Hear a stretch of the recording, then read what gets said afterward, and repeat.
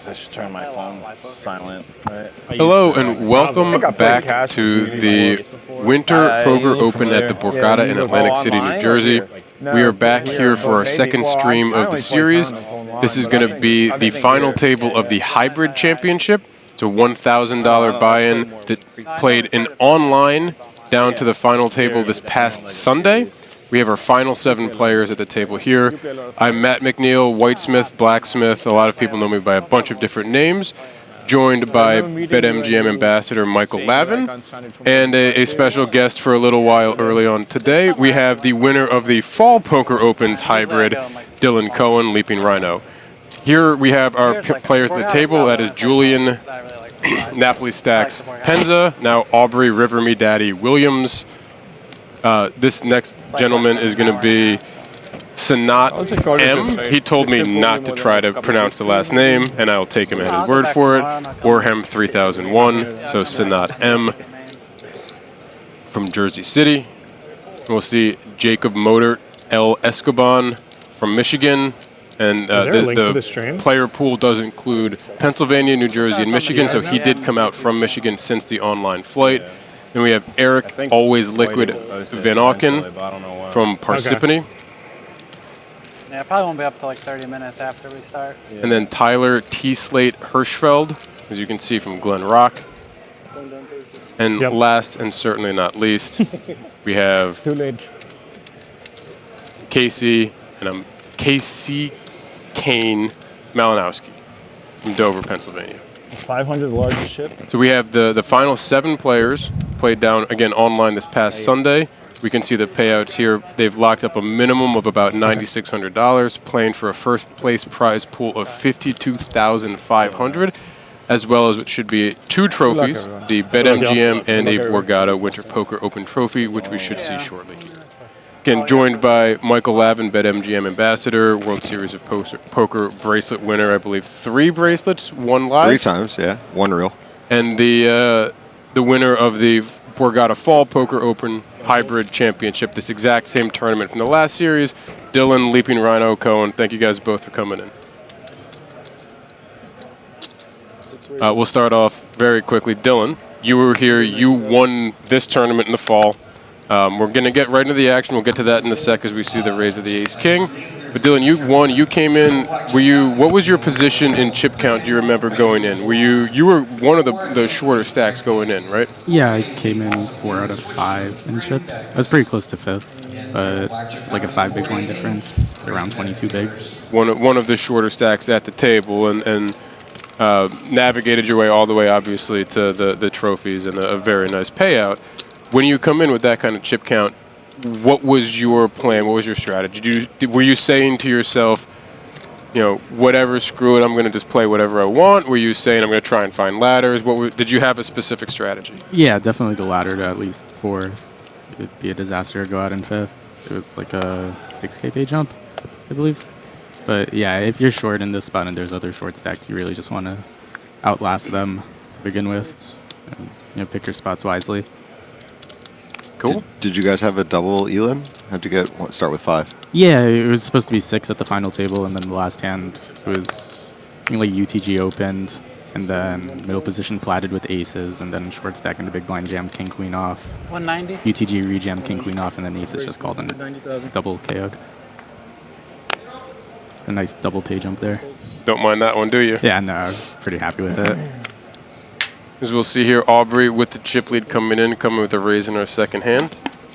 Yeah, we'll probably see a flat here.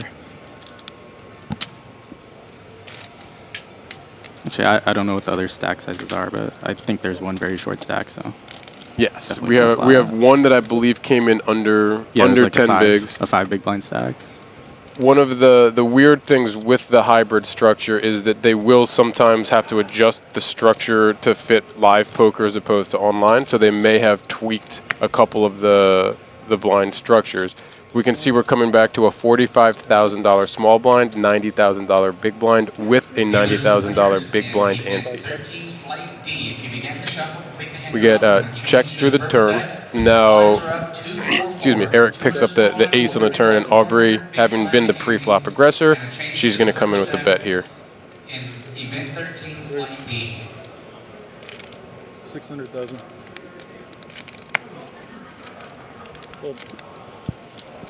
Spicy. Eric raised that. Yeah, takes it down. Interesting raise there with the weak ace, but Very certainly interesting. You're either way ahead or way behind there. Not sure if I would find that, but find out very quickly where you're at, I guess. yeah, I guess so. Makes any future decisions very easy. And Michael, we didn't get a chance to do a hello introduction, and Hi, how we doing? I decided to go with Michael because I can. We're here because you decided that you were going to bag last night in the 600 deep stack, and not playing the 600 $2 million guaranteed deep stack today freed up a little bit of time in your schedule. So thanks for popping I'm on. happy to join you guys. So what's new in the world of the MGM ambassador, Michael Lavin? We might have an all-in here first before we pivot back to me. All in. I don't think Casey's going to be folding this. One folds, two folds, three folds. Interesting for King Jack. I think he probably just I folded would it. assume he folds, Yeah. but yeah. This is what, about 5.5 bigs under the gun with the king queen. 490. King Jack suited. Interesting too. Love the Borgata poker open hats. Find a way to get one of those. What's funny is last night, Michael Renna, who won the Almighty kickoff, had the hat on was the only one with the hat on the table throughout the day. Do we think there's one good hat in play right now? I can tell you for sure, Aubrey said that she was going to do that. It looks like we may have one or two other people that may have taken that same hint and are putting the Borgata open hats on the table with them. And that you get those hats for making the final tables here. Dylan, what did you get for making your final table? You would have gotten some swag with that, right? Like a hoodie and a hat? We all got a hoodie. There's no hat for us, okay. but Sorry? that's a cool addition. Nice little fun random memento. And Yeah, definitely. I've only been the floor. do you wear it? One The time. hoodie? I haven't worn that one. I'm wearing a different hoodie. He is patched up right now. Heads up. He's wearing I- a I'm a- BetMGM poker sweatshirt as we speak. Yeah, that was from super easy fold. a different open though. I think fall open from last year. Nice hand. You'd have to actually know Had to that have it was final table gift believe to put a target on your back by wearing it. I don't think No, too I many mean, I people had to have actually something know soon that. here to go all in with is what I mean. Yeah, I've been down to Borgata the whole time, enjoying all the kickoff events before we get to the main. Been enjoying every flight so far, better or worse. Has it been better or has it been worse it's for a you big so one. far? Yes. It's special. So we have some cashes and some Yeah, some bullets that led into being able to cash I in mean, tournaments. I love the setup I didn't say for anything. the Winter so Poker that's Open. I love the room. I would have said 190. It's my favorite place to play. And We'll see another all in here. yeah, I think you're correct. Should get through though. Oh, Someone wakes up behind. of 12, just under 12.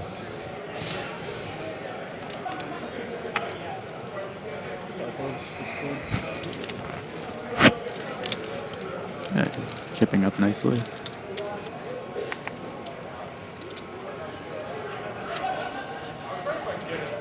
No reason for Aubrey to take this risk here. Yeah, definitely not, especially with the shorter I stack. have Still at the I table. would like a count. He's not just super light. Yeah. I imagine we're gonna get a count here just to make sure that it's not a lot less than she thinks that it'll be, but can't imagine Aubrey will be putting her 1 million chips at risk here, or 880,000 more chips at risk here. Yeah, it's a big pickup for Jacob. A little 50% stack size increase. Got to be minimally frustrating start for her to have a couple of very clear open hands, and you know, when you're the chip leader coming in, you want to certainly get off to a good start here. And you know, unfortunately, a couple small little hits, but she is still in the chip lead, just ahead of Tyler. Well, what are the paths? 56K up top? Justin Latt asks in chat. It was, I believe, 9,600 already locked up, and you had just over 50,000 for first place with some ladders in between.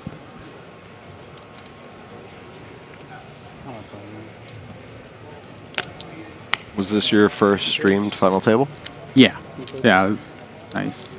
Nice to chip it too. So 1 for 1. Just gonna stop there. 1 for 1, yeah. When I make it again, I'll make it 2 for 2. There you go. That's exactly what you should be saying. 190. When I make it again, we'll go for the 2 for 2. We'll make it 2 for 2.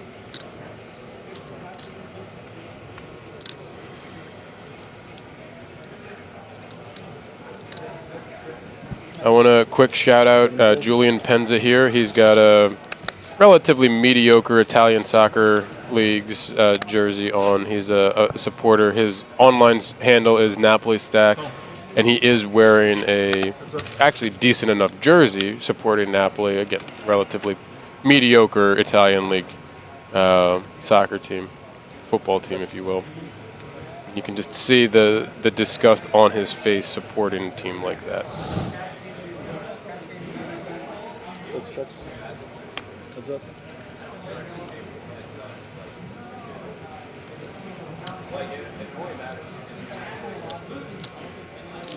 One checks.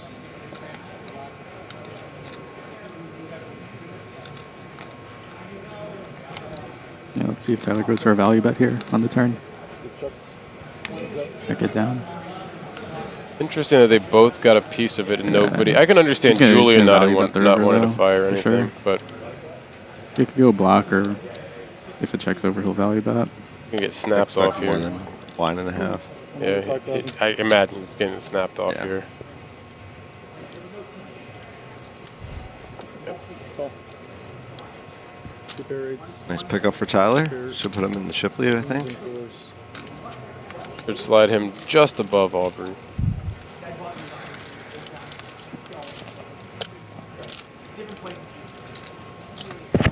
We're going to go back to what one of our guests said last night, and I think we're going to have multiple chip leaders today.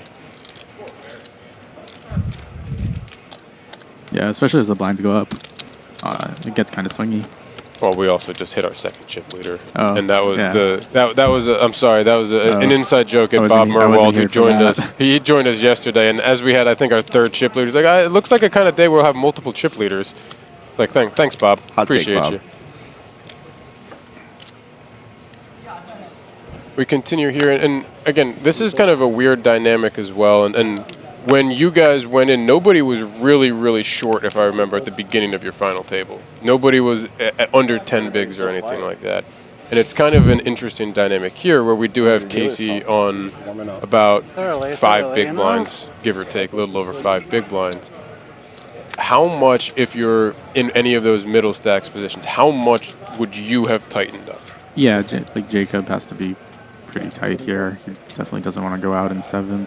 I think the other middling stacks, they sort of have enough depth that they can have more raise folds. But Jacob, really, it's not a good situation if you're raise folding a bunch. Where's your card protector? Did they tell you no? I didn't even ask. I'm sure you could use it.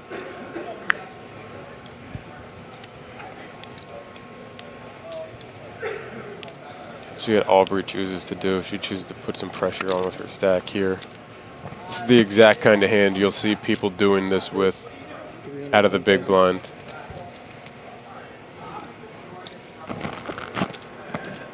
We get, what, a little over 3.5. A little over 3.5x here.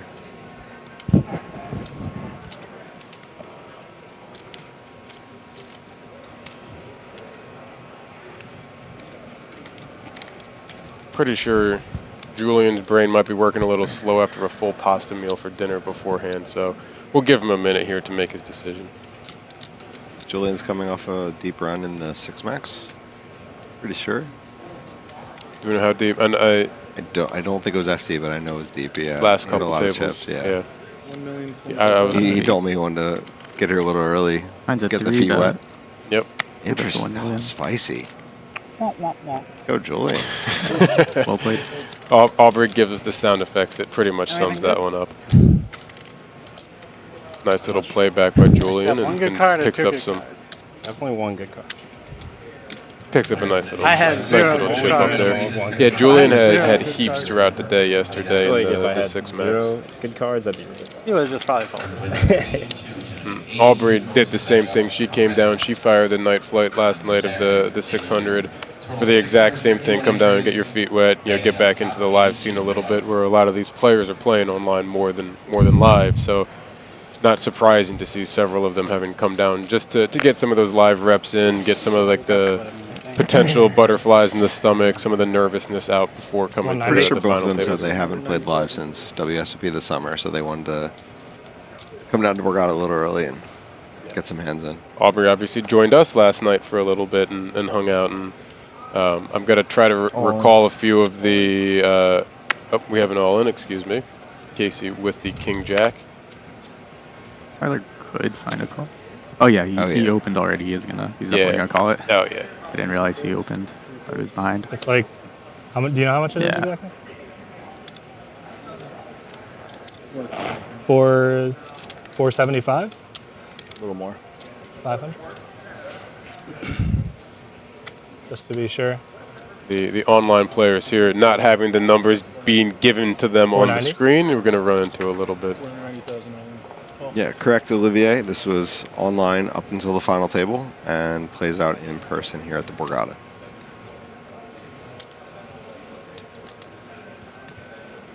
Scott Williams says, Aubrey is my kid. I hope that's real. I don't, That says 12th in the Six Max. Yeah, I know he had a long day 2 ahead of him. It was a fantastic structure.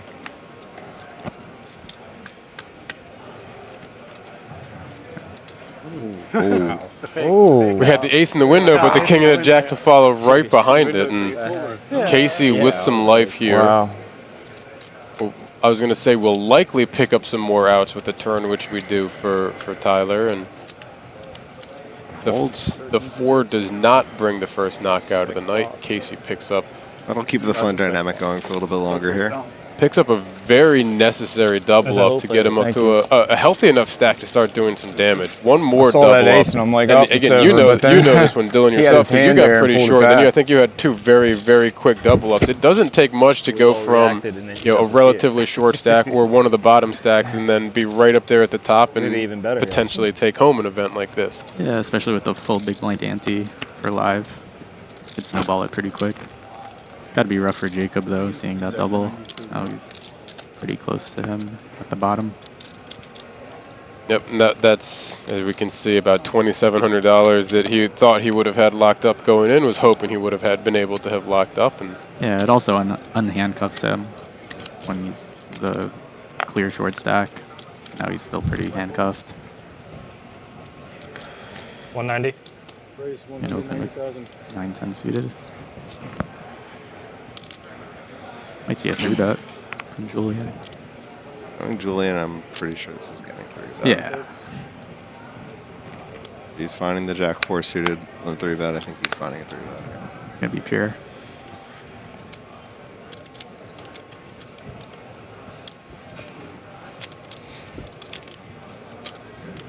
And 9-10 suited's a nice hand to peel with. Just sucks if you're against ace king and then straight's no good. 1 calls, 2 folds. Right now I'm thinking of 8-9. Just a call. Okay.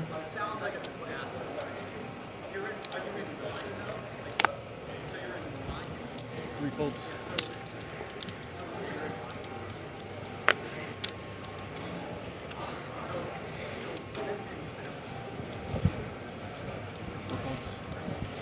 You know how much you started with?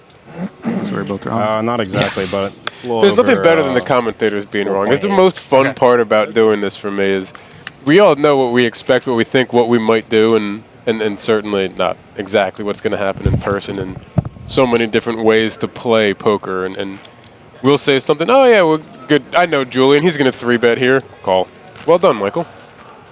Over 1.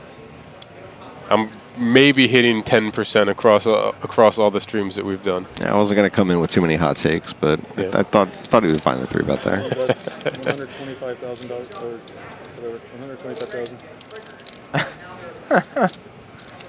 Looks like we might, if this is also legitimate, we might have another family of one of the other members chiming in here. We have a Jake's my dad comment coming in, and if that's cool, fantastic. Love seeing the support of the people, and hopefully Fire Flame, not related to Two Flame. Oh, spicy turn here. Speaking of Two Flame, not to throw him under the bus. He's going to be joining us in just a little bit. We brought on, again, Michael and Dylan for the first stretch. I believe Dylan's going to be going on, and he's done playing live down here at the Borgata for the day, but he's going to be playing an online slate from down here a little bit later on. So he's just joining us for a little bit of a short stretch here. We'll bring Two Flame back in. So Two Flame, no relation to Fire Flame? He shakes his head no.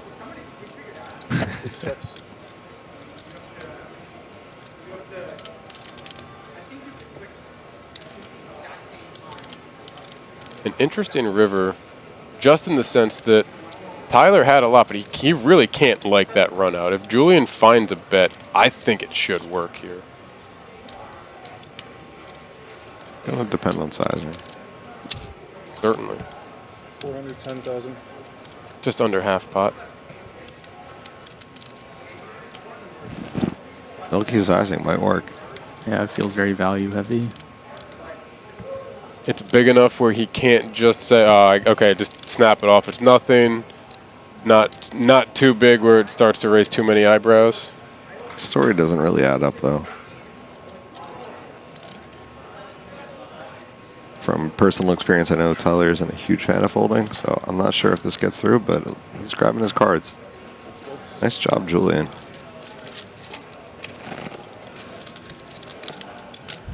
So you calling him sticky, or you calling him station, or you just saying that he just doesn't like folding? He doesn't like folding to me. Yeah, just, fair enough. You know.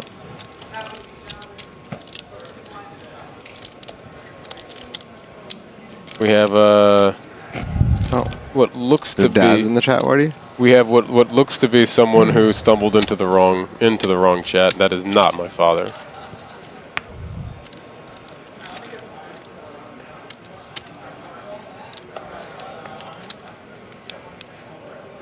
I'm curious how many of the hats made it onto the table. I think I saw 2 of them. And that's one of my goals while we're down here for the series is to try and get myself one of those hats. Whether it's by making a final table or by tracking down the people that are in charge of them and bribing them to pass them along. It's way more fun to earn it. I would love to. But you did bag the 600 $2 million, so you're well on your way. We finished the stream last night. I got bullied into a max late reg in the final, the night flight of the 600 deep stack and managed to bag about 3 starting stacks. Raise. C2 raises 500,000. We're getting a 3-bet out of Aubrey here in the cutoff over Tyler's open.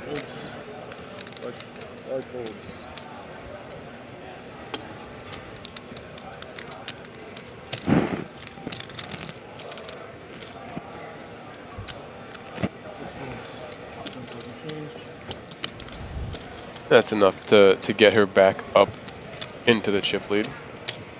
I think she might have been barely ahead of Julian, but minimal separation now. Which one of these NapoliStacks? Is that you? Yeah. Okay. We just got asked who NapoliStack is. He's the one that looks like his family has a terrible white sauce recipe. At a final table, I'm like, especially because I don't know if they're putting our usernames or our last time I played with you. That's what I said yesterday. usernames. Oh, perfect. Well, I watched the fall stream of this tournament, and they did. Usernames? Yeah. Yeah, perfect. Unfortunately, little did they know that we are using the real names this time. And Julian, who is NapoliStacks, looks like he grew up on ragu and boxed spaghetti. I just confirmed it.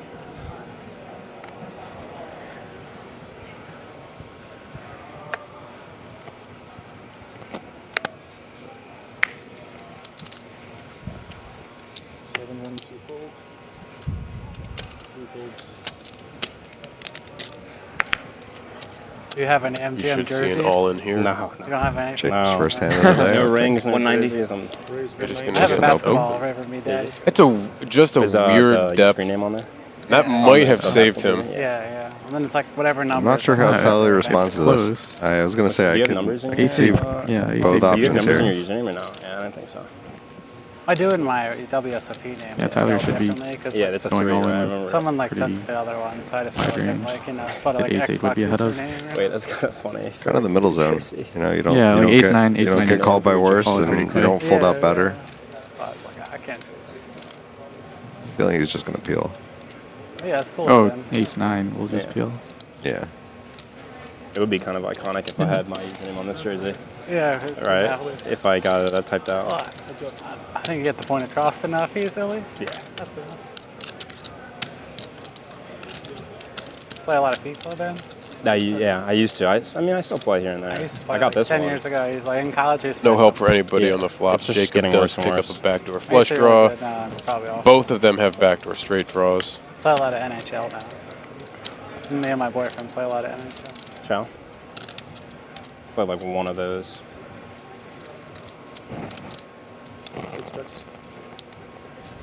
FIFA's like the best. Well, it's not even FIFA technically anymore. It's like EA something something. What?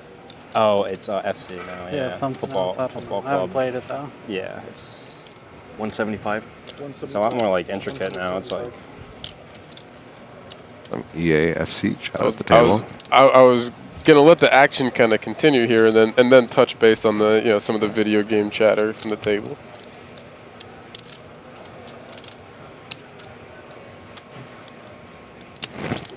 Pretty important pickup for Jacob there.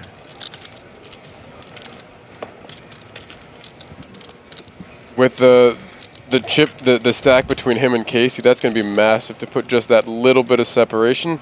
It's also, unless he gets a double, he's going to keep finding himself in this really weird spot where he's got to be very, very careful, even when he gets like those 5 or 6 bigs ahead.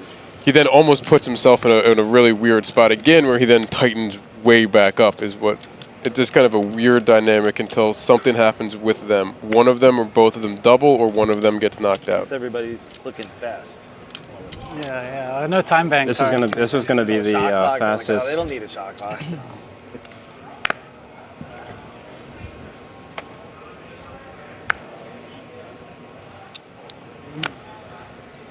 $190. Raise 190. 3 folds.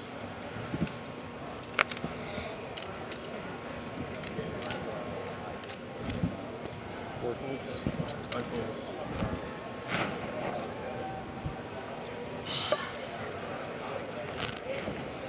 So are you planning to play anything else while you're down here, Whitey?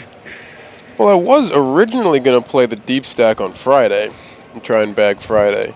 There's a chance that I might try and, because you can bag multiple times, give up your lowest stack, and cash twice.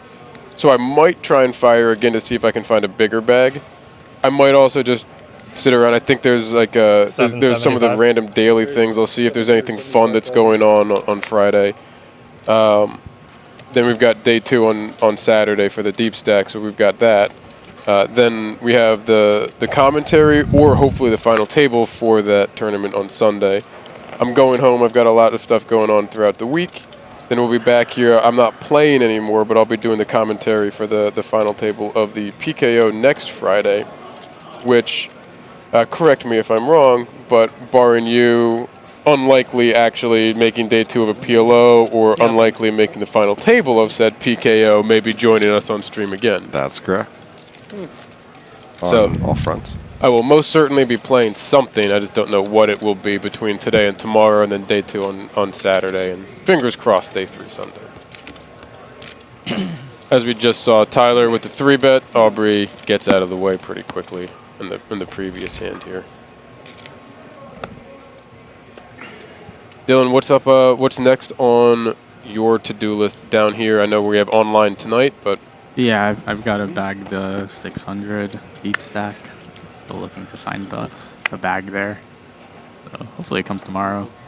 could always try to max late tonight and spin. That seems to have worked for some. I did that yesterday. I'm 190. trying to fade that again tonight. I'll just try and bag in the big field tomorrow morning. Fair enough. Tomorrow is the last of the day ones. There's a 30-minute level morning flight that begins at 11:15 a.m. down here at the Borgata. And then the Friday night ahead of the day two, they're doing a turbo night flight, which is going to be 20-minute levels. Try and make sure that the night ends early enough ahead of the restart for day two on Saturday. And I really, really like the decision to do that. I've heard nothing but positive feedback from everybody out there so far. Even the 25-minute levels for the earlier night flights, just making sure things end before 2 or 3 a.m. I mean, it's a great quality of life addition, and I've heard no complaints so far. So I hope they keep with that in the future. we were talking with some people about that today, and there was people that didn't even recognize the difference in the 25 or 30-minute levels. And when you're playing, of course, there's a little bit of difference, but it's not such a big gap that it really feels that different. But we bagged around 1:30 in the morning last night. I expect that the night flight tonight will bag similarly, and that's a huge quality of life difference from a 3 a.m., 3:30 bag.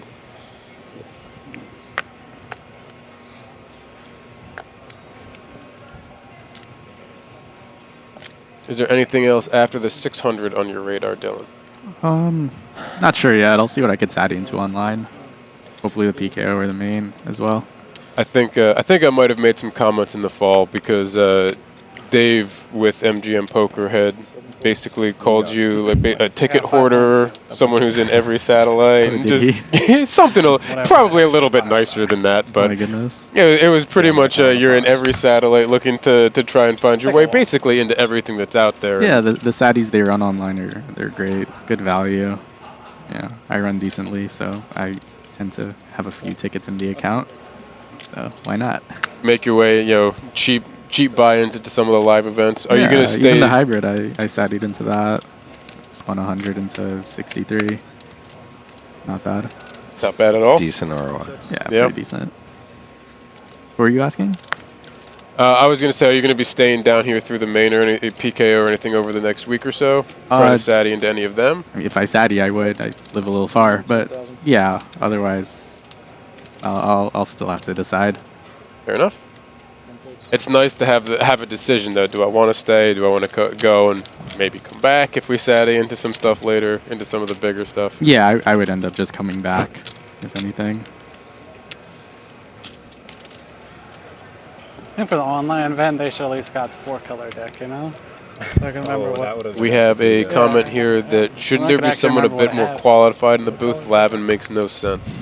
I mean, what did you do to these people? Last I heard is that you were apparently people saying nice things about you throughout the room yesterday. I don't know if 17 rings is enough. I know Ari's here. Maybe we can go grab him and we can go swap out. I put somebody with 20 rings in the booth, somebody who's qualified. I was 2 feet away from Ari about 15 minutes before the stream and had to run to the bathroom. And when I turned around, he was gone. I didn't get a chance to see if he would join in. I was ready to kick you to the curb. Ari, if you hear this, you can come tag in. I'll go play a circuit somewhere and come right back. $200 for the card. 2 real hands on the All cutoff in. and the All in. button. 7 goes all in. King Jack's just gonna fold. I gotta count. For 11 bigs, yeah, I don't. Julian's not calling here. No, that's one of those that live he's not going to be able to count the chips that quickly. Online he would see the 11 and would be getting rid of this pretty quickly, but you can see the fingers getting ready. Yeah. I like the little lead in. You can see the prep to get ready to fold there. Did not see the yellows. Nice pickup for Casey. Yeah, and nothing crazy, no real fireworks so far. And, Did you even get there? as we can see, the Looks short like a stacks. lot. We already got the like one it double was for like a Casey million. and getting Yeah. back up to a Like, playable once it started place. getting up to like the But we're still 800 going to count. be in kind of a very touch and go for a lot of the table here because both Casey and Jacob are in a chip position where they're at 20 bigs or We less. should just have our chip counts And displayed like As the pay I jumps should be able really to hit a start to button and it ramp just up, tells me what I got. nobody's really trying to do anything too crazy, too early. Everyone's kind of bunched together. We've certainly seen some 3-bets. We'll certainly see some aggression, but no one's really trying to put too much at risk. And we're not going to see too many weak call-offs, I guess, is what I should say with this. Where the Tight chip fold stacks for are. Eric there. Yeah, ace jack off under the gun. Sorry. You'd see it though. He's a middling stack, 180. like a 3-bet, and just have to fold it. Doesn't want to deal with that.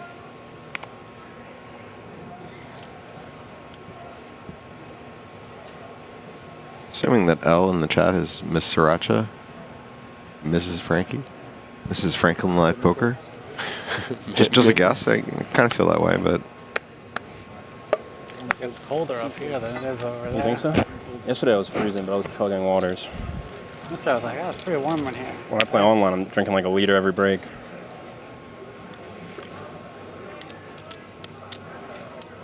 I would have to guess so, because Usually alternate. between water That's and the caffeine. couple needles your way. That would make sense based off the name.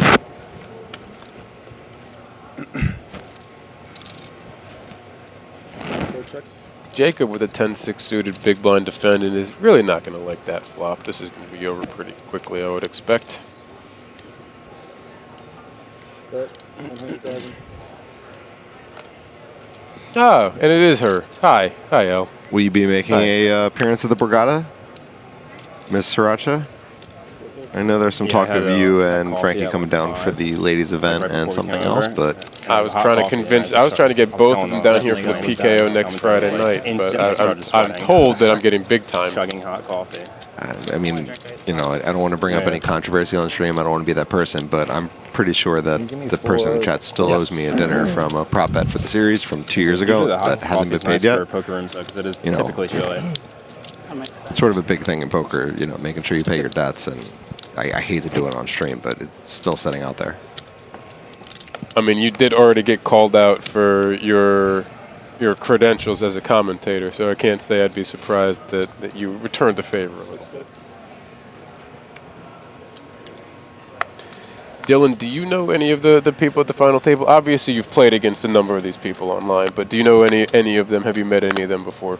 Not personally. I don't know them. I've played with them live or online, though, for sure. Yeah. I don't know any of them personally.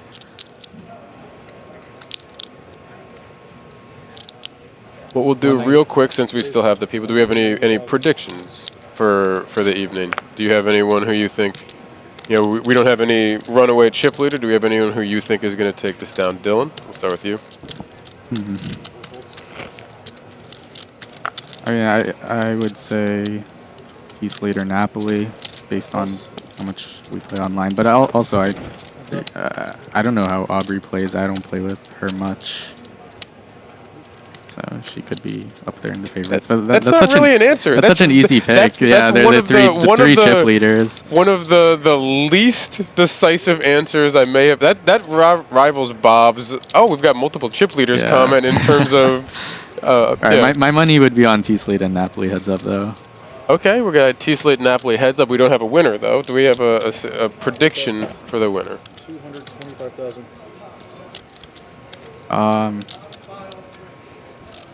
I would say tslate. Okay, I like putting you on the spot for that, Mr. Lavin. I just want everyone to have fun. That's a worse answer than me.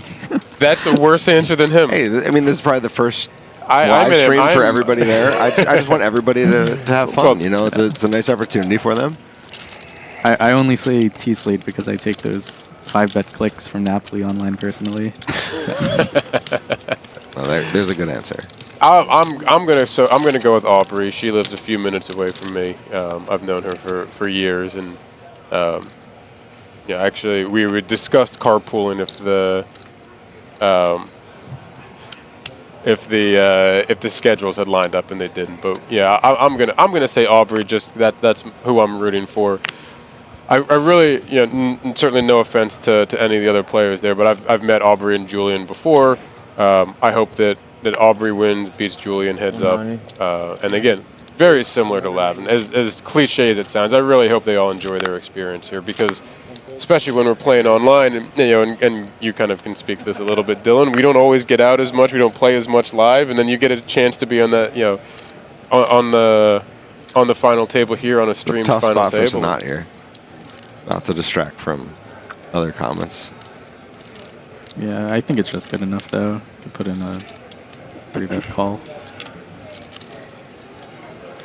Ooh. I wouldn't blame him, but I definitely don't feel great about it. Yeah. How deep is Casey? 12 deep? 13? Yeah. You don't really want a flat. And it feels horrible to fold. No, I think all options feel better. It's like ace queen, so like good. You kind of just have to 3-bet call and it's the best hand jacks. you've seen at the FT too, and you know. Yeah. We see the card, so it's going to be a first spot you get put in, and he's seen a lot of crap too. Just a lot of zero decisions. He has a nice little pickup with Queen 10 there, getting Eric off the best hand, but besides that, hasn't seen much of anything. Are those racing chips? I think so. Don't know the colors yet. It took me a little bit into the streams. As soon as people grab I assume it's racing chips. Yeah. He's going to end up just 3-bet and getting it through. 365. 365, did I hear? Oh, I love the clicks. Bring the clicks back to poker. How much is that? It's like 4 point. 4. It's 4, yeah. 4. Yeah. Okay. I'm not trying to break down 90 and 5. Could be a 4. spicy 4-bet jam with king queen off, but I don't know. It seems a little. That's just not. It's not going to end well so many times. He doesn't have enough behind to really get anyone off of anything. You have king queen. No, yeah, full you equity. Kings and queens. I mean, he has what full else do equity you want, for sure. man? It's not gonna be You unblock the this with, like, bluffs, like ace just. We can always just call and see a flop too. I think it's a lot. To the point of the fold equity, I don't think we're going to see Sanat doing that with an ace deuce, right? If that was Julian, Aubrey, or Tyler's chip stacks, maybe. Yeah, absolutely. Oh, he does find appeal with that offsuit king queen.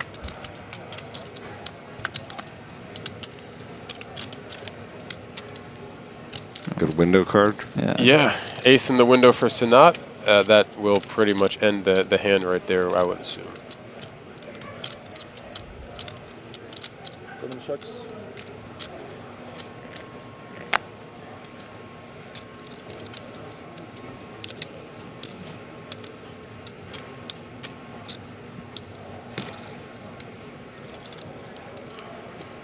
What kind of sizing do you like here, Dylan? It was very small. I'm basically drawing dead, even without seeing your opponent's cards. Usually you look back to check for a heart, but I mean, 1 big blind, 2 big blinds. I don't think you can go wrong.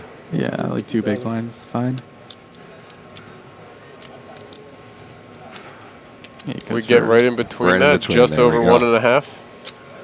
1 2/3 bigs.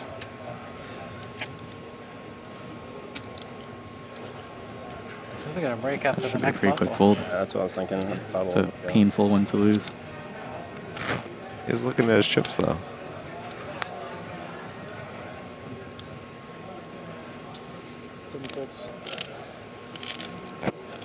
One of those you're thinking, could I ever get away with this? Could I get away with this? And That's nice. making the obvious correct decision of getting away from it. As we'll see here again, payouts coming out. I think we had a question a little bit earlier in the chat about what they're playing for. And 7th, you can see 9,600 locked up for everybody. And we have a couple smaller pay jumps, relatively, 2,700 and then just under $4,000. And then it starts to ramp up a little Maybe bit, have a break is get rid of the $4,600, 5K. $7 grand, Pretty sure they almost did earlier, get rid 12, of the 5K up to the Yeah, $52,000 first place.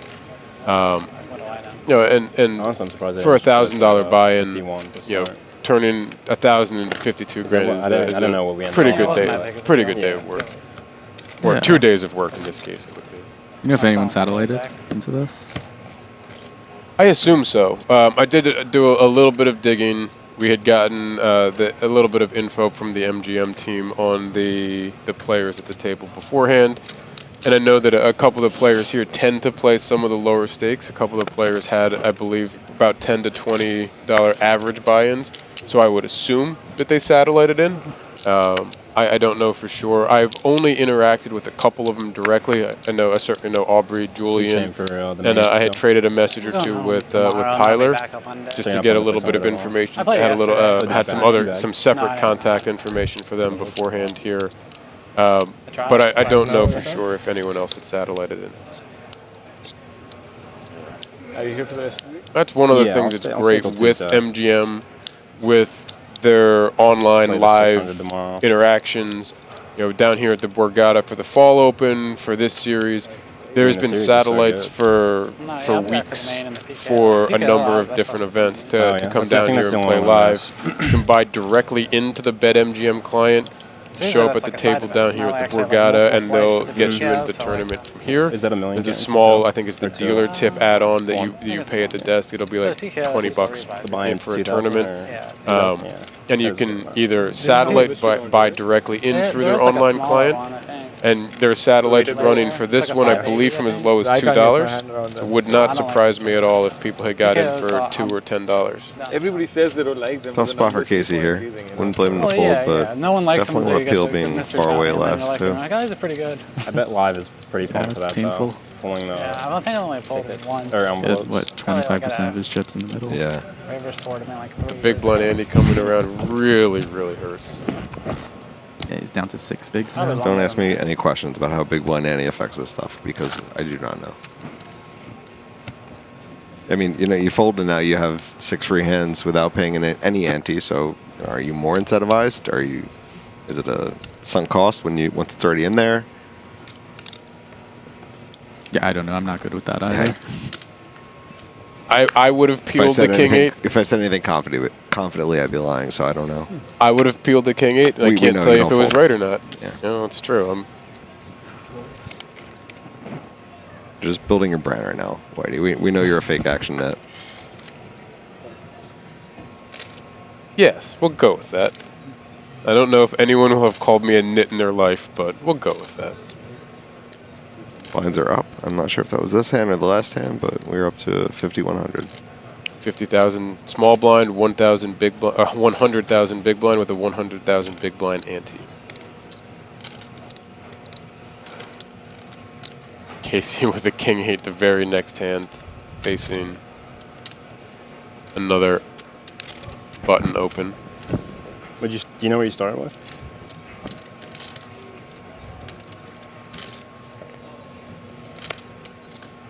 Round 5. Okay. Tyler, I can tell you started with 5 exactly. How about you? Round 5. You're yeah. a little less than 5, Julian.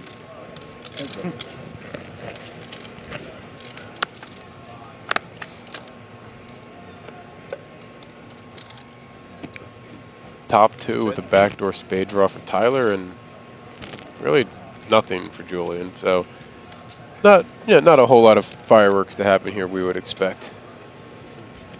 Interesting. Trying to give Julian the rope here.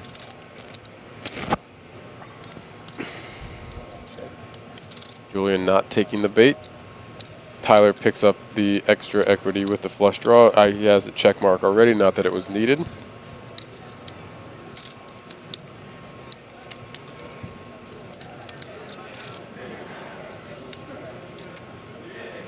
Pretty wet turn card. I'm curious what sizing Tyler comes with here.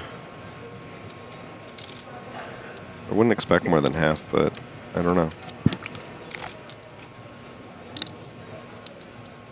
That's kind of a not great board even for top 2 with the weak flush draw, though. That's maybe It did the go worst around, card in the yeah. deck for him. Not going to matter in this case, but that is quite possibly the worst card in the deck for him to face, because it gives him that weak enough flush draw Oh yeah, that's why. that they have is the break. very, very easily pipped. And as many other straight draws, 2-pair potentials as you could imagine. Well, I guess 2-pair would have been fine. I'm thinking about I it. think he'd enjoy if Julian had 2 pair there. Yeah.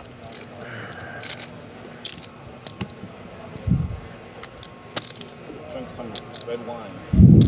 Yeah. A bottle of red wine. Okay. I like this idea. First one's on you. Sure. Everybody's drinking.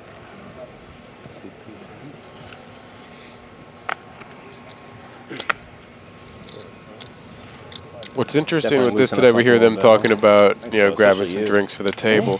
What's interesting for this is we came back to, this You're started the at one 6 playing, o'clock actually. p.m. and the Eastern was the restart. Dylan, when you came back, you guys were on a Saturday, so the restart was like 12:15 Yeah, maybe? it was at noon. Kind of brutal. A little bit earlier in the day, and here's Casey all in with the king 9 in the, or off the button. I wouldn't be surprised to see Julian call this one here. And if Julian calls, I wouldn't be surprised to see Aubrey overcall. I think she'll get away, but I would not I'm be in net. I think surprised. this is going fold to fold. Yeah, I think I This agree is with Lavin. this is 5 bigs, and Julian's already got a half a big in. I think I'm gonna say I think Julian calls. I think it's more likely he folds in an Aubrey calls, but I still don't think she's calling. 590,000 chips. That's a lot of chips. Yeah, it's $6,000 worth of chips. We were talking about the hundreds of millions of chips. What do I know though? He's about to call it. Yeah, chip as shuffler. a proven There you runner. go. You a good chip shuffler? Casey has 2 flush draws. Because Julian we're has all 1. online players. I'm a little surprised not terribly, a little surprised Aubrey didn't overcall, Older than but nine, we yeah. all Fair collectively were wrong Do in you think it some was a way. mystery shape, or bounty, Whitey? Choose form. red. If it's a mystery bounty, she's ISOing. Not sure what's on the back of Julian's jersey. I'd love You to got see. two of the same. Yeah. What do you think? Sorry. Insignia? So, like, I Let's would see guess. Let's see 3 spades on the flop. I would guess he's the kind of guy who would put his own name on the back of a jersey. We do have a backdoor flush draw. Shot. It's not for the suited cards. Casey with a chance to scoop this. Backdoor comes in. It gotta be a sweat. Always a You're in sweat, as full. Aubrey says. Oh. No blood. Chop chop. Just chop up Aubrey's blinds. Aubrey's blind and ante. And Casey's certainly happy to get out of that when he gets called. When he rips a king 9 and gets called, to get out of that with a chop, he's One of the not few spots he's not upset when he gets called. Do you have a calling hand if I fold? What? No calling hand. I had Jack 9 suited. Okay. So you want to want anyway. All right, guys. I think I'm gonna get Gonna heading head out out. here? Yeah, I'll let Two Flame take the mic. Thank you for Dylan, joining Dylan, us. really appreciate it. Really appreciate it. Absolutely. A shout out here again to Dylan Leaping Rhino final Cohen, table. the winner of the Online guys in Borgata's there. Fall Yeah, Poker they were Open like- hybrid event. Talk to each other. Good luck at the Maybe not. tables tonight. Good luck, trying to bag tomorrow, Okay, and let's hopefully give we'll this be guy at more the same final day time. 2 table, and I can give you some grief there. Yeah, thank Appreciate you coming on. All right, I'll see you guys. Thank Take you. care. Thanks.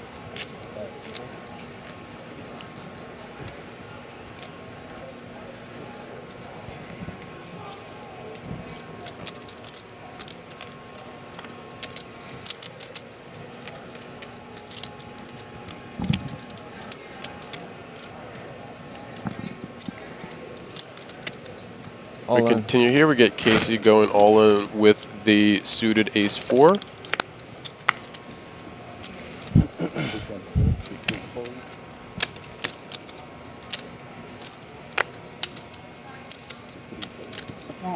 Gets that through, picks up some blinds, up 250,000 with that. One hand is 250,000. That's actually a really, really big pickup for him there. That's a third of his chip stack. Picking up right there. Certainly so. Hello, everybody. David, Two Flame. I'm back. Didn't even give me a chance to introduce you. Welcome back. Thanks. I wasn't sure if you were going to Thanks for introduce jumping me. the gun. Well, we were getting through the hand. We saw the chip counts coming up, but yeah. So we are back, David. Thank you again, of course. Back again for our second day of the Borgata Winter Poker Open together. We've got another day or two together. You've got a few more days during the main coming up. Of course, thanks obviously for coming back in. Yeah, happy to be here. Cool to hear from Dylan winning this tournament in the fall. And now you're sitting next to. I was gonna be a little bit nicer than I should have been. Just an MGM ambassador, Michael Lavin, someone who we've known and played against quite a few times. Have you guys met? Have you guys met before? No, we've texted a decent amount, but I don't really make a lot of the trips and the live stops, so this is our first time meeting in person. Well, actually, I said hi yesterday for a little Yes. bit. And I have been on the pod, I think. Yes, you have. Definitely should plug that. Yes, I host a podcast, a Reg Wars podcast, talking with a lot of the online and live players in the U.S. Lavin was a guest, and then later that summer, of course, making the $1 million in WSOP, so... So you get some level of credit for that, I assume. Absolutely. I'll take some credit for the podcast run good. We have Eric here raising the ace-jack suited under the gun.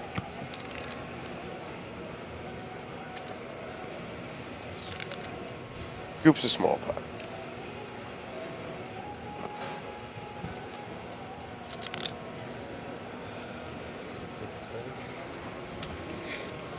I believe it was interesting that the username alwaysliquid was the first person bringing up beverages for the table. It's a fitting name for that, yes. Seems very fitting. Not sure I'm intentional, but it worked. Just kind of sometimes you kind of back into these things.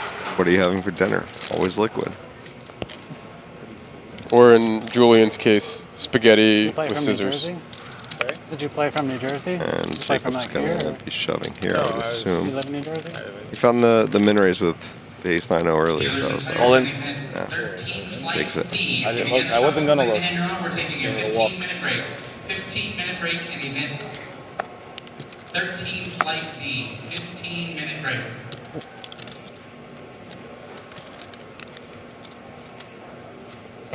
Giving a little stare down before finding the fold. Keeping him in check. If you had a walk, would you look? I always look. Always look. Oh, you never look. like That's a the pan. horrible take, tslate. Yeah, come on. If you get a walk, you don't look. It's a negative free roll. I'll stand firm on that. I think if you I get a didn't know you walk, could you run out. don't Yeah, look. You just flip it to the Never. table without Yeah, looking. Oh, What'd you get? okay. I respect that more, Yeah, I but gave it I a still spin. never look. Right. Yeah, flash it so you don't see it yourself. But Yeah, everyone just else hold it up for does. everybody and then fold. I like that. That's But a good one. flight was about the same amount of time. Okay, that's even better than what I was saying. I was just saying just flip it up and just put them face up on the table, About not the same flip amount it of to time, the and I table think and it was show about everyone else. $800. I actually like that better. I'm stealing that. That's mine now. Layover. Huge negative free roll, though. You just don't. Take it. You won the hand. It's over. Tap the table. Thank you. Yeah. Self-driving car, actually. If you get a good hand, you're going to be sad.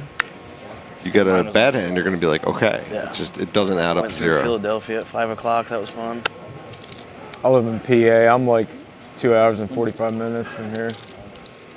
Okay, getting a little update on the hometowns of people here. I believe that 245. will have been Dover. Anyone from Dover, Dover, PA. PA, not Delaware. He did say he was from PA, so yes. It's just a call, right? Oh, sorry. My bad. Did Jacob miss the action here? That's what it seems like. It sure seemed like that, right? Yeah, he said my bad. And Didn't I say think he put anything out loud. 225 and not realizing there was a raise ahead. Huh. That is an online person coming in and playing live poker, and one of the dangers of a tournament like this, where a lot of the people who are playing these hybrid events are going to be your normal online regs, and that's really unfortunate for him because he's in a stack depth where he does not want to call. He wants to just get that in. That he's going to be kicking himself because now Tyler gets to see a flop here with the Jack 10. You say it, he's only 50% to win here, 3 ways with a great hand. That's no. And we've got 690 in the 1,000. Now Tyler obviously put in 120 of that, but he would have been scooped. Well, you know what? He's a genius. Did Tyler not call? There it is. Yeah, we're just getting the graphics out. Hey, of this the is way. why you fought the Ace King. we'll just shut up over here. Yeah, I don't know anything. Fantastic play. Worked out perfectly for Jacob.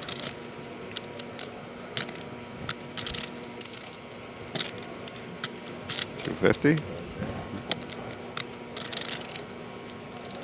Yeah, Aubrey picked up on that really quickly of looking to. I'm pretty sure she noticed as well. Yeah, he was going to raise, realized the call, and he was like, "Oh crap! I am done with this The hand." magic cheeseburger says, "Get the heck out of the way here."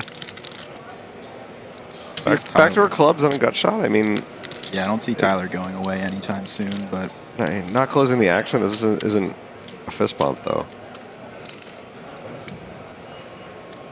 And Aubrey's going to be out of there very quickly. yeah, Tyler assuming it's a 7 of relatively clubs, best stronger. turn in the deck here. Ah, boring. That should end this. We'll have Jacob putting some money in and Tyler getting out of the way here.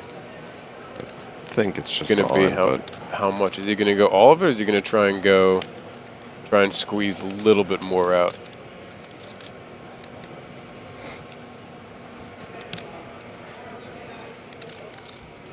Would be quite cheeky.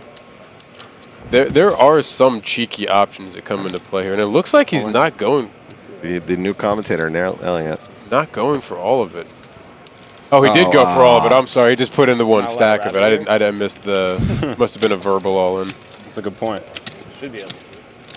You got diamonds? I'm all out. I was just saying it before your hand. He's like, I have to play spinning goes just to recoup the time. Spinning goes.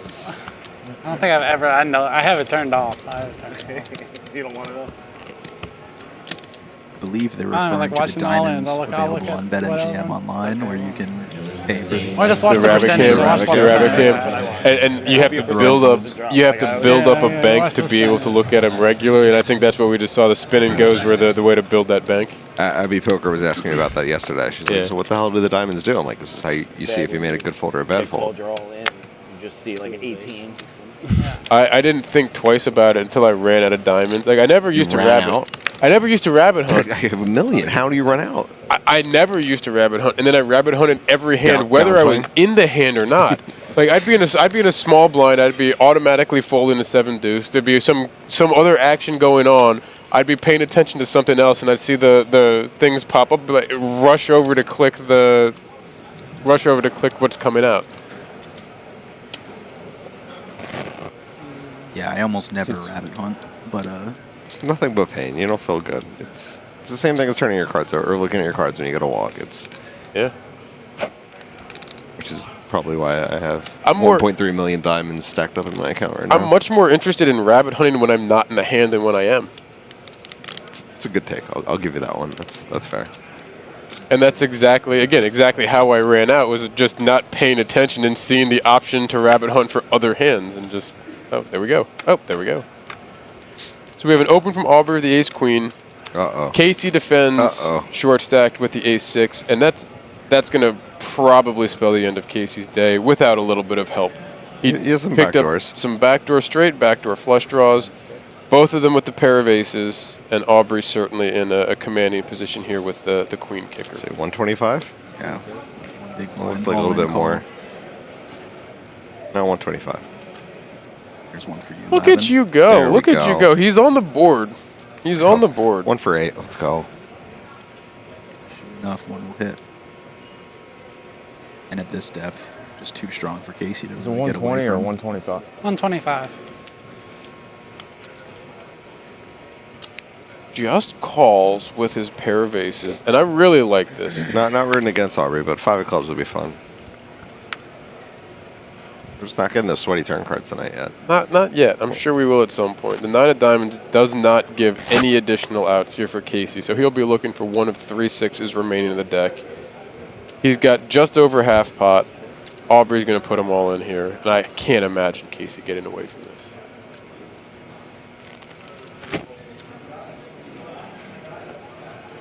$260. 260. Does not put them all in. Goes for just over half his stack. That's just a little middle finger right up at you. Like, what are you gonna do? This is just so miserable for Casey here. Exactly. He knows. I mean, you have top pair though. What are you gonna do? He's got 5 big blinds left. Top pair hits his ace. This would be so sick if he can get away from this. It's pretty hard to, Aubrey with the chip lead opening relatively wide into the shorter stack big blind. Not very many natural bluffs here though. I mean, it would play this way. It's complete rainbow board. Yeah, I mean, you gotta. He folds would be pretty incredible. I said all along, I'm rooting for Aubrey personally. I'm hoping that she wins, but I'm hoping that Casey folds this, because this is such a weird spot, and you can see him trying to figure out the decision, trying to add everything up. I'm hoping he can fold this.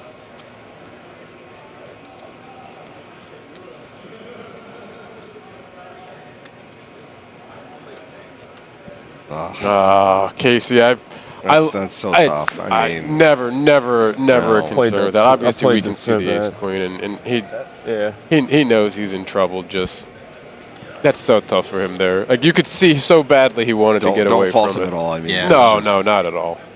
Kick yourself over this one. I really like the way he played all of it, and obviously we can see that he's behind. So we can understand that. Short of one of the last 3 6s here, Casey will be heading home in 7th. And Aubrey picks up the unnecessary queen to pick up the second pair on the river, and Casey Malinowski eliminated in 7th place for about 9,600. Good game to Casey. Yeah, definitely a weird spot. Aubrey might be bluffing with a hand like Jack 10 that picks up the gutter on the turn, and a hand that would definitely call off versus such a small jam. It's definitely hands that you can get value from. There's not going to be too many things that are going to do that. You might have nailed about the only hand that Casey's ahead of that could do that. But there is, I guess there is something in there. One big blind? Maybe some of those other Yeah, I gutters think as it's well if dead small, Aubrey's right? going to be opening relatively liberally. But, you know, I believe Tyler was in the small blind with a very similar size stack. So Yeah, Aubrey was early position. I don't think she's going to get too far out of line with where they were at in chip stacks. Now Aubrey up to just shy of 6 million in chips again. Probably race off the And 5K. back into a relatively comfortable chip lead. Definitely not way out in front, but in a Yesterday, relatively comfortable spot I think it here. was like 3. creating some separation between Julian and Tyler. Yep. And our short stack is Jacob, I commentated but the Jacob's on second 23 big blind, so we're in a place where we've got a chance to get some play here. You know, not that we're by any stretch rooting against Casey, but having Casey getting knocked out there will kind of change the dynamic here at the final table. We don't have any really short stacks.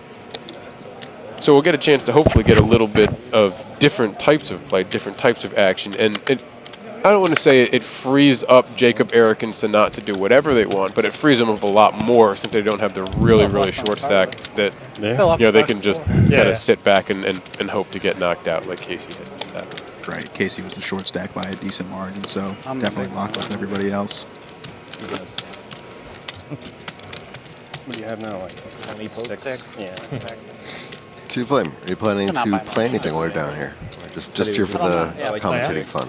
My plan was just for the commentating fun, But I'm back down to But I heard the Biden knew the bumps coming. Live read here. yeah, I've been getting pestered surprised to we play didn't the get that on the 600. top, I didn't mean, Like, it's a it's a good fantastic line. tournament, I think. What are we doing? we before- finished up last night, and I had he was right. zero intentions of playing. We finished up just late enough that I wasn't going home, Because he knew he was and I supposed to got do it. bullied into firing it And and if you were on found a stream, bag. if I had, I like, can see the Queen same Jack for you there, this like, what evening. We might Like, finish everyone's up just gonna be after like, well, what are Max you doing? late for the night flight. Yeah, right. We'll Yeah, see. if I play, I would Yeah, make yeah. the trip tomorrow.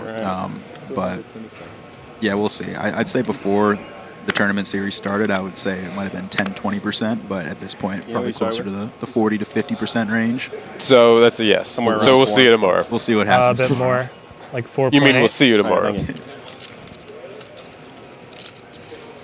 You know what? I'll just put this out there now. I will gladly cover for you in the booth if you are fortunate enough to make the FT. Just putting that out. All right.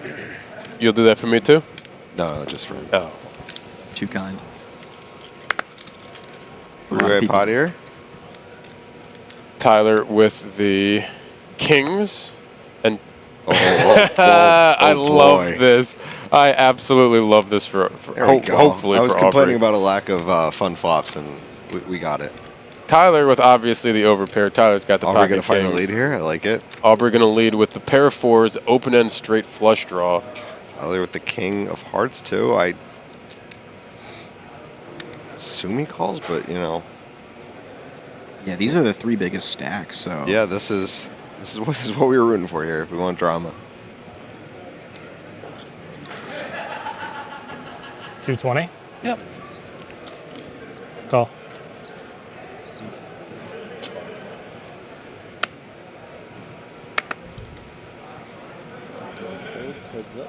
Julian going to make some duck lips and then fold. Outs cover the entire screen. And there's a straight for Aubrey. Aubrey improves to the 6-eye straight. Still has the open end straight flush draw. Tyler drawing to a 3-out chop. pretty nasty card if you're Tyler. Aubrey's going to be leading a lot of pair straight draw type hands. And a lot of those either have 2 pair or straight at this point.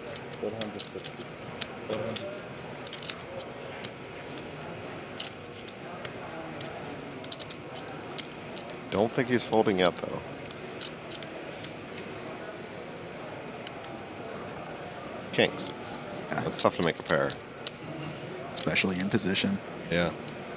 And it's the sizing that's it's just that little needle, just a little twist of the knife, poke with a knife. Nothing too big that it's going to be so painful. Like it's a great sizing from Aubrey here. It's tough to find bluffs, though. I mean, don't know what you're hoping for here. Like an ace-4 hearts, maybe? It's almost too good to lead, but yeah, I agree. Again, I'm just trying to find something, 5-7 of clubs. All right, players, Yeah, go back to that's the a perimeter good small, one. 600 big, 600 big blind 8. Dealers, please begin. The 4 on the river changes nothing, but the paired board most certainly is gonna change the way that they're looking at their hands. I think Tyler should be able to get away from this. I'd like to think he should. You said earlier he hates to fold, though, Of so... course. Well, to me, that's a different scenario. Fair enough, fair But enough. it depends on Aubrey's sizing here. 1.5? 1.25? 1.25.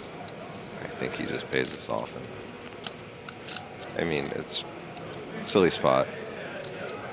The pain. Yeah, he knows. Well played by Aubrey. I really, really like the sizing she chose in this. She played this very well on all streets. Yeah, I mean, you can see it. How you can I feel in person watching this is how Tyler's conveying. Saw the eyebrows. Yeah, I mean, it's I don't think there's any hiding this. very good fold. Well Sick played. fold. Very That's- well done, Tyler. I just want to point out that I did say he'd get away from it, giving myself the props on that. Very, very good fold from Tyler there. Aubrey has distanced herself in the pack right now. Up over 7 million in chips, 71 big blinds. We're at a good stack depth, again, where we'll have a good amount of play coming up here. And everybody in a position where one hand and they're either in the chip lead. Anyone doubles through Aubrey, they're in the chip lead. Correct. And just about almost any other double, and you're either level or above Aubrey as well. So we've got a lot of... It's poker. We love it. This is great. A lot of tap dancing to be done here today. Last night we had a lot of short stacks throughout a lot of the stream. Today, again, no offense to Casey, because nothing he did wrong in any of that. Casey being on the shorter side coming in and not finding the double early, and then kind of bowing out leads us to we're getting a lot place of where fun we're spots, deep. though. I mean, Julian kind of has a lot of options on the table here. Elbow. Elbow. Straight. Straight. Ace 3. One higher. I think Julian's going to find the 3 I think Aubrey just told Tyler what she had last hand. Give or take. Give or take, roughly. I think he got the message. Yeah.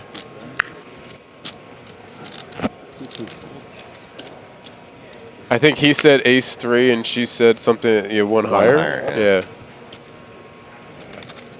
Yep, I lied. What do I know? Aubrey, you're on stream. We'll see the card. It'll come out in 25, 30 minutes, and everyone will see that you had the 4-3. It's poker, Phil. Of course I lied. Yeah, I don't know. Nice 3-bet Don't by listen to me. Julian. Takes it down. Miserable spot for 9s. I mean, I know you're on last, but you still have 25 big blinds, and no options really seem appealing there. Yeah, it's kind of like you can do anything, but you're not comfortable with doing it. You don't love it. It's There's none of them you're happy with. Agreed. Before the final table goes along too much, I want to get my pick in for Julian to take this one down. Oh, I'm sorry. I apologize. That was one of the first things I wanted to loop back to, and I apologize. We ended up in a couple fun hands right after you popped in. Was your selection? So you're choosing spaghetti with scissors. Of course. We've had our battles Juventus's online. little brother. The sauce. Juventus's little brother. Yeah. My Italian brother. Is he even really Italian, though? No idea.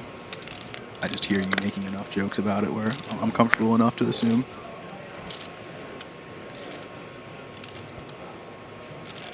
We had a comment here about is this event all online aside from the final table? And yes, this was the day one of this event was played online this past Sunday. They played down to 7 players Sunday evening, and all 7 of them got, I believe, a travel stipend to come down here to come back and play this evening. Don't forget the hats.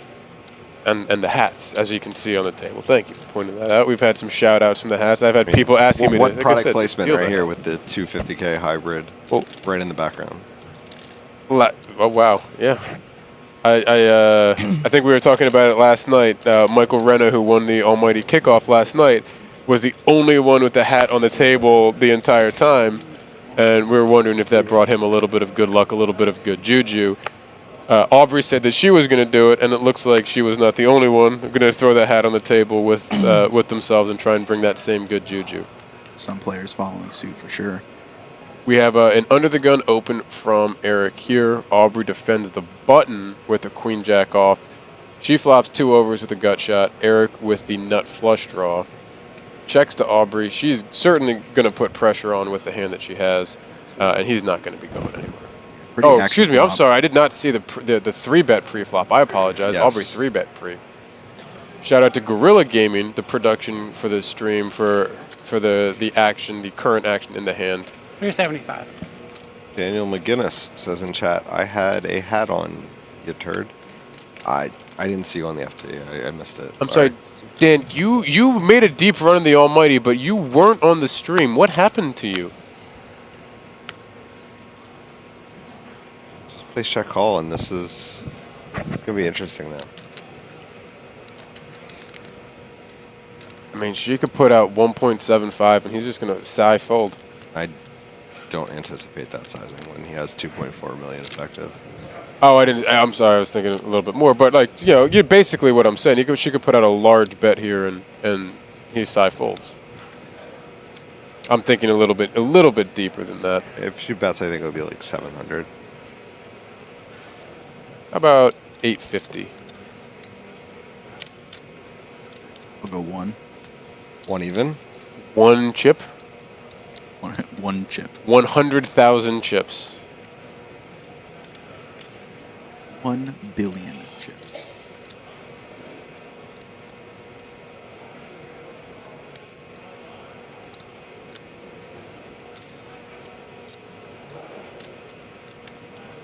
Still on him, right? Yeah. Okay. You didn't act? I'm the button. There's no buttons in front of you to say. These online kids, they don't know any actions on them. I thought you were deep in the I saw the thing. button over there. That's why I was No, that was mistaken. I got confused. It took so long. Live poker's I gotta tough. be honest, Aubrey can make a lot of confidence here. I love it. Yeah. 1.1. Oh, 1.1. I'll take that one. There you go. Call it a win for you. Yeah, and that's kind of a side fold there from Eric. Like, he's got the best hand. He's got a nut draw. It's just a terrible call to try to have to put the chips in there. So many things that put him in a bad spot. You checked on the flop. You did check on the flop, though. That was a long time ago. Very nice hand for Aubrey. Aubrey up over 8 million in chips, up to 82 big blinds as we continue here at the final table of the Borgata Winter Poker Open hybrid event. Like, you were like staring me down, thinking what to bet. You were just like waiting for me to act, and I was waiting for you to act. And like, no, I couldn't tell if the action just didn't get updated onto Aubrey. Looked like she was doing a real stare down, trying to get some information, but nope. Yeah, everyone's an active fact. That's why I was like so confused. That's why I said something. I was like, he probably. Why you bet so large too? I was like 60%, right? If I can count, maybe a little larger. It's tough to count live. 70, and then You've got to do actual math instead of have something else do the math for you. A button that just says 60%, and you hit a button and it does it. How much? 250. Assuming Julian opened here, right? Yeah.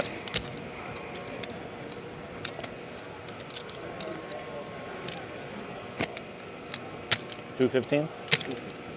Eric defending his big does know blind. the actions on him now, and he calls. Yes.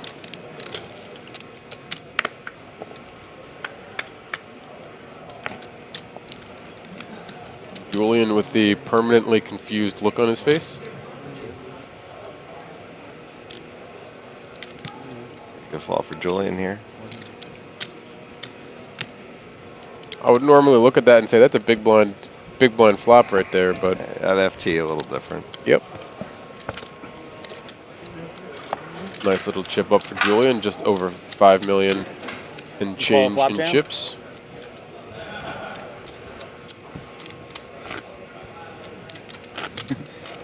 Who is this child in the baseball jersey? That is a child in a soccer jersey, a Napoli jersey. Yeah, someone's got to ID Julian on the break. Really, To answer our question, genuinely no has- name on the back of the jersey, by the way.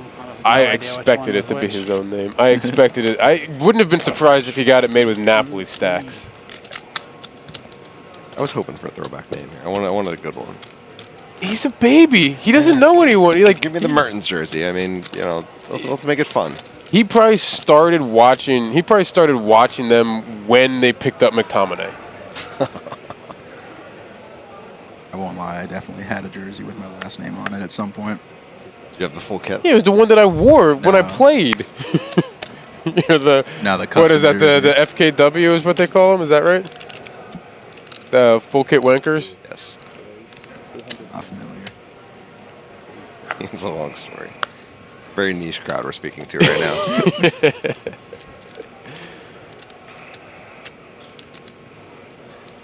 Aubrey getting after it. The queen 8 off from the hijack. Putting the pressure on.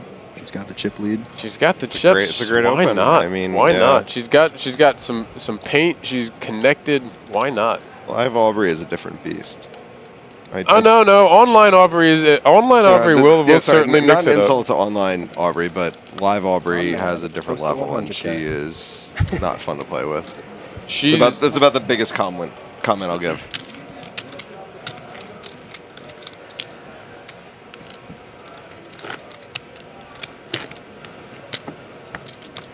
Is this all of our first time on stream, or?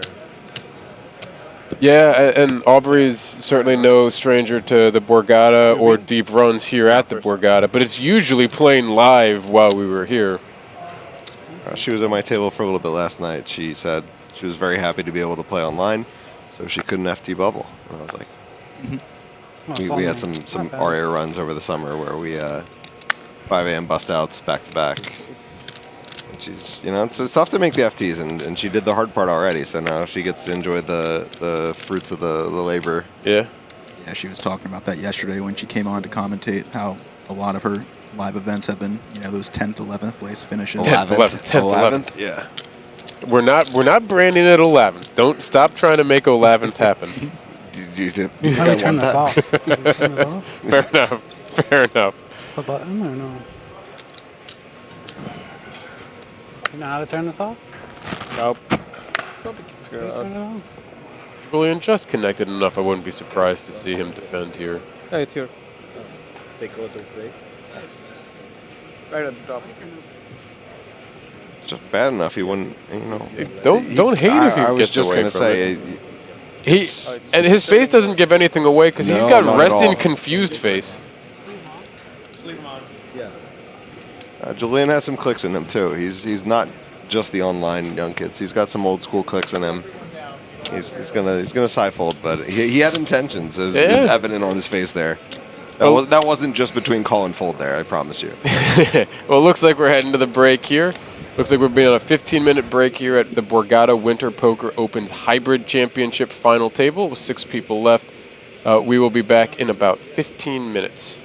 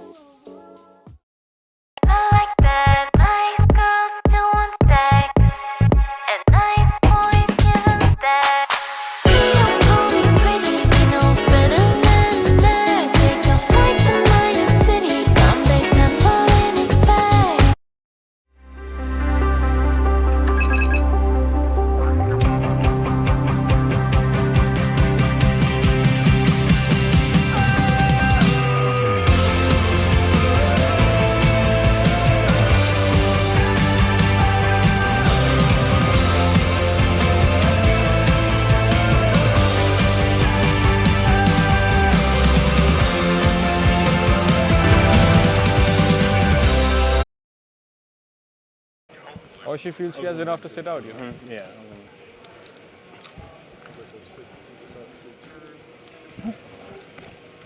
Down my hand on that. Right on the camera. Oh, right on time. Perfect. I was just asking, like, do they give like a little extra if somebody was, you know, yeah, I feel like it would have been, I guess. Am I good to do? Okay. So we're gonna get started. Blinds are 60K, 120K. Hello, welcome back to the 2026 Borgata Winter Poker Open. We're at the final table of the Hybrid Championship. The first day, day one, was this past Sunday playing online. Final 7 players made it to the final table today. We have our last 6 here. We are now with a blind level of $60,000, 60,000 chip, small blind, 120,000 chip, big blind, and 120,000 big blind ante. We'll pick up the action here with Sanat M. He told me not to try to pronounce the last name, and I will most certainly listen to him on that. Picking up the 10-9 suited and coming in for an open here. I am Matt McNeil, Whitesmith, Blacksmith online, with David Two Flame Canane and MGM ambassador Michael Lavin. Michael will be with us for a little bit of this stretch here, and then we'll be bringing in another guest, who will be introduced in something in the next 20 to 30 minutes or so. Easy. Nice and easy. Nice little pickup for Sanat. It's not had a whole lot to work with today. This week or this series. Picks up a nice little pot here. Gets himself back up to about 3.6 million, I remember we're believe. just like the online crew, so like we're all clicking so fast. Going Sometimes people take so long. Don't online players supposed to take longer? Are they in line? That's what they say. Really? Right? No? I think they decide faster, but they It all depends on the execute. person. They can't count the. They got Is that a hot take How from much you Aubrey have? there? Yeah, I don't know yeah. if you guys heard that. Yeah, I fold. online players Online playing players slower think live. I don't think that's true. But there's not less, not like- anymore, at least. Definitely not in Yeah, archery. there's not less much. of that. Less hand funerals. I think certainly very, very person. Might be generation specific. You don't see the online people doing the hand funerals and the decisions about hands that aren't really decisions. So I'm going to call it a hot take. Yeah, I think the few times I've played live, I'm mostly an online players. I've been a quick actor. Whitey, have you ever got the clock called in your life? Only during a slow roll. Worth it What then. what are your opinions on the slow rolls? Let's get that out there, air it out for the chat. We discussed this a little bit last night. I feel that in the right circumstances with the right people, it's 100% the best move you can do. All it's going to do is create the littlest bit of confusion and then a lot of laughter. And I think in the wrong circumstances, it's very, very bad karma, bad juju. It's not good for the game. But if it's you and me in a hand, and I have an opportunity to slow roll you, you can be 100% certain I'm taking it every single time. We were in a spot last night with one of our friends, and I did not make the raise he expected me to go all in on, and he was sitting there with aces, just itching, waiting, ready to slow roll me to oblivion. Let's name some names here. It is Aubrey the dirty Lenny Eddie Leonard was just begging to slow roll me. And he announced it to the entire world. I was going to slow roll you. I'd Have lose so much respect time. if he didn't slow roll you, and that goes for all my friends out there. 100%. But again, we go back. We have a history. We're friends. He was at my wedding, and he most certainly would fall in the category of like when the table looks at it and goes, "What just happened?" and then they see us laughing. Then it creates a fun environment, a fun atmosphere. If we do that to the wrong person, then obviously it creates bad feelings, and it's not a good thing, in my opinion, to do to randoms, especially live when you're looking them in the face, unless you have some kind of history and rapport built up. Well, let's expand on it. Well, what sort of history do you need to slow roll someone live? Let's really dive into it. If we okay, so. Any history qualifies. Yeah, that's what I want to know. There is if you've got a real bad negative history with someone and you're really trying to twist a knife, and there's a negative history that's known, right? Like picture any larger poker beef in history. If someone slow rolled that, I almost think that eliminates some of the friction because there's already that known kind of ridiculous history, and it becomes a kind of a funny or viral moment that probably, frankly, financially would benefit both people if it ends up being that big of a view spot. Have you gotten a live slow roll in? Have I? On which end? I have not been on the receiving end of a live slow roll in a very, very long time. Julian opens the ace jack. Aubrey elects to just flat, and Julian snap checks. Aubrey checks back. And Aubrey picks up an open end straight flush draw against Julian's top.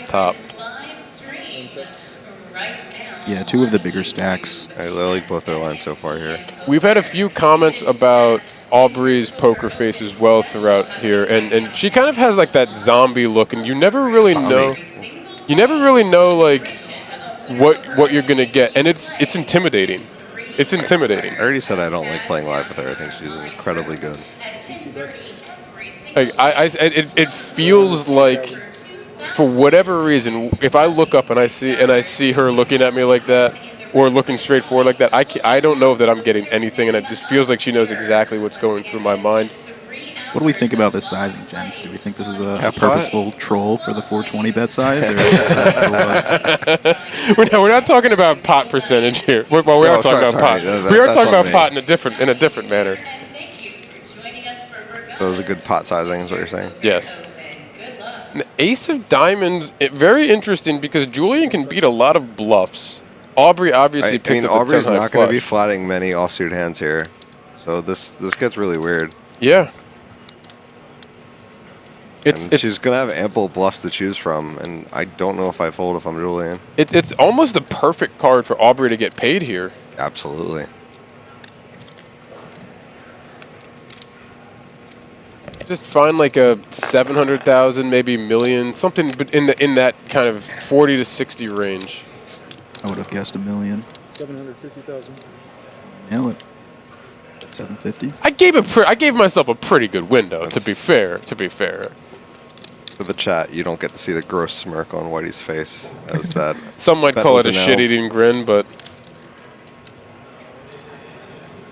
I mean, she just doesn't flat offsuit. So this is, you know what I mean. it feels like it's boat or a previously made flush or bluff. I just don't think you fold here. I don't know. I mean, yes, you're gonna have to be creative with your bluffs, but I'm sure Julian knows she's not flatting a bunch of offsuit hands here, and it's gonna be tougher to have one diamond hands. As he has all night, he does look confused. Yeah, this time seems pretty genuine. I think every other time he's seemed genuinely confused. I'm not sure if he knows if he's playing poker or if he's trying to. He did make the call. Yeah, I don't blame him. No, not at all. I'm giving Julian a lot of grief. That was a very tough run out, and Aubrey just wins. That's kind of simple as that. It's you got to pay the person their money when they have the hands like that. Very good value bet by Aubrey. Quite literally the worst thing that could have happened to him. Like the non-suited ace is gonna either obviously prevent the bluff, easy call, he's gonna win. And if she sizes up ridiculously, then he can perfect sizing. Yeah, just the worst card for him, and she made him pay a good number. She didn't get anything too crazy, too greedy. Didn't go too low where she didn't get enough value. She pretty much hit exactly the number that you need to hit, which we've seen a lot from her so far today.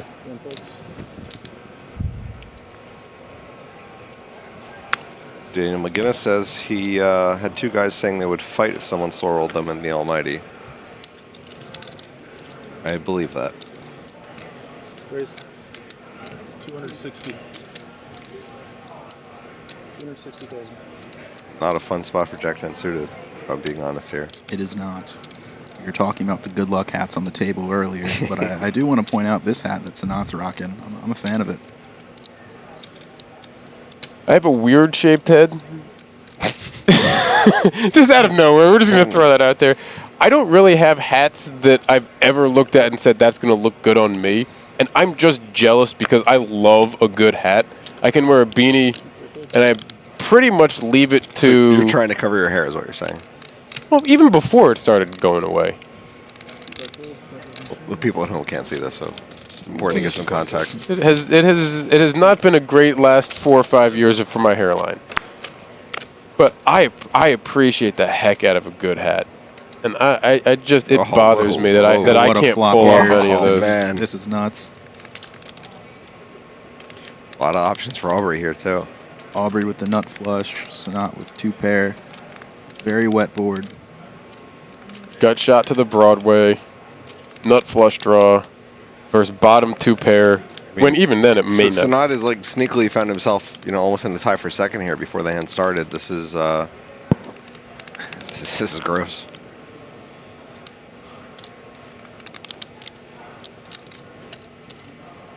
I was gonna say, what do you want to do in this spot? I would love, personally, if I saw this, I'd be like, I'm just checking this and not getting myself into too much trouble with how much equity Aubrey has. But you can't check bottom 2 here. No, you definitely want to get value from the ace-X. Aubrey's going to be opening damn near every single ace-X probably. But as Aubrey, I mean, is it just check, raise, call off? I mean, you're in such a commanding spot. It's 15-15, 1,015-15 on that purple deck, dealers. Shuffle up and deal. Gotta be honest, I don't see a clear-cut answer here. Yeah, it's interesting. We'll see what she does. you're going to have bluffs, this seems like a pretty good one to do it with. I do agree. The 5 being a relatively low card to unblock some of the flats. Just make it 8 million or sorry, 800,000 and just deal with it. Just make it 8 million. Well, 8 million will work too. Same. Raise. 1,050,000. I meant to make it 550 to be honest.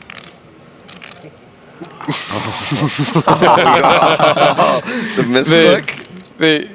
You came down early last night. We hung out on this couch, Aubrey. We talked about came this. down to get the live stuff out of the way, and now we go from a click raise to a what 3 and change? This is almost. hell if you're Sanat. I mean,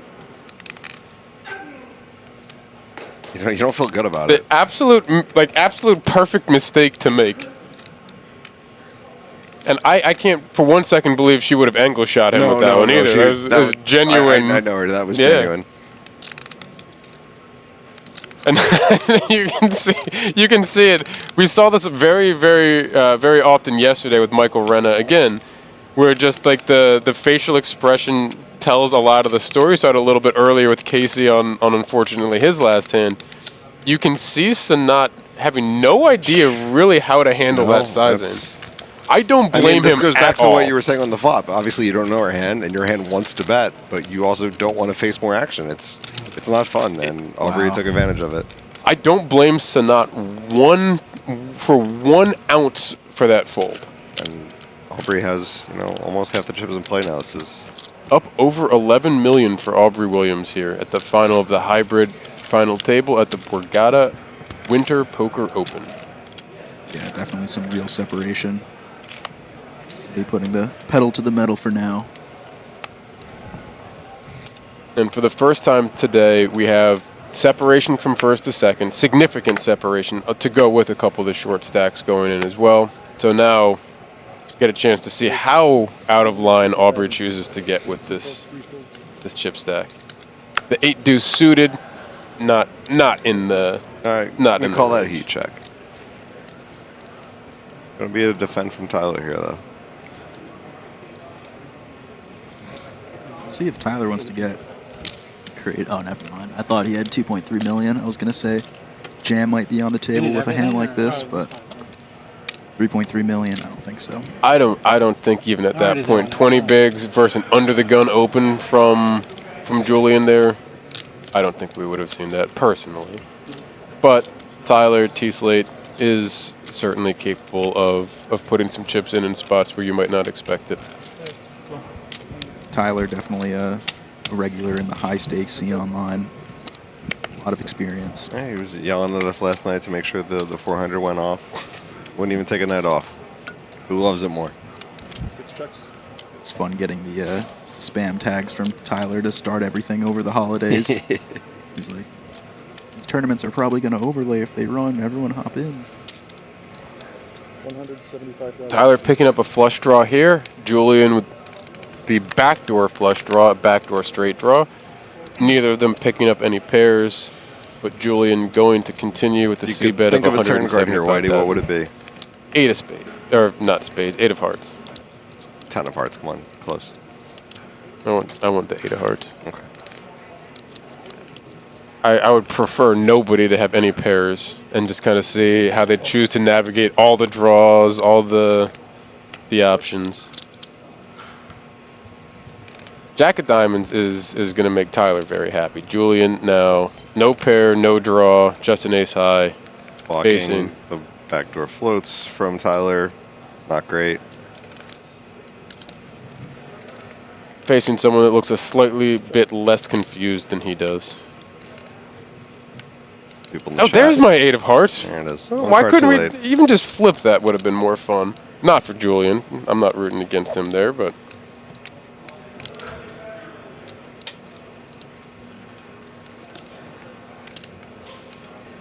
Yeah, Tyler is very handsome. I agree, chat.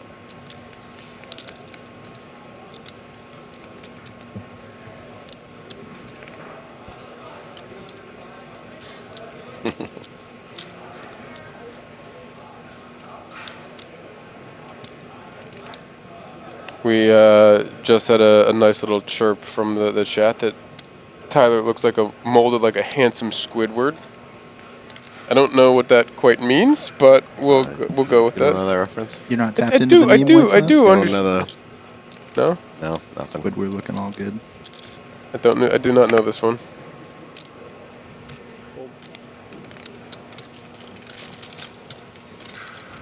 Missed the sizing there, but Tyler takes it down. I don't think it mattered what the sizing was on that one. It's a SpongeBob reference. I do understand it's a SpongeBob reference. I just don't know how the old meme. you are. You do know Squidward's from SpongeBob, I'm right? I'm aware that Squidward is in fact a character in SpongeBob. Is this the 160 next? I thought I was going to go to 140. Oh, yeah. I know that. We get a whole lot of people talking about the players here. Like online, it's looks like Joseph Corpora is probably blind in at least one eye talking about Julian, but we get a lot of comments about people around the table. 260. 260,000. I'm a big fan of the jerseys at the final table, so. You know, I'm gonna give him grief nonstop. Julian. There's been some friendly competitions and some friendly wagers over the years in the online streets, and Julian's certainly been a part of that. So I've had a lot of fun going back and forth and chirping at him over the months, and I warned him going in that I was gonna say nothing nice about him. So, you know, I am a fan of many jerseys, but not that one. Tyler picking up. Don't you squeezing support a chips. Sunday League team? Is there really any interference with Napoli? I mean, he might as well be supporting a Sunday League team. They found a random, I don't know who they sold their soul to last year and managed to squeeze something that nobody would have ever expected. That's about as unlikely as Leicester winning. Sleevy's mom has got it going on. Can you confirm? No comment. Race. Yes. Solomon Sushi, though, that's a good one. Who do you think has the best fit at the table? And the suggestion there was Sanat. Whitey's going to answer with the hat, yeah. The hat. Like, I'm just jealous of being able to pull off a hat like that. I can't. I know. We already said I can't do it. I'm just jealous Tyler, of it. really good 3-bet here.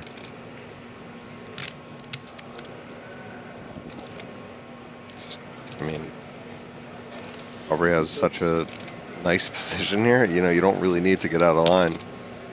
Would have loved to see the rip because it's obviously going to work. Yeah. We can see that it's going to work, but you know, committing yourself to Jacob. But if you don't think he's playing any traps, then you know this just prints.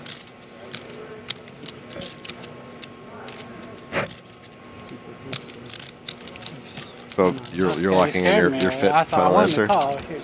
Yeah, I mean, it's the hat. It's just the pure jealousy of being able to rock a hat like that. I just can't do it, and I'm jealous, and I will not get over that. So I'll go with Sanat as well. I hinted at my pick, Julian. Lavin, you got any picks? For fit? I mean, how would you pick Julian? He's got a child-sized jersey on it that he probably had to like scrub off his own name on the back. I'm a big fan of throwing something together, and right now he's got the. He's got the schmedium. I don't know if you saw Lavin John's fit yesterday, but he was rocking the red jumpsuit with a spade chain. The bucket hat. I mean, that was. Well, that's a clear answer there. It's hard to argue against that. But he's not at our final table here, so the question was about here. It's gonna, despite the choice of jersey, it's gonna be Julian for me. I don't know if Whitesmith is going to be able to stomach that. Yeah, I know. I mean.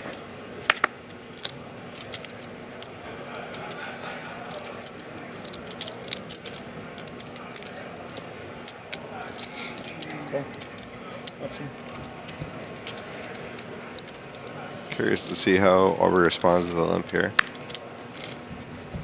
I imagine she raises, but a couple of times we've seen this. It's been like the perfect hand that you want to raise over the limp. It's so funny playing live. You know, you never get the perfect hands, but it seems like Aubrey's always gotten the fun answers to all of her hands so far.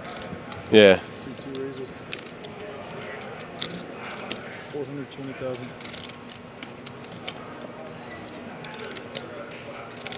Julian with a suited king this time. Now it's certainly going to be a slightly larger raise here, 3.5x. Julian with the suited king. If it wasn't quite that size, you're going to see him come along a lot of the times. If he had a little bit more chips, he's going to come along a lot of the times. A little bit more of a hand too. But again, if he's deeper, why not? Because he knows that Aubrey's capable. We know that Aubrey's capable of doing that. We obviously saw the 7-4 before the Jack-6 here. And the Jack-4's limper ears earlier, I believe, too. But there was quite a different distribution than what it is right now. Yeah, also Jacob and Eric being the short stacks, about to be in the big blinds, get hit with the big blind ante, too. Yep. Little bit earlier in the day, Julian, I'm almost positive would have come along to see a flop there. Or maybe have done similar to what he did with the Jack-3 and come back over the top. Oh, this is going to be a lame hand. Yeah.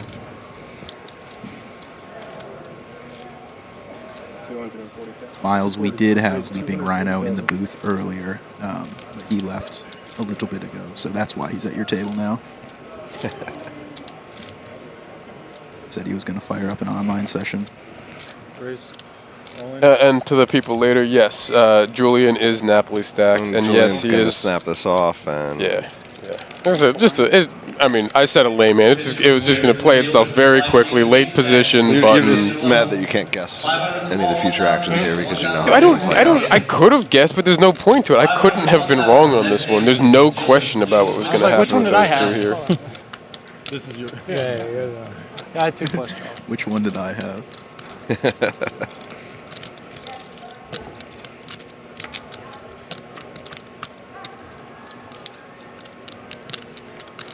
Diamonds. Oh, little baby sweat. Little baby sweat. Too. No chance. Oh no! No chance gets jinxed immediately. We'll see if you can come in on the river. It was red. It was red. It was red. That might be the first signs of any sort of reaction from Julian at this FT. Still confused. Still confused, but a little bit of a smirk. Yep. I saw 120. I knew once I said I had 2 flush draws, you were going to at least flop. I didn't feel it coming. I'm saving it for later. Smart. Hey. When you're at race. Julian calling his shot. I mean, that would have been a nice one, but Still wouldn't have been mad about it. I'm saving for like he's a not 3-way. greedy. I don't well that in.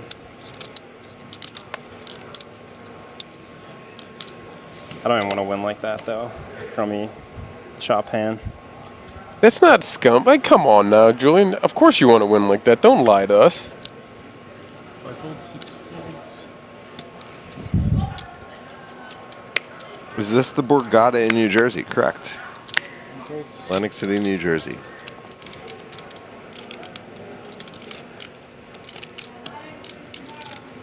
Race 260.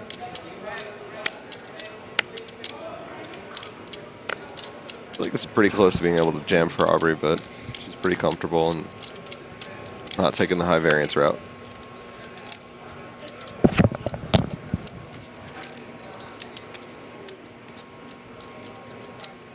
The chip lead on the button definitely going to be playing a lot of jams, I would assume.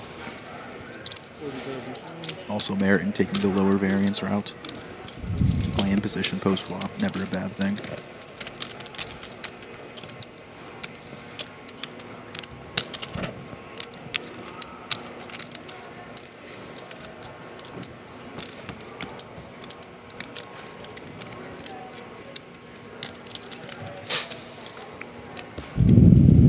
We continue here. We can see the chip counts at the top of the final table of the Borgata Winter Poker Open Hybrid Championship.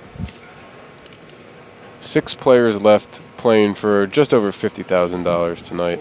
They started this past Sunday online and have continued today with the final 6 that we have now. We started with 7. Looks like Jacob here is going to pick up a pair of 9s in the blind. Aubrey finds one of the 4 hands she would fold, and it works out.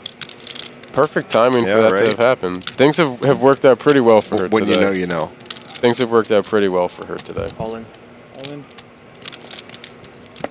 Pretty easy here for Jacob.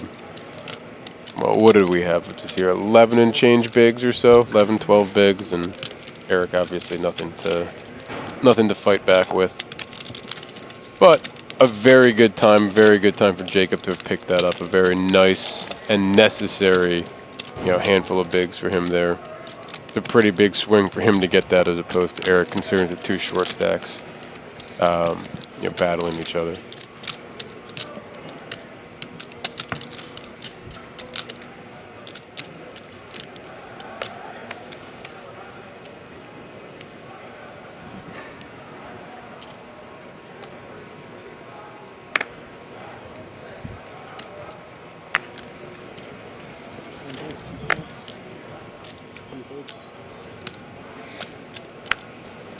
A whole lot of nothing so far here. Curious to see how Eric approaches this. Always look, I told you. Gonna walk it out. Not great. There's your the. Did he look though? He did. He did. Oh. He looked and showed. He looked and showed. Well, he stated his opinion earlier, and I disagreed with it. Yeah, what do you want? What do you want? It's all yellow. Oh, yeah.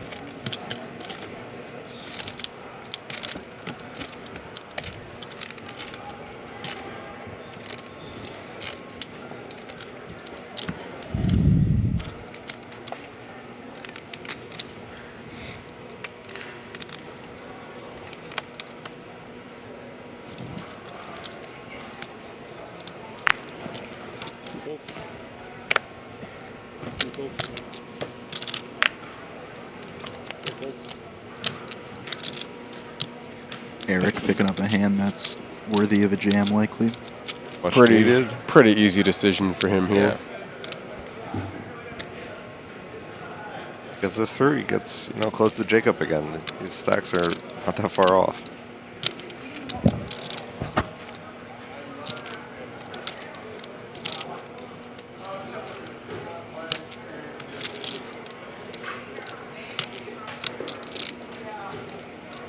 $280,000.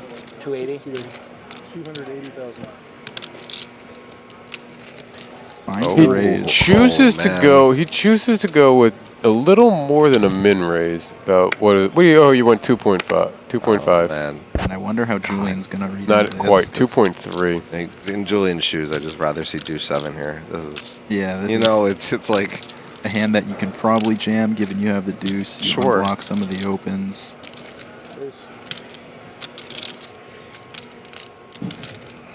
A lot easier decision for Julian than me, though.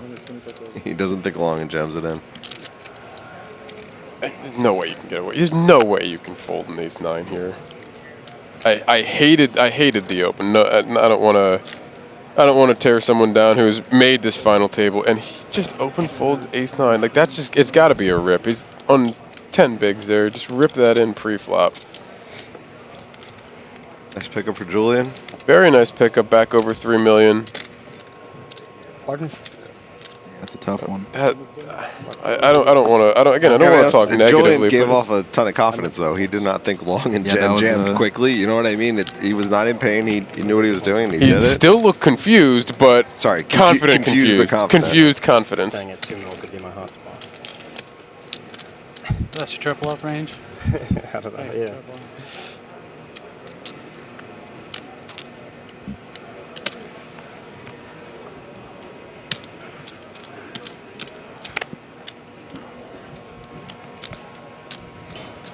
Almost called you. Kind of I don't want to say gross, but this isn't a fun spot to open ace-3 as much as you love to see it. He finds the fold. I think under the gun is a lot easier to find that one. You're six-handed though. It's I think it's a good fold though, especially with Aubrey in the big blind having so many chips. She's not going to fold anything. It's somebody who hasn't had many hands so far this FT, and the one hand he did make, Aubrey check raises, and I could talk myself into finding it open there.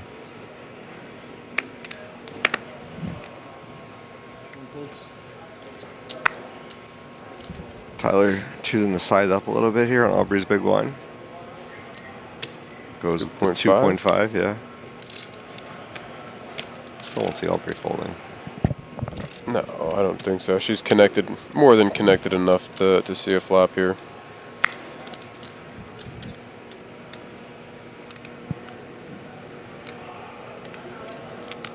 guys. 1,100,000. That's so good. I mean, she has nailed every spot so far this FT. It's disgusting for Tyler, too. Like, if you want to talk like strategy, like the bottom of your offsuit flatting range, you can always 3-bet, and people don't ever find these, and she found it, and this is, it's really good from Aubrey. And so painful here for Tyler, because that's such a fun hand to play in position. Yeah, of course. But like seeing this action, now it just becomes decidedly disgusting to have. Second in chips, but you still only have, how many big blinds? It's Eric off of 8 bigs. I know Soheb, if he was here, he'd click it, but I don't know how many other people are going to find it.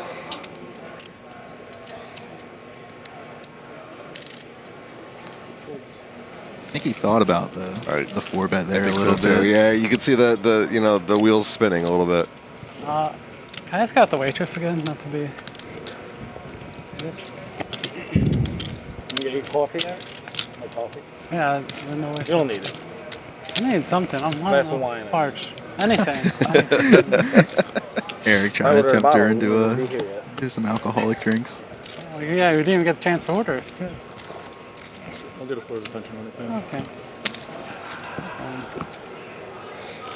He's not biting though. Gotta put those chips to work. As we head forward here, we are going to tap out our guest, the MGM ambassador, Michael Lavin, and bring in for having me on. Bring in another guest in just a moment. Michael, of course, thank you very much for popping Appreciate by it. here. I'll be at the Borgata for another week or so. What's next on tap? We bagged last night. We were at the same table for the bag in the 600 deep stack. We were. I might fire again. We'll see. I'm itching to have more than 15 big blinds in a tournament for a little bit. But we'll see. I'll definitely be in everything through the rest of the series, so you guys will see me around. Everything. What's next is everything. Everything. Yes. There is everything. Anything and there everything. Something open for registration? Yes, I'm in. Love to hear it. Thank you for joining, Lavin. Great Thank you guys for having me. Appreciate you.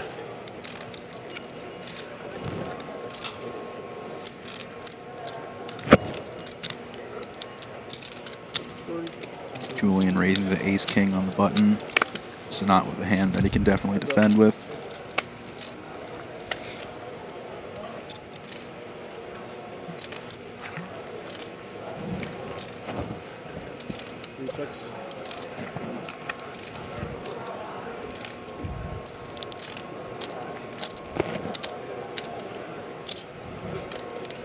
$145,000.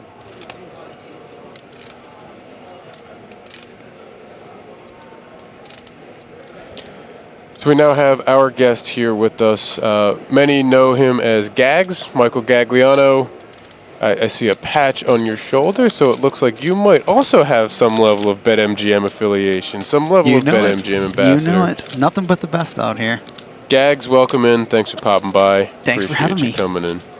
Thanks for having me. Pleasure to be here.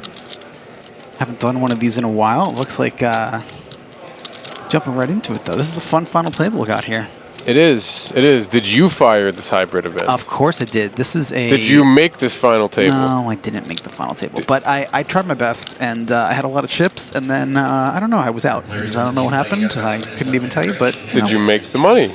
Nope, not even close. Not even close. Ah. And you're down here at the Borgata. Have you played any events here yet? No, I just got here right before this started, and I tried to get here. I wanted to late reg the morning flight. I asked multiple sources what time it ended. And I was trying to get here, and I got here, and I registered online, and I was going to print my ticket, and I had to get there by 6 o'clock, and I walked to the wrong side of the casino. And you'd think this is my first time coming here, but I've been here many, many, many times, and I just forgot it was up here, and I had to walk all the way back, and because of that, I was like 2 minutes late in this reg. But I'm in for tomorrow morning already, so I'll be there bright and early, ready to go.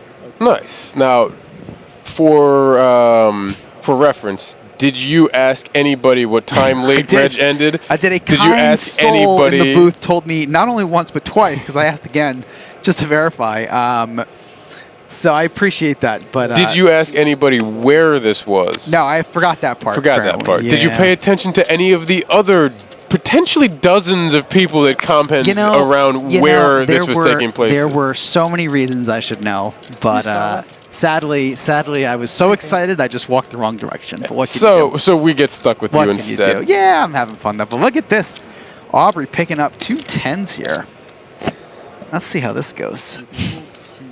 Finds the flat against Tyler, the other big stack. Makes sense. You want to pot control a little bit. Yeah, she's got a big enough gap. I'm actually a little surprised she chose not to put pressure on there. Now, Jacob going to come along from the big blind with a suited Jack 8 as well. And I understand wanting to flatten the button, but with the chip lead she has, I would have liked to have seen a little bit of pressure. Now she's now 3-way facing 2 suited connected hands and 2 overcards. And that 10s are obviously certainly a good strong hand, but she's only 47% to win from here. With that chip stack, I would have loved to have seen her put some pressure in. And she still has the best hand, though. Not comfortably, though. Yeah, it's a tough spot with 10s. I mean, I could see going either way. I think when you have, what does she have, 12 million chips here? Don't want to play a almost 9 million chip pot with 2 10s, so. Now, well, let's let this hand play out before I launch into something else here. Turns a gut shot for Tyler as well. No help for anyone. Let's see if he takes a stab. With the pre-flop aggression, checking multi-ways is going to be very common. Even if he had hit the king, it's not the most uncommon thing for him to check there. So him check firing is not necessarily a sign of weakness. Aubrey, though, getting checked to twice, going to play out here with her 10s. And 420,000. I don't think Jacob not closing the action is going to want to come along here. Aubrey's really hit us with this 420 sizing multiple That's times. I think this them. might be the 3rd or 4th time. Not a small bet here either. Makes Jacob's life a little less comfortable. A 40% pot, give or take.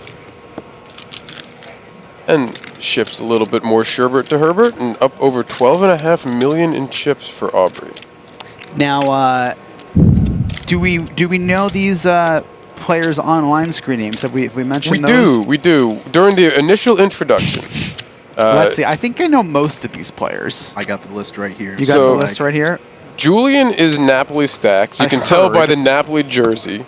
Is that what that is? That is, in fact, what that is. And that's a team of sorts, or is that a person? It's like a B team in Italy. It's like Juventus's younger brother in the Serie A. Gotcha. I do know of Juventus. Okay. Yeah, exactly. You've heard of Juventus. You haven't heard of Napoli. Not a big sports guy. You've heard of Juventus. You haven't heard of Napoli. No. That pretty much sums it up. Aubrey is RiverMeDaddy. I know Aubrey as well. Let's see. Off the top of my head, Tyler is tslate. I know Tyler as well. I believe Eric is always liquid. Correct. I know him as well. Sanat, I believe, is Orhen or Orhem 3001, something like that. I forget the last consonant. Orhem. And Jacob was Escoban. Mm-hmm. Okay. Okay, so some newer names in there I'm less familiar with, but it'll be fun to watch them play. It looks like they've done a great job so far.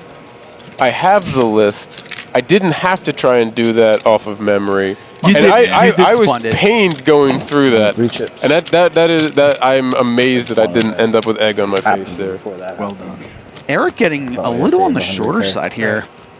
Commenting he's down to 3 chips and not a little on the shorter side. Eric is certainly on the shorter side. I was trying to be a little hopeful here. He looks like he's getting ready to make his move shortly though. We'll see.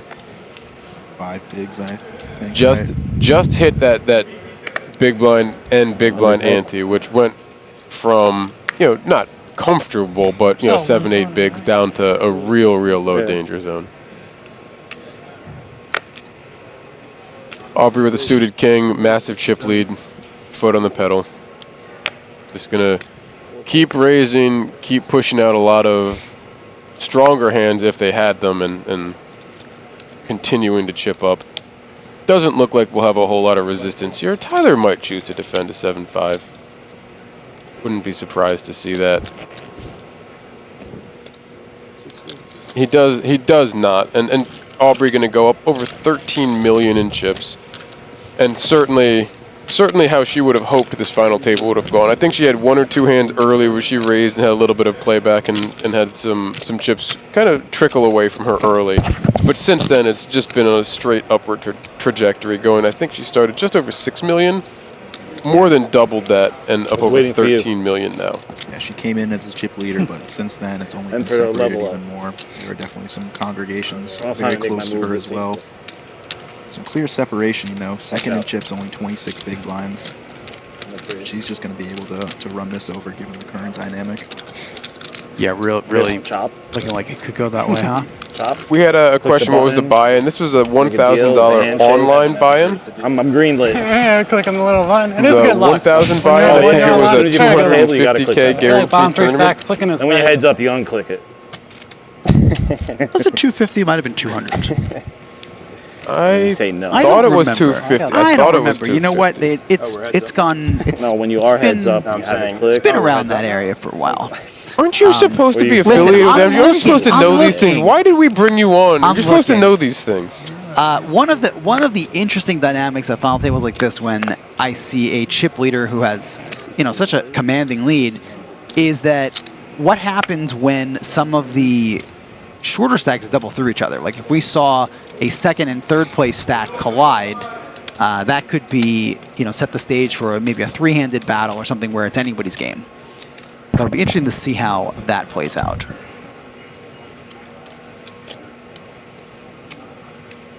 Tyler with the suited ace in the small blind here. Deep enough that he could maybe want to see a flop, but also shallow enough that it's not going to be comfortable playing too much out of position here. He's got chips in his hands, though, so we'll see how he chooses to approach this.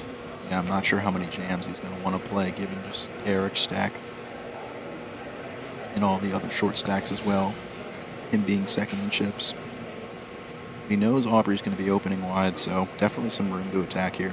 As you see, we did go up in blinds. We are at 80,000 small blind, 160,000 big blind and big blind ante. Looks like Tyler's coming in for just a call here. Yeah, I kind of like that. It's 5 suited. Such a good hand. He did 3-bet. I'm sorry, I missed the number of chips. It didn't look like he grabbed a whole lot of chips. I missed the coloring on that. The 3-bet does take it down. I thought I saw calling chips. No. It was a lot easier last night when they only had 2 colors and chips.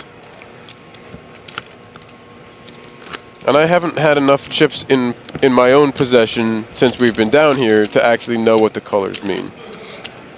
It really shows my lack of live experience. I don't even look at the chip stacks really here when they throw them out.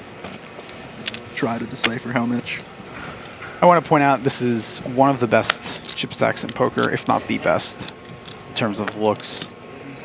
The blue 5Ks and the watermelon 25Ks. The color choices. They're crisp. They're splendid. They're very crisp.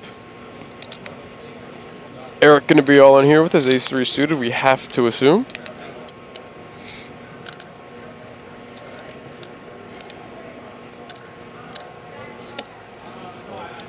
Leaves a chip behind. Leaves 1 chip back. Was that a 5K? Yeah, that's a 5K. Looks like it's gonna get full. Yeah, big blind Julian might call that. Certainly not in the small blind.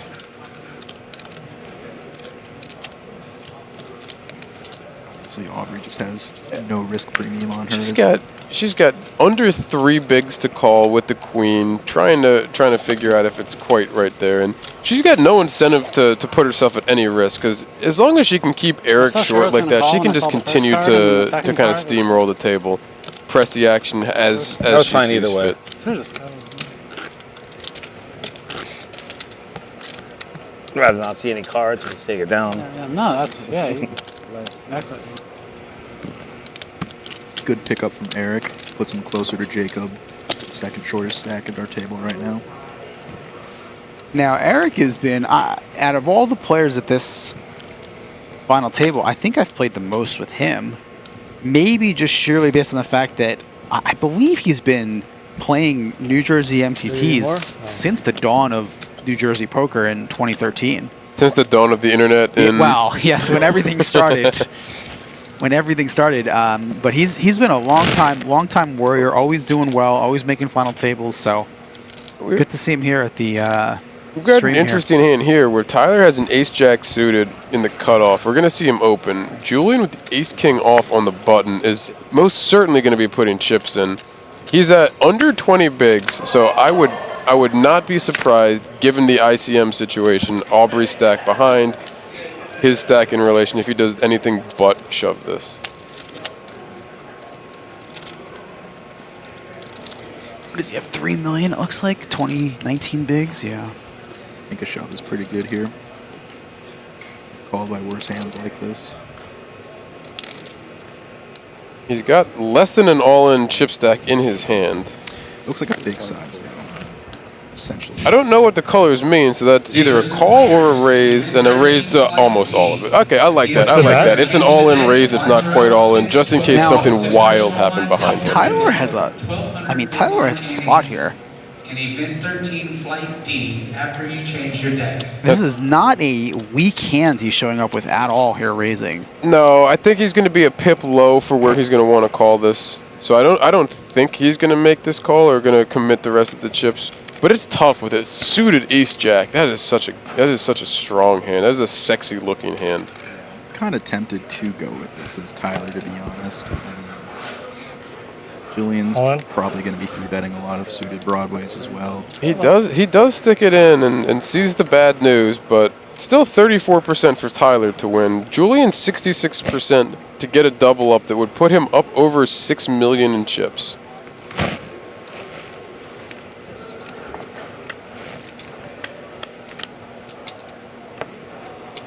Ooh. The jack on the flop is bad news for our confused Italian friend.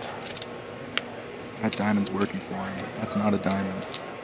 And no help on the turn. He's only one of the 3 kings, and he's not going to get it. Very, very well played from Julian. A couple unfortunate spots to have been put in, a couple things that went his way, and just an unfortunate run out here to send him to the rail. Julian will end the Winter Poker Open's Hybrid Championship here at the Borgata in 6th place for, I believe it was going to be like Still no, she still hasn't come. $12,000? $12,000. Can we get a cocktail waitress maybe? Good game, Julian. Third request. Yeah, what can you do? I mean, he's just feels gonna like go. It He's feels just like gonna a bit go. of a cooler. Obviously, unlucky result there. Seems like he played well, and sometimes it's just not your day. Not your day, but that has made an interesting shift in the chip stacks here. That brings Tyler much, much closer to Aubrey than anyone's been in quite a while. She's had a very commanding chip lead, and that was second in chips against third in chips right there. So that gives Tyler a much, much bigger, a much smaller separation from him to Aubrey in the chip lead here. Thank you, though. Look at these stacks now. Sanat, Jacob, Eric, all under 11. We were in a very similar spot. Now we're back to a similar spot where we were yesterday, where we had two of the larger stacks kind of battling a little bit back and forth, and 2, 3, 4 smaller stacks. We've got 2 big stacks and 3 under 12 bigs. Now, the one thing that I'm sure you guys have brought up earlier, but is that Aubrey has position on Tyler, which, especially with Napoli getting knocked out, is just, compounded. They're sitting next to each other now, and it's going to make Tyler's life very difficult. Much harder to open, much harder to play post-flop. So we'll see how Tyler adjusts with the larger stack. Expect with the weak ace here, Aubrey's going to do a real quick check. You can see her checking the stacks. I expect her to go all in. Yeah, making sure nobody has 25 big blinds randomly or something. Yeah, making sure she's not missing some chips. She doesn't get the number presented to her online. So not with a good hand, but he's been. I mean, he only has 10 big blinds. This might be go time. I don't know. It's not going to be go time for him. Come on now. Now, I have been watching him play as much, but when you have 10 big blinds, you have King Jack, and you get the chip leader. A man in that hat is not going to stick that in with King Jack right? with 2 people with 2 where shorter can I find stacks. one of those hats for tomorrow? You know how much you have, Aubrey, about? Need to wear one. Like 13 mil, I think. 13? I think there's like 24. Yeah, in pretty play, close right? spot. I probably lean full with the King Jack off. Get in there with the King 8.2 Jack or suited. so. I mean, I think what we're dealing with there's 2 shorter stacks in him, so he's not going to want to get that in there, right? He's not going to want to get that in and face an ace-3 and be behind. Sure, Aubrey can go wider, Absolutely, but that's what you get with that kind of chip stack. That's what you get when you're the chip leader. She gets to bully people off of hands like that, and he doesn't get to call that. He's got 2 shorter stacks, and you can see the pay jumps right here. Yeah, he's got 11,000 reasons to not call that. Well, at some point, do we have to say it's time to make a move, it's time to try to double, and it's time to give yourself a shot at the top few spots in this leaderboard? Yeah, definitely going to have a wider than most people might think calling range there, especially since Aubrey's going to be jamming a lot of hands. Just a lot of pressure, though, with so many shorter stacks. 2 shorter stacks, I should say. Well, let's see the 2 shorter stacks collide here. There's not going to be a collision. Come on. We can see the cards, Gags. Don't try and build something that's not going to happen. Sometimes when players get short, I mean, I know this is sometimes when players get short, they call off 6-2-0. 6-2-0? I mean, I don't know about 6-2, but they call off wider because they're just getting short and it's time to run it. And they need to, at some point, get lucky. You know, maybe 6-2 is, Eric's lucky hand, and he's going to flop 6-6-2, and it's going to propel him to a victory. He's got history with the 6-deuce and is deciding that this is going to be the hill I'm going to die on. The other thing to consider is when both short stacks like that are potentially in a pot together, you have the advantage of not just doubling, but also knocking out the other short stack and just securing that pay jump. So sometimes in those situations, even though your hand isn't spectacular, it actually becomes a pretty good spot. You get to knock out the short stack, take the pay jump. I'm not arguing with you on this one, Gags. What you're saying does not make sense. But he had it was 6-2-0. I understand. I'm trying to build the suspense a bit. All right. I don't think we need to do that. I don't think we need to try to build the suspense when it's ace queen against 6-2. 350 it is? 350 is. Yeah, can I get an iced coffee? Just cream. And then can I get a water right now? Jack 9 a bit more appealing than the 6-deuce off for Eric. If that's blind versus blind, I think it's going in. Certainly so. I think they're just going to run it, and he's going to hope to have 35-40%, maybe even more sometimes. Even in the small blind there, it looks like he was giving it some consideration. I mean, when you get to a point, you just got to kind of see what happens. Especially if the table is making it clear that Jacob or Sanat are not just blasting it in, hoping for the best. Which it seems like everyone's playing pretty studied and trying to get those pay jumps. So now, have either of you gentlemen had any luck so far out here? I did last night. We commentated last night, or yesterday during the afternoon into the evening. And then I got bullied into firing, ended up being 2 bullets into the night flight of the 600. Okay. The last one was a max late reg. Sat down, avoided the slow roll opportunity against a good friend. We discussed that a little bit earlier. Good friend Eddie Leonard opened aces on the button off of, again, short stack. And I declined to rip into him from a short stack small blind. And then ended up getting a couple doubles, a couple spins. Punted off a little bit of stacks. I think at one point I had spun all the way up to about 250, maybe 270K. I bagged about 130. Very nice. Very nice. So that's in the money? In the money. Wonderful. Congrats. Considering if I want to try and go for a bigger bag in the deep field tomorrow morning. Now, hold on a second. Aubrey's got given this Queen 7 a good thought here to Eric's all-in. I have seen this. I have seen this with her. Oh, I didn't see the all. I've seen this with her. She likes the Queen 7. She likes to get spicy with the Queen 7. What are you doing? I've seen her. I think it was I wanted you to call. back in one of the spring championship series. I think I saw her cold 4 me with a Queen 7-0. I lied. But it was like the perfect setup for it, where it was like middle stack at a final table opens a cutoff. I 3-bet a button from like third in chips, and she was first or second in chips in one of the blinds and cold 4'd me with Queen 7-0. Get it through and threw it in your face. Of course, it was. She was probably ahead. I think she was ahead actually. I think poker is being played. But I saw it on the replayer and was just like, oh man, like I knew you were gonna do this to me too, Aubrey. Why now? I just didn't have the stones to pull the trigger.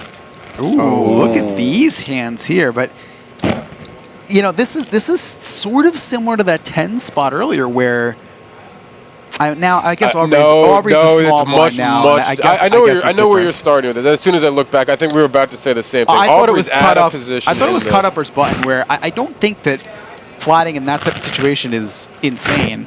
Let's see how Aubrey decides to play it. How deep are they? This is Aubrey and Tyler. This is the top two. So Aubrey was like 80 some bigs, and Tyler was just under 50. I think he's like 48-ish. Yeah, Aubrey does just call.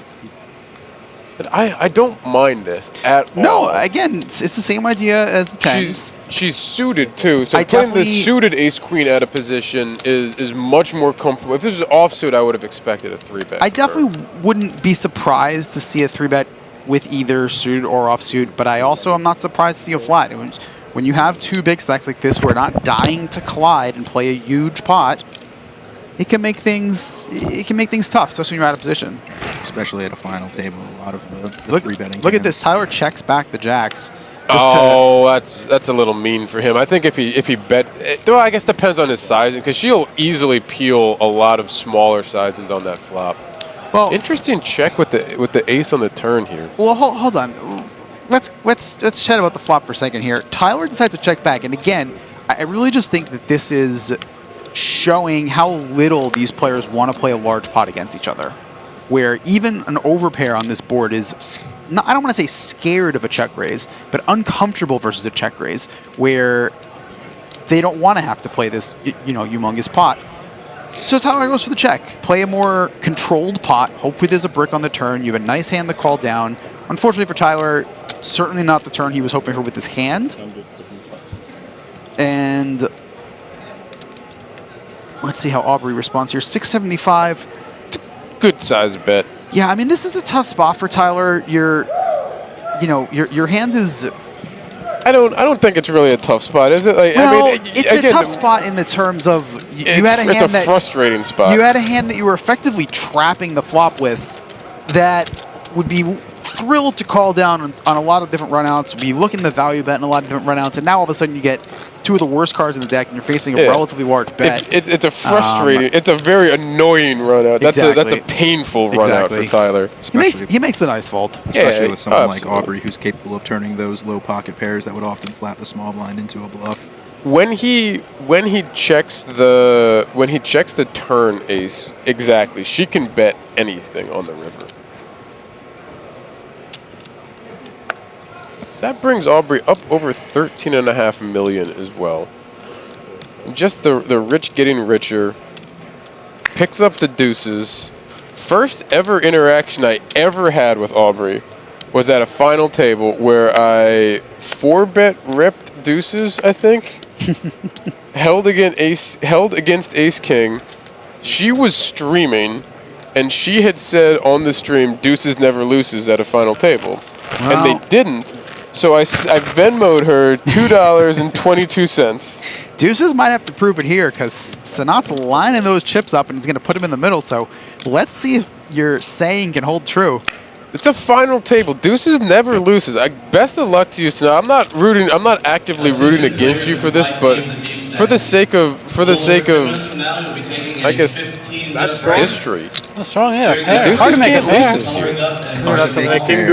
Hard to make a pair indeed, but Eric and Jacob both looking on, loving this, hoping for a pay jump. Yeah, rooting hard for But let's see if Sanat can pull one through here. Ace in the window. Ooh. Didn't even see the hand move, just saw nothing on the card and said, that's got to be an ace. Ace in the window for Sanat. Aubrey to 1 out here. Yeah, 1 out. We saw the deuce get folded.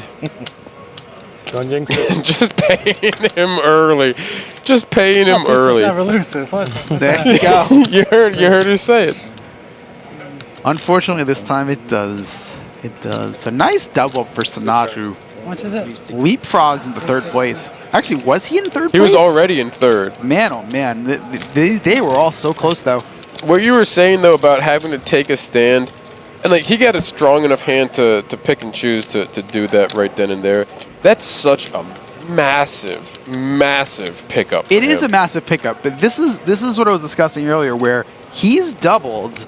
However, his position really hasn't changed. He's still very handcuffed. He's still not dying to get it in. If he wildly changed, Gags. Yes, it's changed in that he's safer now, but like when it's 2 short stacks together and you already secure the pay jump, it's a world of a difference to just he can now double one of the small stacks and still be right back where he was. He can go for it, and if he can KO one of the that is like as big of a game changer for Sanat as you could possibly hope for right there. It's a wild. Of course, he can't just do whatever he wants yet. He's still handcuffed. He's still going to be handcuffed, but like that absolutely changes things. He can now rip on both Eric and Jacob who are behind. He's got position. He's got. He's ripping into their potential can't rip blinds. on Aubrey, who just is gonna rip first. If for whatever reason Aubrey doesn't, he can then do that to the 2 small stacks. Well, he did fold. Oh, I thought he went with it. Was it ace deuce? No, the 8-7. The graphic said call for a second.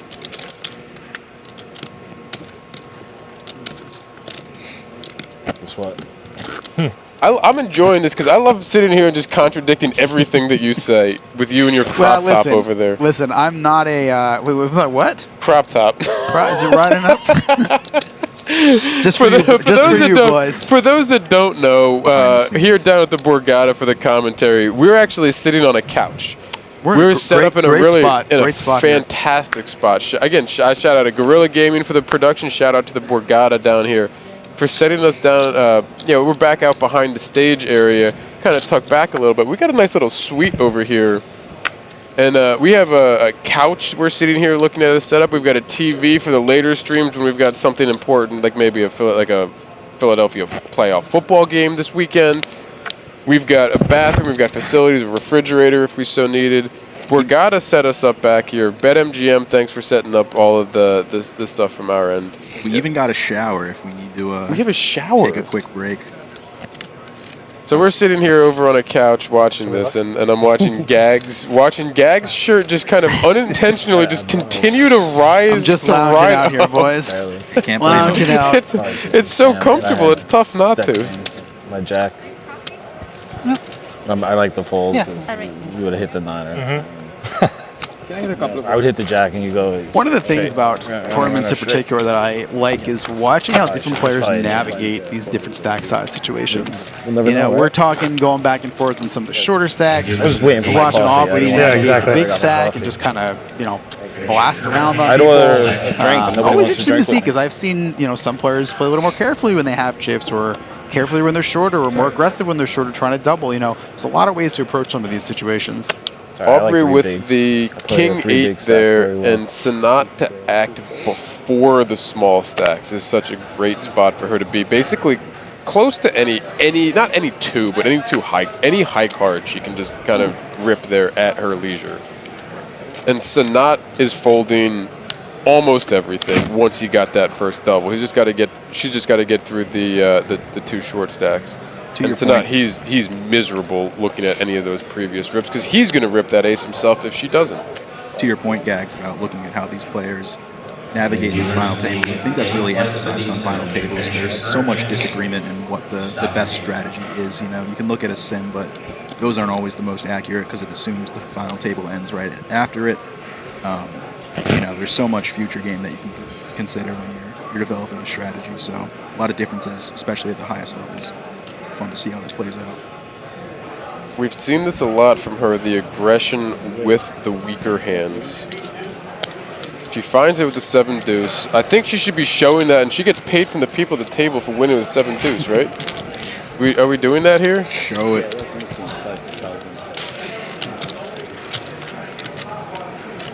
But as she should be doing with the commanding chip lead, punishing the limps. She was doing that with NapoliStacks earlier, does that with Tyler with tslate here now.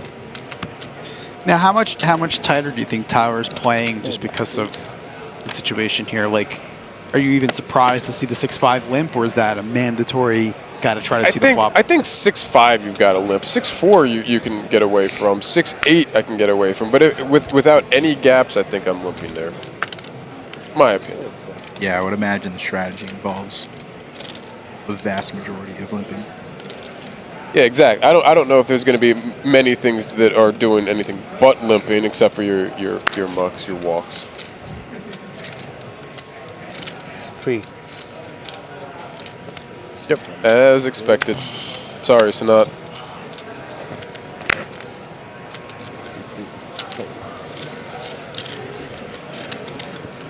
This is the time I don't know if I want good cards. Don't trust myself before. I like that from him. I don't trust myself to fold good cards. He knows he's supposed to fold so much right there. I don't trust myself to fold good cards is such a great comment. Like the 1K. And it's true. You know, those are the spots where you don't always want to look down at. One statty. King Jack off right there. King Queen. Ace King Jack earlier. You know, but he folded the King Jack. He did. Right? Did yeah. Yeah, the statties are good. I love the statties. A lot of satellites online for those looking to win their way to the Winter Poker Open here. BetMGM has some lovely satellites. I actually was looking to get in today. We'll see how. See if we can be done with this final table on time. I haven't had any luck winning a seat yet. You guys have any satellite luck? Not recently. I had some luck for the original case that BetMGM were running right after the merge, but no, I haven't really fired a lot into this live stuff, which I probably should be doing because I've heard only good things. As you used to play on talking about Stars, the table, the satellites, the live events, the I packages. boycotted them like 6 It's always just nice coming down here. I You got joined just for the buy-in in your pocket already. Yeah, I mean it's pretty dead. Like, there's really not much. So not thinking about what he wants to do with this 10-5 against the short stack, and I mean, if you're Jacob, how big this one got. He's got How big King this one Queen's got. go time. Eric is pretty short. 10K. It's not pretty short. He's on 4 bigs. Let's see if Jacob can hold and. But this is what we were saying before. The double for Sanat lets him do that without. I mean, it's going to be a little bit painful if he's not able to catch up here. But it lets him do that without putting him under a big, without truly crippling him. Let's see if Sanat can get lucky. No help on the flop. Jacob with a backdoor flush draw, Sanat some backdoor straight draws. Neither of those shaping up here. Just a 10 or a 5, or else Eric gets the double. Ooh, almost. Close. But a double for Eric. Bring him up over 1.3, I think, with the blinds. If I saw that right. I missed the full pot size. Still going to be our short stack. It says 1.7. Oh, it was Jacob, not Jacob. Eric. I'm sorry. That was Jacob. I'm sorry, I missed that. Yeah, so Jacob up to 1.7, and Sanat again still in just third ahead. place. Yeah, it's still in third place, but another shorty double up. Let's see if Eric is next. Yeah, he's gonna have to make his move soon. You gotta hit a pair there. That'd be a good time to pick one up. Yeah. You did not do me a favor. I think I had a 7. To be honest, I completely forgot what I What do you folded. want? Just Do whatever for the blinds and put 160 out twice.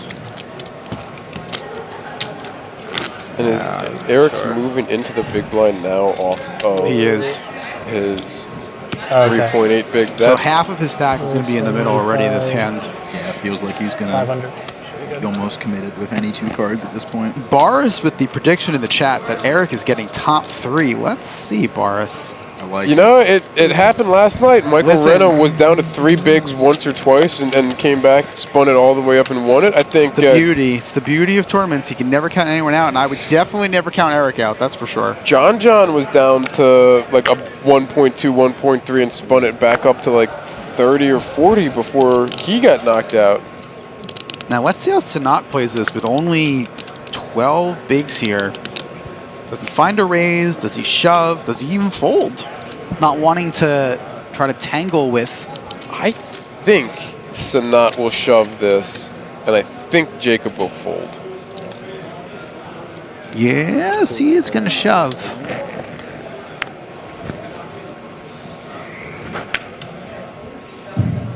This is an ugly spot for Jacob, but he does fold. Man, I'm good at this. You are good at I'm this. truly terrible at this. I don't know how I've hit a couple of these in a row. I'm terrible at guessing what's going to happen. Now Eric's gonna check the clock out and see if he wants to run this for his last couple bigs here. He's got a suited queen. This is gonna have to go for him, right? I would think it's probably go time, but you know, you got to think he's not likely to be ahead, and maybe he's trying to wait for something that more of a shot of winning here.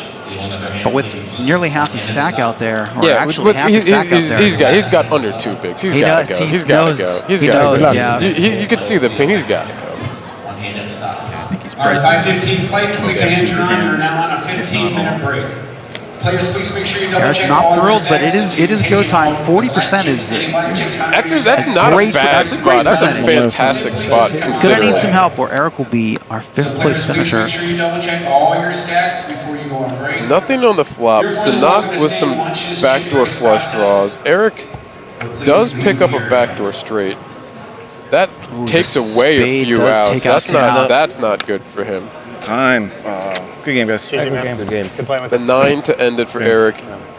Eric Vanauken with a 5th place finish here in the Borgata Winter Poker Opens Hybrid Championship. Yes. Very well done. Good I game. believe Always Liquid is going to now, from what it sounded like he was doing earlier, may go and find himself a liquid beverage to cheers $16,000 into his pocket. Well, a good game, and I'm sure that will not be the last we see of him.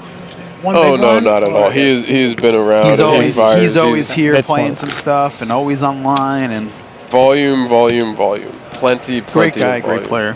Yeah, MGM only merged their PA and New Jersey fields in last year, but I feel like I've played with him so many times just on MGM already. He's always grinding. We continue 4-handed here. Our small stack is going to be Jacob Modert here on just about 10 bigs on the button. Aubrey picks up jacks under the gun, going to open. Third and chip Sanat here, just under 20 bigs. And then Tyler in our big blind here with the King 5. And going to lay that down just under 50 bigs for him. Throw us a 3-bet, Tyler. Oh, excuse me. I'm sorry. Jacob folded. I missed that. I got the faces. Throw us a 3-bet. Not looking like it's going to get through with, even though Aubrey's been opening. She does pick up a hand this time. He has not done anything yet, so. I think he'll defend.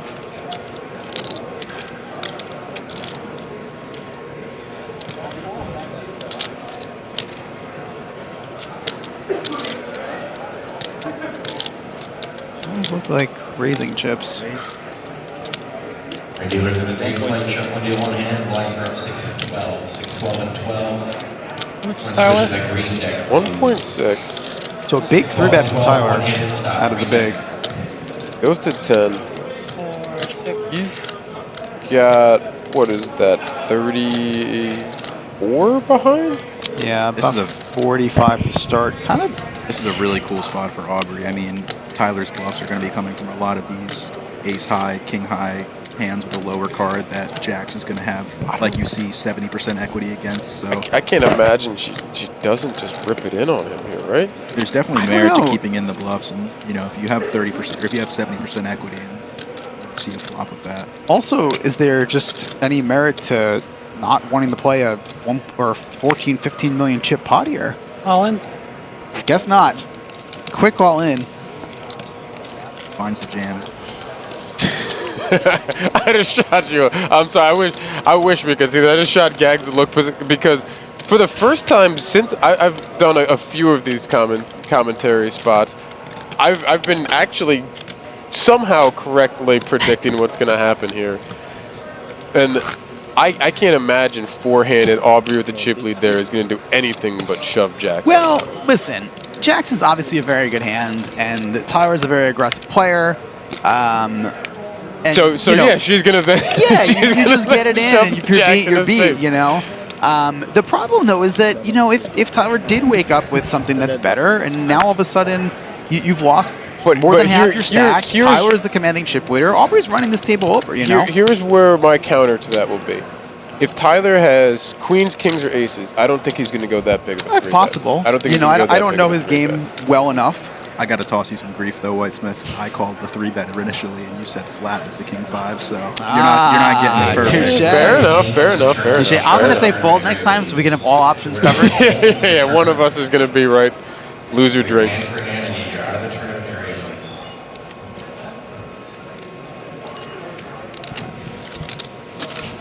So Tyler, we saw him limp the 6-5, and now 7-6 not good enough. Maybe he learned his lesson. The gap also widened there. Aubrey to just about 15 million in chips, so the gap certainly widened between the two. And he's seen her now open on every one of Julian's limps and his first limp. So I can't say I'm surprised to see that. You did call that out before, like, you know, is he going to maybe not want to do this? I think maybe he's also just adjusted. You know, the stacks have gotten, you know, different. He's shorter now. Also, it seems like Aubrey just hasn't let up on the aggression, so he tried to get away with some stuff, didn't adjust it. I think that's a good move. I think that's a good play, and I think a lot of players don't do that. I think a lot of players don't kind of test the waters and see how players respond, and maybe Tyler tested and seen too much aggression, so he's tightening up.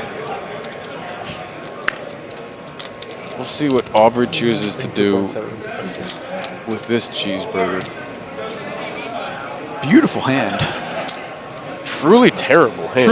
Truly one of the worst hands you can get. But little does she know that Sanat you know, has just about as terrible of a hand. You think the charades anyway? 560? Yeah, sounds like it. 550, I think I heard her say.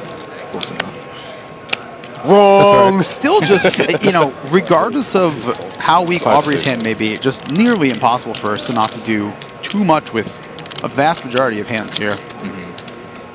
We got a chat here asking what's the betting line on a Lavin versus Gags heads-up match from Craig Gold Rush in the Discord online. Oh boy. Do we want BetMGM ambassadors to be that embarrassed? I don't know which side we're gonna fall on there. We need I think maybe Lavin can play Darren. How's that?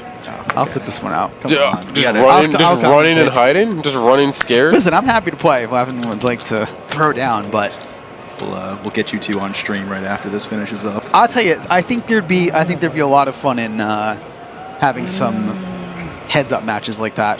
Just kind of various personalities and various players, and you know, maybe some sort of challenge or promotional event like that would be a lot of fun. Yeah, over the past year, I've definitely grown to like heads up a lot more than I did initially. So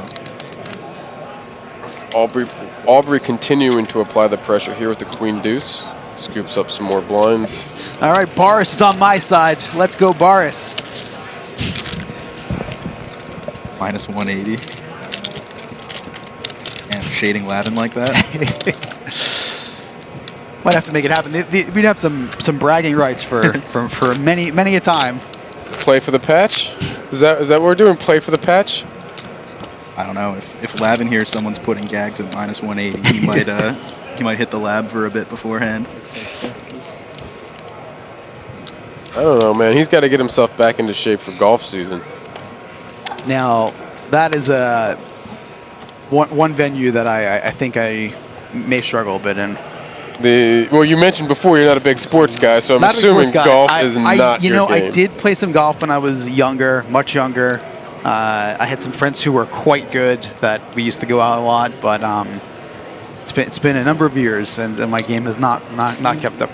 So it's like Jacob will get a chance here to pick up some blinds. He's under 10 bigs here, under 9 bigs with an ace, and it's gonna get it through.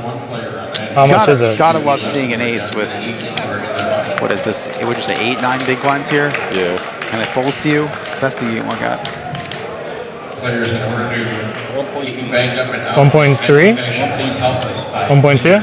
stacks in 20s per denomination. The dealers are going to verify your stacks. I don't really. Inventory sheet. You know this well enough. I don't really think you need to actually think. Yeah, there you go. I understand getting a count just to make sure that he's not missing something that's a much smaller raise than that. But get a jack 3. Yeah, I mean, I think jack 3 is a fold, but sometimes I'll take inventory sometimes, especially just to absolutely. See where the stacks are, see what's happening. You guys been having fun on the golf course? You been going out with any of these guys? I play a bit. I haven't played as much over the last maybe 2 years. I think this past year definitely not, because we were in the kind of lead up to my wedding, and then the year before I played some, but not as much as I would have liked. Not as much as I had the couple years prior. I've played with many of the people in the poker community, including your predecessor here on the stream. And it's certainly something it's a fun, separate way to get together and kind of hang out with some of the people that we battle with regularly. Got a few more people on the list I still need to get out to play with, but I definitely enjoy getting out pretty much as often as I can. Well, Tyler has once again upgraded his small blind hand. I don't think he's walking. Maybe another 9 orbits and he'll get Delta Ace King finally, but let's see if the 8-7 suited has a different fate than the 7-6. Yeah, Tyler going to be limping pretty much all of his range, I would imagine, in this position, given that he's second in chips, 2 short stacks.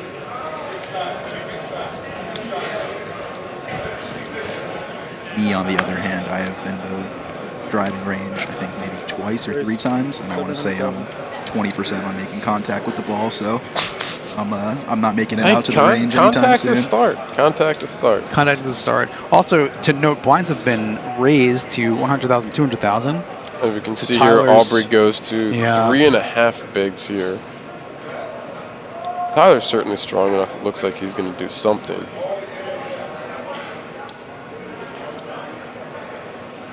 All in? All in. Fold. Gangster.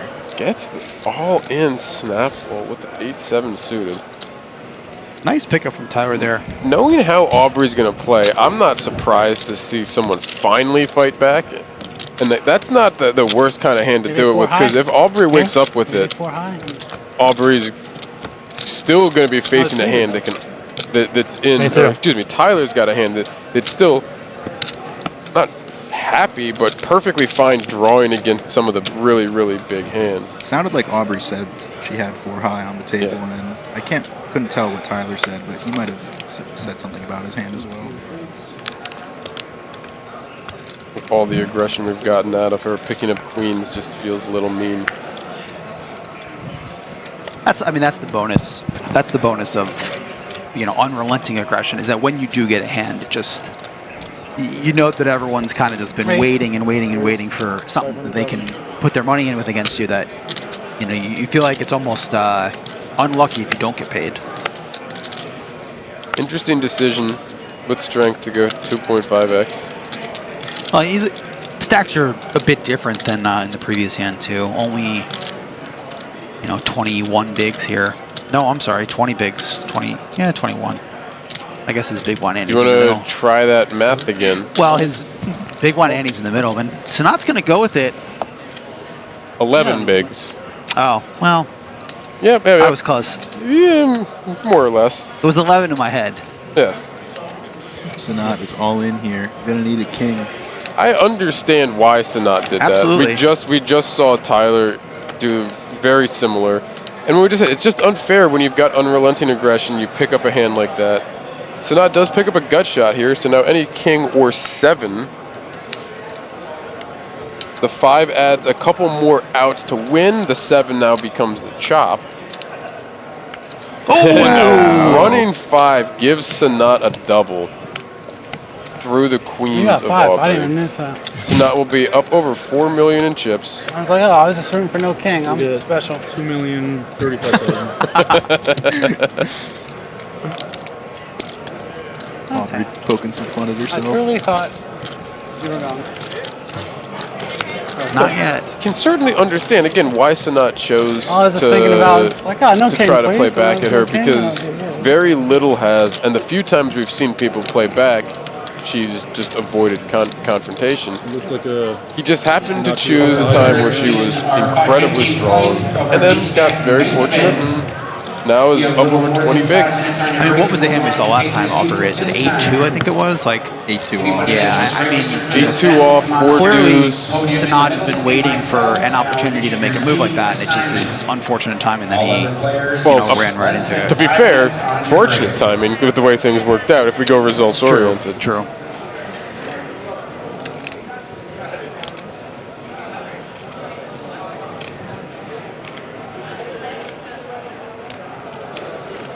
Tyler with the ace-5 here. Now onto the gun in the cutoff. Looks like he's going to open it up. 450K. 450,000. Aubrey laughing because Tyler here is at 4 million. Quickly corrected himself. I was curious if they were going to make the 4 million stand or not.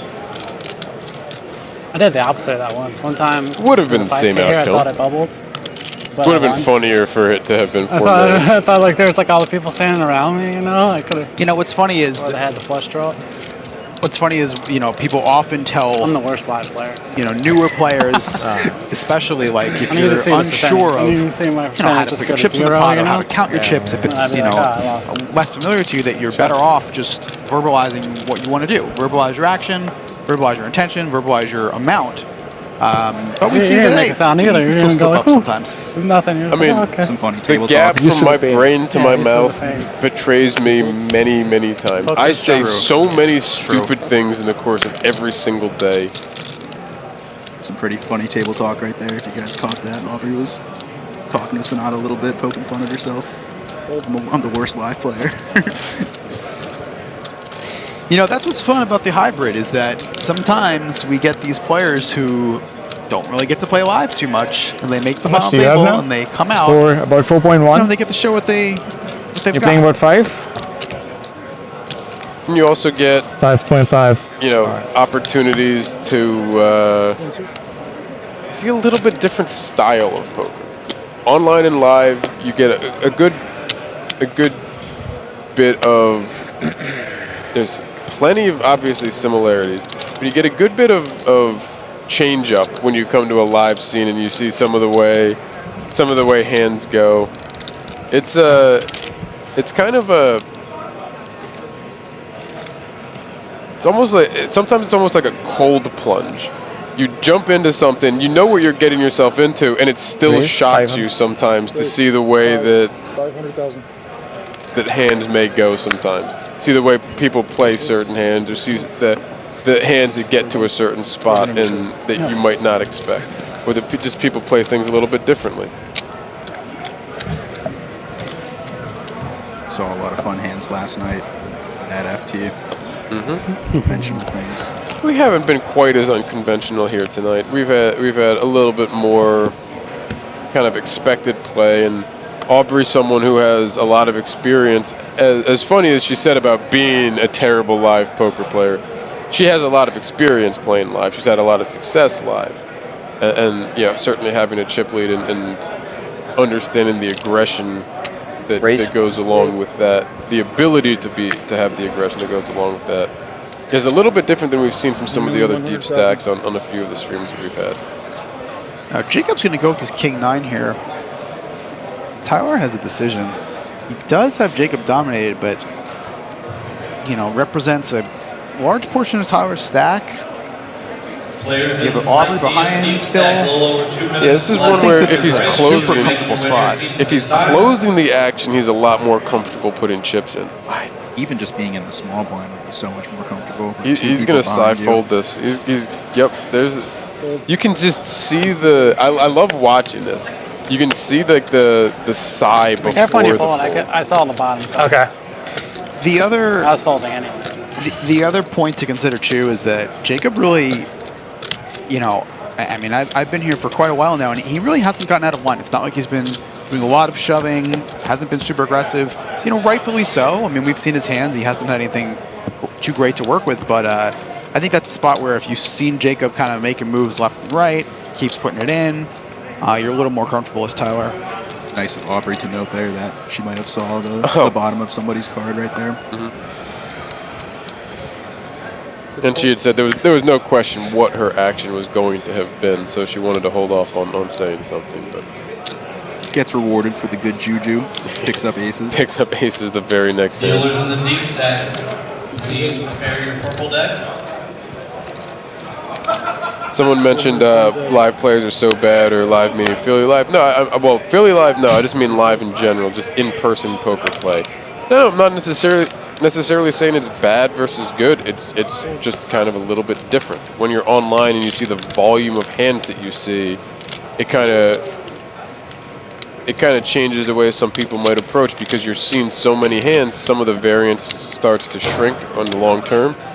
In live, you're seeing so many fewer hands per hour per table, and you're only playing one table in almost every circumstance. It's different. You made a comment about, watching the players and feeling like you know what they're going to do based on, their actions and how they're sitting and how the looks they give, and being in the booth, watching, so many streams like this. I think you absolutely can see the information, but I think the one thing that really makes it obvious is that we can obviously see their cards, and we're constantly saying, oh, he's weak. Oh, look at this. You really know that he's weak based on his looks, and I don't know. That information's out there when you're sitting at the table. If you can pay attention and watch players and see those looks. Pretty close decision here for Tyler. Queen 8 suited. The big blind. Is this small blind jam? 6 bigs? Just about. Yep.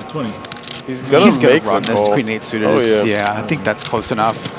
And the other counter to that, though, is we only notice that in the spots where, in those spots, not only, but mostly notice that in the spots where we're looking for that. So I wonder if there's a little confirmation bias, but I completely agree. I can't tell you how many times. I think there is, but I think that, the information's out there. But let's see if Jacob can hang on here to get the double. Goes to the flop ahead. The queen on the flop brings Tyler to the lead. Jacob looking for a king, a jack, or excuse me, a king, a 10, or running hearts. The ace no good. The queen will send Jacob Modert to the rail in 4th place. For I want to say it was about, was it 27, 28,000, something in that range. Good game to Jacob. Seemed like he did what he could with his short stack. Good game. Made a few timely moves, but in the end it didn't work out, so he will bow out in 4th place. 20,700 for N50 for Jacob for 4th place in the Borgata Winter Poker Opens Hybrid Championship. Now all the tiny stacks are gone, so maybe a bit more breathability in terms of the play here. 21 big blinds being the shortest. You have about 4 still? And do you know what you have? About? Over 12. Oh, okay. Yeah, maybe we'll see some more post-flop play here as well. It's kind of a weird one, though, for Sanat. Sanat's at 20, three-handed with big blind ante coming around every 3 hands is 4.1. I agree that we're deep enough we can get a little bit more, but it won't take long for Sanat to potentially find himself down into a dangerous zone. 7.7-ish? 7.7-ish. I think there are about 24 million. Yeah, that sounds good. Do you guys want to look at numbers, or do you just play it out? If we get the heads up, I'm down to look at numbers, but until then. Not before that, all right, that's fine. Some potential deal discussions quickly shot down by Aubrey, at least for now. Yeah, Aubrey with the big stack. Temporarily shot down. Her big stack's worth quite a lot. And you said you had 4 exactly? No, 4.1, 4.1. Got it. 4.2 maybe. Yeah, I mean, it's always interesting. You Some said 7.8, 4.2. You don't get the opportunity to play 3-handed in an event like this too often, especially if you mostly play online and may not want to battle it out for this amount of money. Like it's on me already. So never fault anyone for at least chatting, taking a look. I always was an advocate for discussing deals. Had some fun ones in my day. Try to negotiate something like a more than first place. I did get one a very long time ago, a very fun one, where I got a bit more than first place, and it was a lot of fun. Yeah. Were you in like a 6 or 7 weight shop where you had 80? It was 3-handed, and I had so many chips, and the other 2 players were very short, and it was I believe a $26 tournament where first was, I want to say 9,300, 9,400, something like that, and it was like 9,300, 7,000, 5,000. And And so for, you know, for $26, these $2,000 pay jumps is a lot of money. Massive, And yes. These players checked the boxes and they kind of wanted to chat. And clearly I had so many chips and I said, I want 10,000. I want more than first. And they both like kind of paused for a second and they were both guaranteed. I don't remember what the exact numbers were, but you know, like second place money basically or close to it. And I was going to get, you know, a little bit more than first. And I was like, hey, if you guys want to battle for who's going to get that extra $2,000, we can both take an extra, you know, $1,700 or whatever now. And they both said, all right, I'll get $1,700. Done. That's about the only. Oh wait, we're gonna have some fireworks here. Sanat might have a squeeze spot available for here if Tyler chooses flat. Space? Oh wait, I have the positions You have wrong. the positions Never mind. wrong, You're yeah. right. Question's going to be on. Sanat raised though, right? Sanat 3-bets here. He does. It is for most of his chips. So let's see if Tyler. I mean, that's this is a tough spot if you're Tyler. You know Aubrey's opening very, very wide. You know Sanat's going to probably be sticking this in quite wide. Sevens is not a bad hand here. Yeah, we already saw Sanat do this with the King 5. This is the King 5 was for so much less chips though. I think it was only like 6 big blinds, 7 big blinds, right, or 10. It was around 10ish. Maybe closer to 10. Yeah, but here 10 or closer to 11. 20. I think Tyler's probably just gonna have to lock his hand. I don't know. I could make the argument that Sanat's shown aggression. He's up to his, you know, 19 bigs. If I did the math right this time, I could see Sanat showing up with 3s, 4s, 5s. A real ace, even maybe. Yeah, absolutely.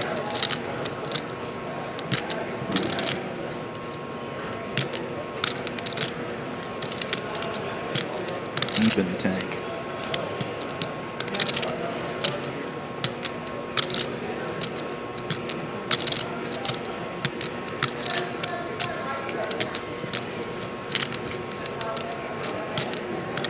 Just a spot where every pip of these pocket pairs makes, you know, a fairly large difference here. Sevens is quite possibly the worst thing to wake up. Not the worst thing, but like as we can see this, it's high enough that it's strong enough to potentially want to make that fight back. There's enough stuff that he's dominating that this decision becomes much more difficult. If he's got 4s, 5s, the decisions become so much easier. Exactly. And we can see that. And there's also, you know, if Tyler goes with this and does win the pot, he gets heads up even with Aubrey. Maybe they decide to chop. Maybe they play it out. Either way, it's a spot where it's just way better than if Aubrey winds up, you know, eventually knocking Sanat out and Tyler's down 2-1 and chips heads up. You know, he might want to just take the opportunity and go for it. Hope for the best. All these things going through his mind. All in. All in. Finds the all in. Does stick it in. Sanat didn't leave him enough behind to ever get away from it. Gonna be met with the bad news. That is rough news when they're both just tangling right there. Worst spot for him for that. Like again, if it's a smaller pocket pair, it's a much easier decision to get away. Like he doesn't have the same, unless he hits a 7. Let's see if he can get lucky. 7 or a whole lot of red, and we've got 2 diamonds and a backdoor straight draw for Tyler. Heart, so just a 7. Nice hand. Sanat gets the double up over 8 million in chips. Sanat and Tyler basically just flip-flop stacks there. Within a couple 100,000, they just flip-flop chip stacks. So Sanat up to 41 bigs after having been at just around 10 not long ago. Tyler, tslate, Hirschfeld down to 21 bigs himself, about 4.2 million. And Aubrey still commanding chip lead, about half the chips in play with just over 12 million. 3,700,070. Tyler's still far from out of it. If I just get 5 very, back, very much not out of it. And kind of what we were saying before, a spot where, you know, a couple hands go by, we're short-handed, a couple hands go by, and those big blind antes could really eat away at it. But he's also got enough stack. We just saw Sanat do it. He's got a big enough stack that one double, again, puts him right back up there in the mix of things. Tyler's certainly an expert at these 20 big blind stacks from all his play online that I think he'll be in. Still very comfortable here.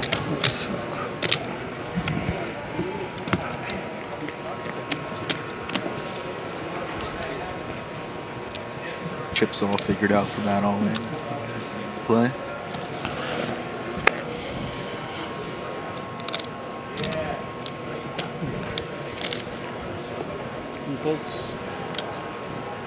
We have a message from earlier. I'm rooting for Sanat just because of his hat. You know, I did see that. I should have shouted it out. I do like the hat. And apparently, it's going to get me some folds, so I might have to go ask him where he got it from.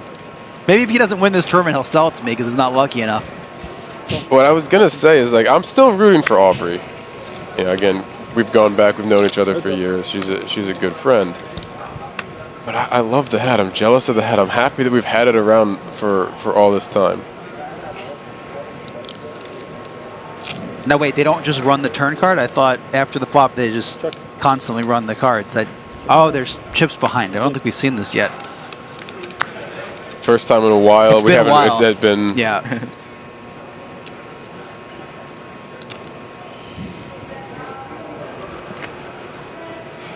Aubrey in front with the king. Check on the flop, though. Let's see if Tyler tries to represent the ace. He's got the gutter. He certainly could with the limp. We haven't seen a whole lot. Both players looking fairly content to just show this down. They both had plenty of show. I mean, this is still obviously a whole bunch of randomness that comes in. Anyone could have anything blind versus blind there. But like they both have the high card showdown value. It would not surprise me to see it go check because Aubrey has perfect showdown value. There's no reason for her to try and bet in and knock someone off worse with the way the action has gone. I don't know, there's a lot of middling cards on the board here. I don't know. Yeah, on the other hand, a 10 might go for value. Try to fold out something like a 6. Well, I would assume we would have heard from a 10 before. I would assume that something may have at least sniffed at the pot before. Yeah, good chance.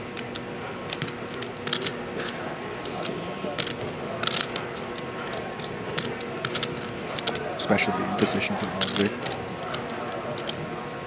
They're not checking back too many 10x on the flop.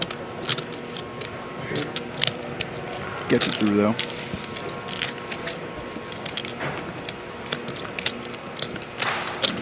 Back up to 12.4 million. Tyler down to just over 4, right around that 20 big mark. This is one of my favorite shots of the final table. Because as players get eliminated, it just looks more and more lonely. But the pressure has just been building. And every single player that gets eliminated, the players feel more. The money gets bigger. The stakes get higher. Gets a little quieter. But the shot gets more distant and open, which is, I feel like that's a nice, just kind of nice look at the game and how things change, you know. Get to see more of the deep blue lights in the background. I kind of like it. It's a nice look on this set here. Certainly so. If you're down at the Borgata here, we are all the way. Well, the final table is in the back of the convention room. The event center, upstairs. Come take a look. Come cheer for your favorite players. Come fire one of the many events that are still running that will continue to run through next weekend. Do we have the payouts on hand? What was first place in this? Let's refresh. First place was just over 50,000. Our fourth place was 20. So we should be somewhere around like 27, 28, like high 30, 38, maybe 39. 27.8 for third and 39.6 for second. And then like 52 for first? 52.5. And let's refresh everyone. This is the hybrid event, which started online on BetMGM. And the final 7 players? Final 7 made it. Final 7 from Sunday's online portion made it to today live. And they came here to finish it out live. Now, do we know where all these players from local? Did anyone make the journey from Michigan? We did have one player from Michigan. I know that last hybrid final table, we had a Michigan player who I believe drove like a day straight to get here. Did he drive or fly? I don't know, Eric. They drove. I was told. Maybe somebody can confirm. Yes? I have no idea. I've done that drive from Michigan to Philly, though, plenty. I went to college in Michigan, and it's a long drive. Going to Borgata afterwards. That's a hefty drive. It's a long drive. I think it's around 12 hours from many of the places in Michigan. Our remaining players, Aubrey is from the Philadelphia suburbs in Pennsylvania. She lives in the apartment complex I lived in maybe like 5 or 6 years ago before she had moved there. So actually, I'm maybe 5 or 10 minutes from her. We were talking about carpooling down when we were just kind of looking at schedules throughout the week. But schedules didn't line up. And do we know where the other two players are? The other two are both. The other two Tyler's are a New Jersey both, boy, I believe. Yeah, right? well, they're both listed in the garbage state. Garbage state. Listen, New Jersey's got it all. New Jersey's got it all. We got some garbage, but we got lots of good stuff too. I will tame my response for how I. No, I've got. There's obviously a long running rivalry between Philly, Philly area, Jersey, New York, all of that stuff.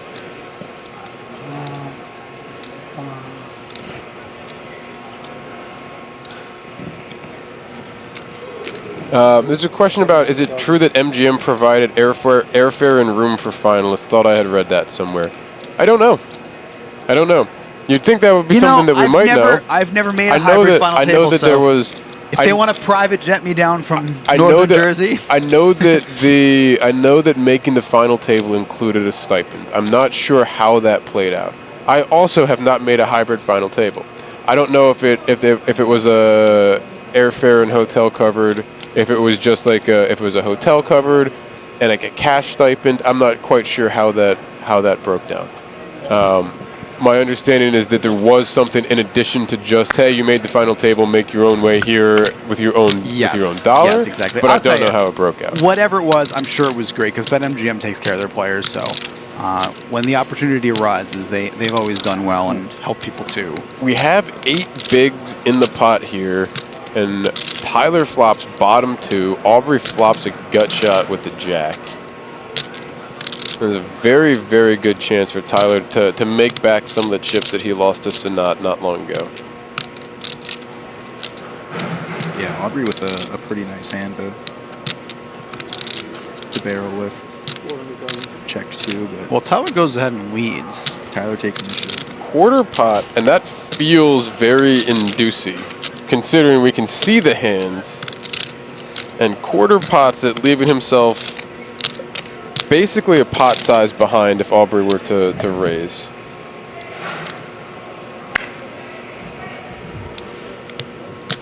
See how she chooses to play this.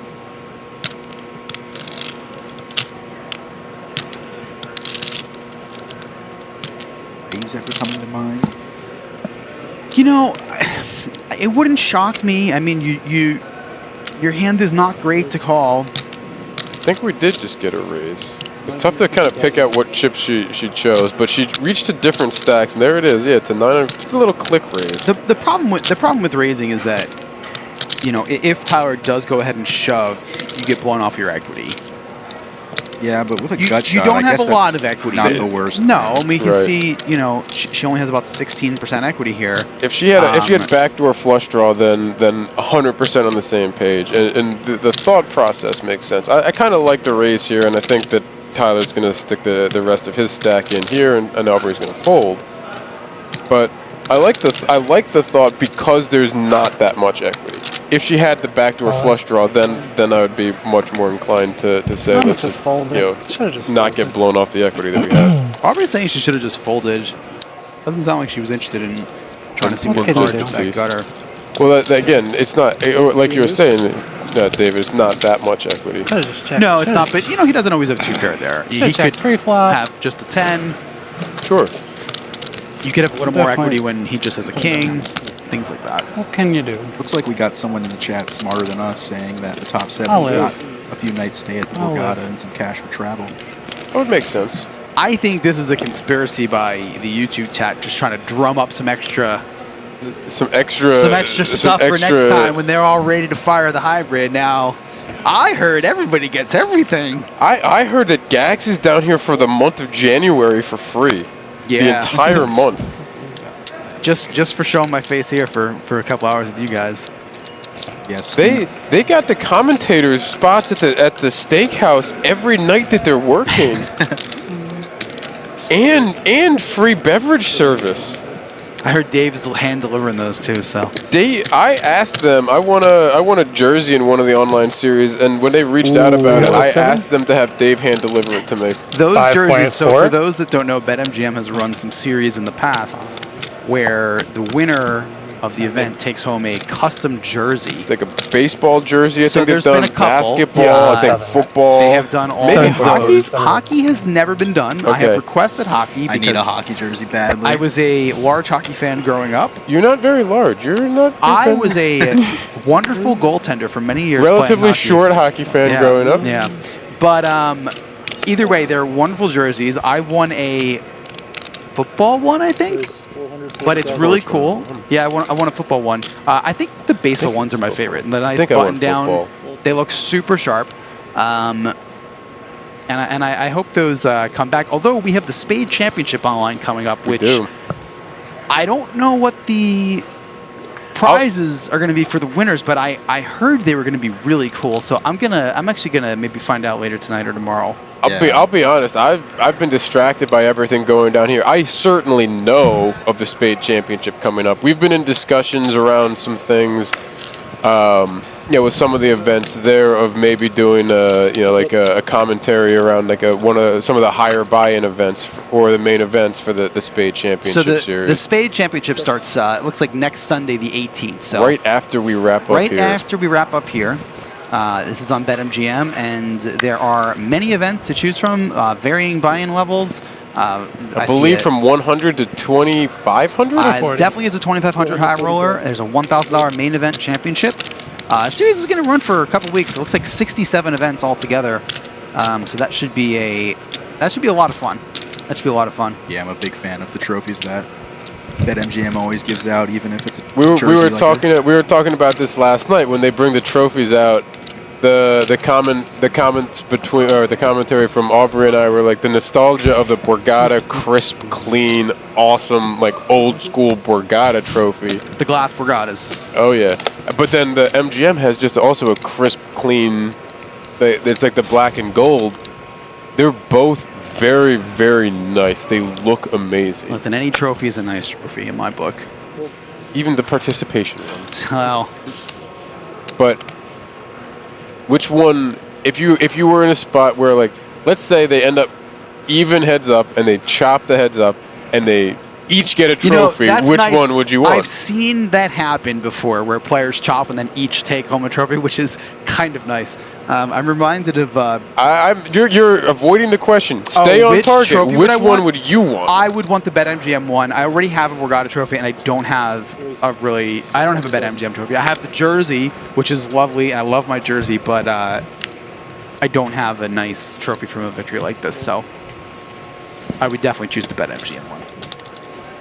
Yeah, I was called young for choosing the BetMGM one because I don't have the nostalgia attached to the glass if Borgata. If you didn't have the glass Borgata, though, how great would that I'd have to see them. I'd have to see them again. We'll see them. We'll see them relatively soon as we continue three-handed. We're one knockout away from being able to see those trophies. Compared to online, for sure. No, like, 'cause sometimes live goes fast, but I don't know. This is faster than playing like the 600 1C. That would be slower. No? I don't know, my table last night was pretty lively. We saw like 4.4. Raise 700,000. There are some lovely trophies out there, though, on some events. I wonder if I can find one of my favorite trophies.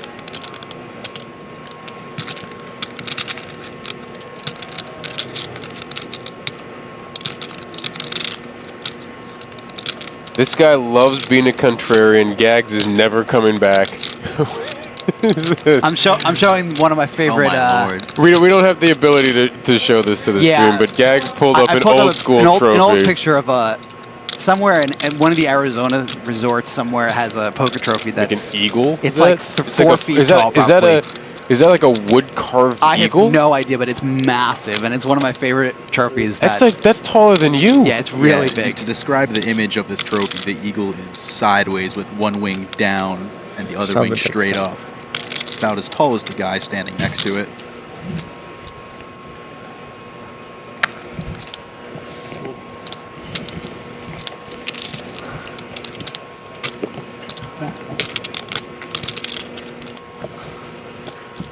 we have a comment here from, do you guys ever kind of quit talking? No, that's kind of why we're here. We could sit here in silence and watch, and there's certainly been some chatter on the table, but I don't think we've really had, like we've had on like last night, we had John, Nikki P, for a little bit. We had people that were very, very happy to drive conversation. We haven't really had anywhere near as much table chatter. So we could sit here in silence and just kind of listen to the shuffle of chips, but we're here to kind of discuss what's going on, and we have a very interesting hand here where both Aubrey and Sanat have the same ace-7 suited. All three players have very playable hands here, especially for three-handed. Tyler with the same suit of Aubrey with the queen-10 now, suited. These are some of my favorite hands. I love watching players play when they have the same hand because we really get to see the power of position, the power of aggression. Tyler is in a spot where there's so much money in the pot, and his hand is so playable. Squeeze, rip, and like if you get called, you still have plenty of drawing equity against anything that might call you. And I could see it getting through. I could also see one of these players calling. I know they will not. 0% chance. Well, come on, Gags. They've got ace-7s. They've got ace-7s. They've got ace-7s, and it's 22 bigs. They're not 25 bigs. They're not calling. It's a fantastic spot to find. Nice pickup from Tyler. Very nice. Pickup. And I'm going to keep calling you out on this because you're saying maybe call. They're not calling. Listen, you know they're not, Gags. When someone has, Gags, you're not a bad poker player, right? When someone has a wonderful squeeze opportunity like that, sometimes players ace-7's will look them up. good I think enough to do ace-7's a little too wide. Neither of them will. No, because neither of them have one squashed flatted enough behind, and then the ace-7, the last ace-7 is never going to call that thing. I feel like the kid's stuck in the back seat while mom and dad are arguing.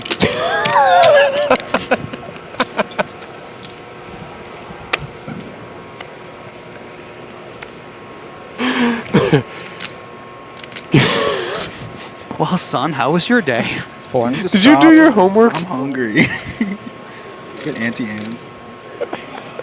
Do they have anti-hands in Jersey? You do. Probably somewhere. You do. I think that's actually all we have. I also think it's anti-hand. Or is it anti-hand? I can't. Auntie-hands in Jersey, yeah. Auntie-hands? It's not what I say. I always butcher the pronunciation. I don't know. I don't know what accents you idiots have.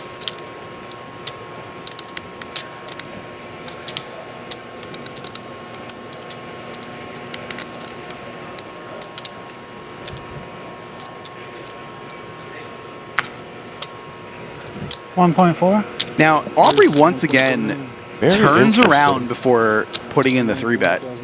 Taking a look at the clock and the levels. Yeah. I believe we should be coming up towards the end of this level. We've been at 100, 200 for a while. I think this is going to end up bringing us towards a break. So looking at the clock, it might just be is someone going to not want to mix it up right before a break, go, step away, maybe have to run to the bathroom, whatever it might be. Tough spot for Sanat here. Now, your hand is a very strong button hand, very playable button hand. You're excited to see a pair, but it shrinks very rapidly when Aubrey 3-bets here. And honestly, I could see him doing anything here. I could see merit for shoving. Aubrey's been very aggressive. We've seen a lot of the aggression out of Aubrey, of course. We've shove seen is a fantastic option, but you I don't have the think chance he's to going take the pot down. If you get called by ace-king or ace-queen or something like that, you flip. If you do run into a bigger pair, you have some okay equity. I don't think we haven't seen him do a whole lot of flatting behind. No, these, but right? with that being said, not that it's a bad option. You have some chips behind. It's only a million more. You're still going to have 6 behind to play with to survive another day. And also, I can see a fold. I can see a fold. I can see not wanting to. In no way am I suggesting that any of those were terrible options. Just from what we've seen from Sanat, I'm not surprised to see the fold. And I wouldn't have been surprised to see the rip. The flat would have, just because we haven't seen him looking to take too much to the, too much post. Definitely a tricky hand to play too, and credence to Aubrey for putting him in such a tough spot. Yeah, for sure. We are going to head to the break here. As you can see, our players are stepping away. We've got about a 15-minute break here down at the Borgata Winter Poker Opens Hybrid Championship Final Table. We'll be back shortly with our final 3, very, very likely playing to a conclusion. I doubt we'll get to the next one. We will be back shortly. I like that. Nice girls still want stacks. And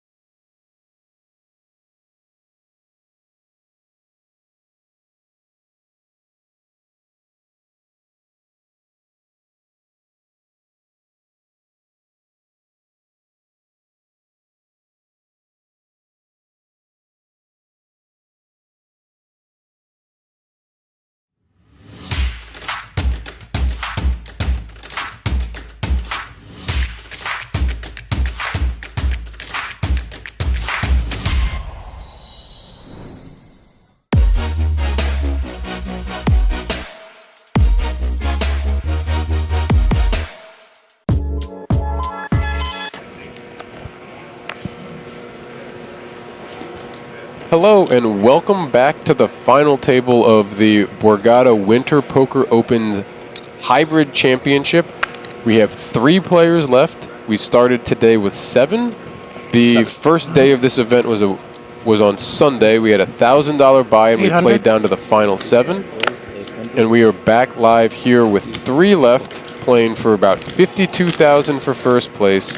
Our chip leader is Aubrey Williams, taking in the first pot after break. And then we still have Sanat M and Tyler Hirschfeld as we are continuing the action here, again, at the final 3 of the Borgata Winter Poker Opens Hybrid Championship. Should be an interesting finale here. All 3 of these players have played well up until this point. Tyler and Sanat really fighting for second place. See if they can basically make an a run even at it. stack and combine them. And Aubrey's got about half the chips in play. Tyler and Sanat very, very close. Just a couple 100,000 chips separating the 2 of them. 2 big blinds. We did move up to $125,000 small blind, $250,000 big blind, and big blind ante. We'll see here Aubrey open a button. Sanat with an ace jack, and now we've got to redo the big blind counting. She'd be on what? He's on 17, 18-ish bigs. Is that what I'm seeing here? A little bit more, right? I'm not sure. My math is terrible. Yep. They're both over 20. Yeah, both over 20 here. I think they're... I meant 27, 28, and is what I actually meant to say, and I still think I got it pretty far wrong, and Sanat takes a pot down here. It's all right. New level. We'll let it slide. We determined, I think, last night that my math is terrible, so we're not gonna... Tricky level 2. Can't click the big blind button live. It's round numbers, too. This should be easy math, but some of us, not so great.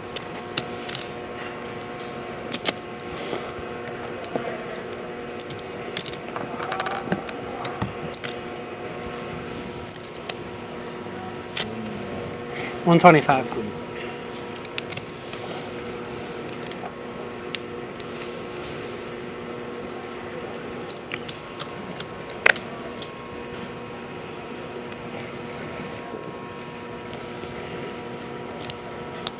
Tyler, no luck in the small blind with his 7-3 off here. He's seemingly not had the best hand so far. I think he had one pretty premium ace, king, ace, queen type hand, but a lot of these just haven't been so hot for him. A lot of 7 high, 8 high, and not what you want to see when you have an aggressive chip leader behind you that's really been just pushing the action. Yeah, and 2 quick hands, and you can see the separation between Sanat and Tyler already starting to show itself a little bit. We're not shallow, but we're also not deep enough that it's going to get the swings are going to be there. It's not going to be something that it's going to be like, oh, small little chip, 1 hand here, 1 hand there, 2 hands here, and it's going to be a pretty significant swing that we'll see. And again, the separation that we see, potential chip lead changes. Should anybody double up, we'll have a new chip leader. It looks like. Or a truly crippled stack at right this specific hand. Tyler doubles through Sanat. 250, 800.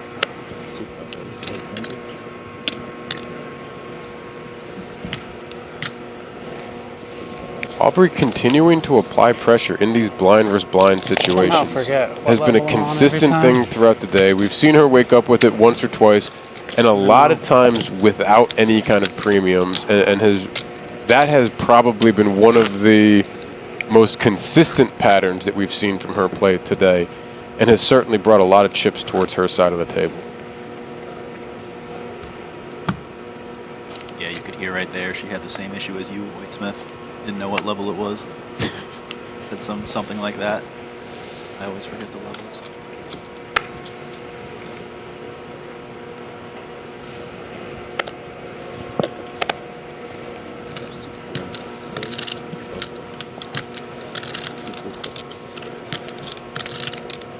Tyler with the Jack-9. Let's see if he finds the defend.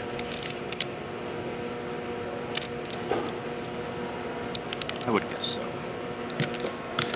Yeah, now that stacks are, there's only 3 of them left. Stacks are getting, I mean, not deeper. They're still in their 25-ish, 30 big blind range, but...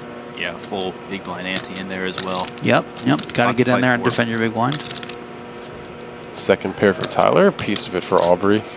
Can't imagine she won't continue with the aggression. Yeah, bottom pair. I mean, it's definitely a board that I could see a lot of c-betting on. But it is bottom pair. We don't normally just take the card. I feel trying like to navigate the showdown. We might see her more inclined to check back if she had the jack. Yeah, I could see that. I could see that. Some players play these spots a little differently, though, so. Tyler is not going anywhere here. No. Club back up 2. 9 back up to some of those straight completing cards. Backdoor straights, backdoor flushes, second pair. Best hand as we are right now. You can see he's got 82% chance to win this.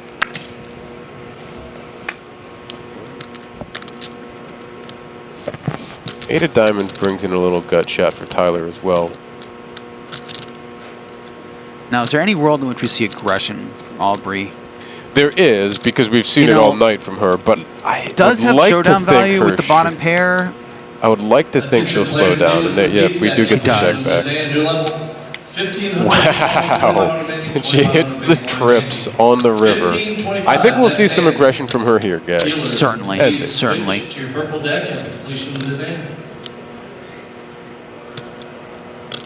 Now, is Jack 9 strong enough to bet here for Tyler? Yeah, I think that's what he's trying to figure out right now. I don't think he should, right? I think he should just be looking at check call. Unless he chooses like a block bet size, right? Yeah, I was going to suggest a block bet size to get called by an 8, get called by, ace high maybe, but... Throw out like 750 maybe? 800, 900, something in that range. Maybe even a little lower. Like 6? Yeah.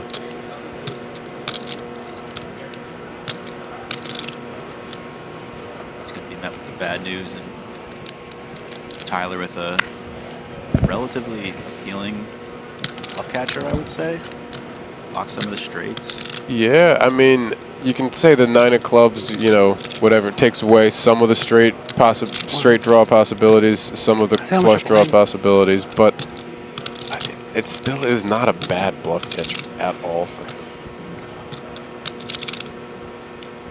See what size Aubrey makes it. Determine how good that bluff catch is. At this point, I don't think it's a matter of if, it's a matter of what.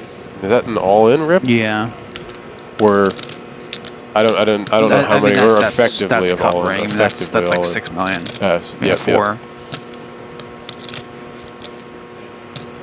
You can see kind of the sigh from his hand and trying to figure out what she would have here, because he does have a good bluff catcher, and the story. I think the question that Tyler is really going to ask himself is, are you betting a 6 on the flop all the time? Yeah. That's what you got. That flop bet could sneaky get her paid off here. It could. All right, dealers, in event 13, flight D. It's a tough spot. It's a tough spot. I don't know. You saw his reaction, right? Like that doesn't make sense kind of head shake. Yeah, just trying to put the pieces together here. And Aubrey has shown, all final table that she's capable of being aggressive. And I haven't seen a lot of post-flop play recently. Tyler's just kind of shaking his head like every time. Every time I put a chip in the pot, I just get met with more and more aggression. But Aubrey's had it. I don't think he believes her. Yeah, nowhere to be. I don't think he believes her. Oh, the speech play, that's so good. Did he say sorry? Is that what he said? Yeah. Yeah. Where to be? What do you guys think? That lean strong or weak? I got nowhere to be. I mean, it's strong. It's very strong. We can see it's strong. Talking in general just tends to lean towards strength for a lot of players, but it's definitely not all. It's one of those things that you face certain players and they're looking to exude strength by saying these casual remarks. And I said, "Oh God." He does get away from it, though. I don't know. That's a really tough. I would if he calls that, I'm not giving him grief for calling that. No, We were just saying he's got a good bluff catcher. The line is a tricky one to kind of figure out, but I'm not overly curious in that line as Tyler. You can tell Tyler still. What? No, it's. I had 3 6s. She doesn't lie this time. I was glad you didn't get snap call. You know, once you didn't He snap, doesn't bet that much, and then he snap calls with boards. So. I thought you were gonna call. Maybe I shouldn't say anything. I don't know. Usually when I talk, I don't have it. Tyler's just like, Jack what's 10. going on? Oh, that's my hand. I know. I can't think of what bluffs you could have there, so. Yeah, it's hard. So yeah, no bluffs. Did Aubrey just say no bluffs? No bluffs. Yeah, they had some more table talk initially right Yeah. after the hand. I didn't catch what they said though. Aubrey did say what she had, Something like and nice, something. said that she thought he was going to call. Yeah, I heard that. Yeah. I mean, I opened the button. I could have a lot. I had a lot. My hand was very bad pre-flop. It's not ideal. Tyler putting the puzzle pieces together in his head. 800. He did finally put together. I'm not choosing this spot. This is not the hill I'm going to die on. It's a but tough spot. I mean, They your average were player is right going to that- struggle to find a lot of bluffs. I'm not saying that Aubrey's an average player by any means, but you know, it's a complex line. Tyler can certainly have a 6 or other good hands. I mean, we kind of I think we genuinely pretty well nailed it. That like the bluff, or excuse me, the flop bet makes it feel less likely that she has the 6. It can. Some players don't. I said it in a moment. Some players don't bet their bottom pair here. I think a strong 6 might check that back. The weaker 6, the C bet again obviously is what we saw, and there's not a whole lot else. Like a queen's not going to slow down there, so he's not really worried about a queen. So it just basically becomes: does he think that she's got that much strength? Does she have a 10-9, or does she have a 6? Just a slow play on the turn, or Yeah. out there with the 6. A lot of players are not checking back 2 pair and things like that. If she hits the set of 8s or something like that, there are certainly hands that she would check back with absolute strength as well. These hands wrapping around each other. Potential for some interesting flops. Heads up.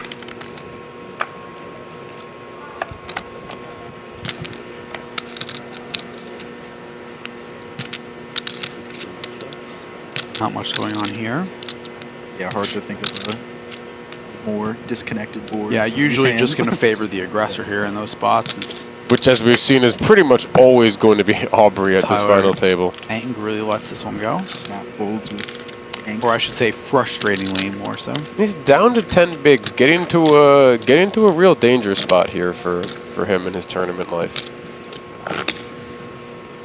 Aubrey up to over 15.5 million, nearing 16 million in chips. Pretty sure that's her high water mark for the final table. If it's not, it's close to it because it was kind of in that 12, 13 million range for quite a while. Carved up to 14, lost 1. Kind of just has been hanging around, clawing her way up there.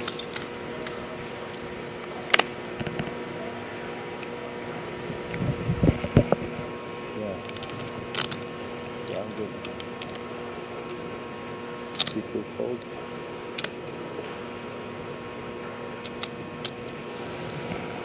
Not much going on here for anybody. Let's see if Tyler can make something happen with the 7-3.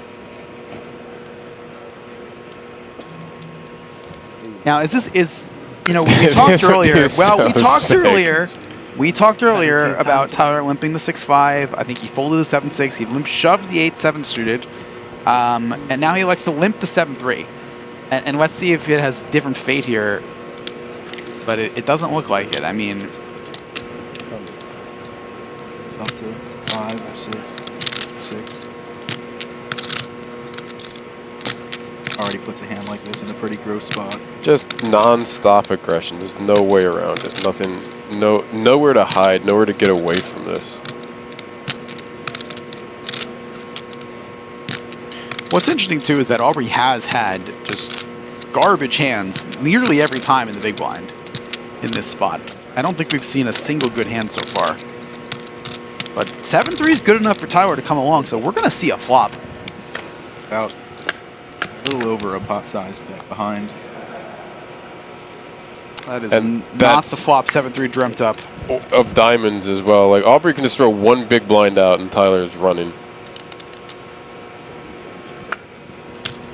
She does check though.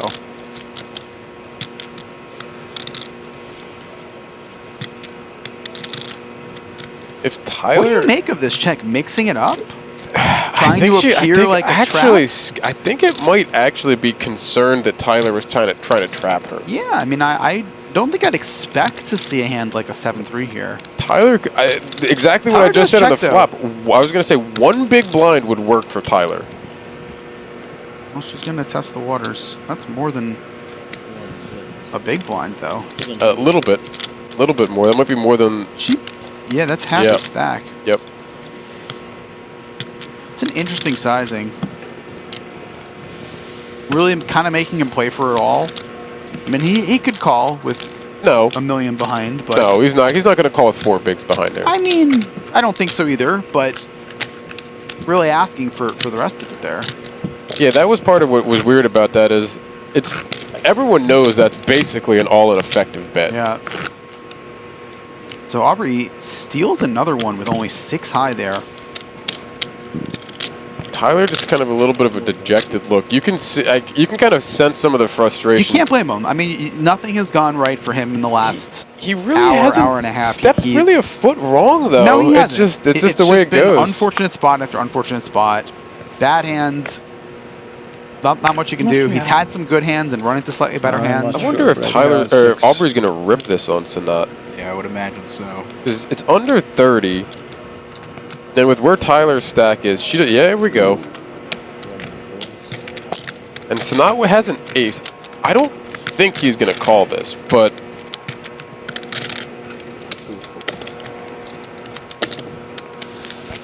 Still a frustrating hand to see and have to let go when you know how aggressive he Aubrey's hasn't been. had much all day, and he ends up with an ace in the big blind, and just has to just muck it because of the ICM pressure. Tyler having under 8, excuse me, under 8 bigs for Tyler. It's a big blind bully spot. She can do that with any 2 if she so chooses. Pulling the gags now. You really think he's calling off with ace-3 offsuit? No, I 40 don't. bigs? I don't.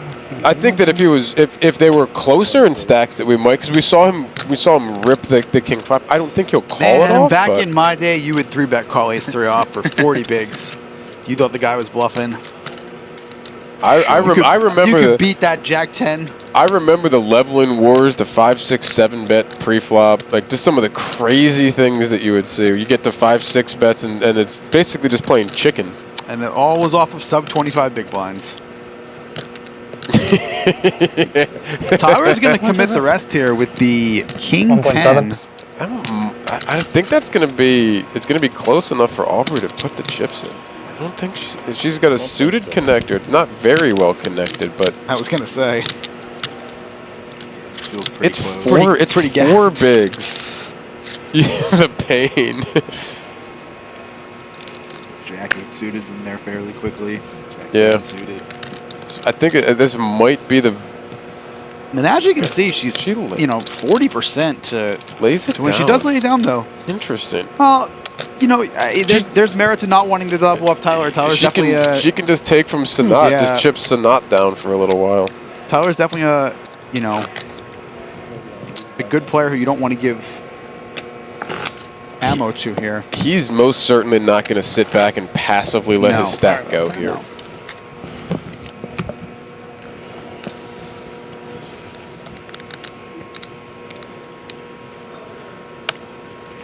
I still want to shout out Sanat with the hat. The more and more I see it, the more and more I'm rooting for him to pull this off. I'm still rooting for Aubrey, but I wouldn't hate if that hat gets a little bit more screen time. Passes too. Just a very sophisticated look. All 3 players with a 9, but Aubrey and Sanat have the best of it.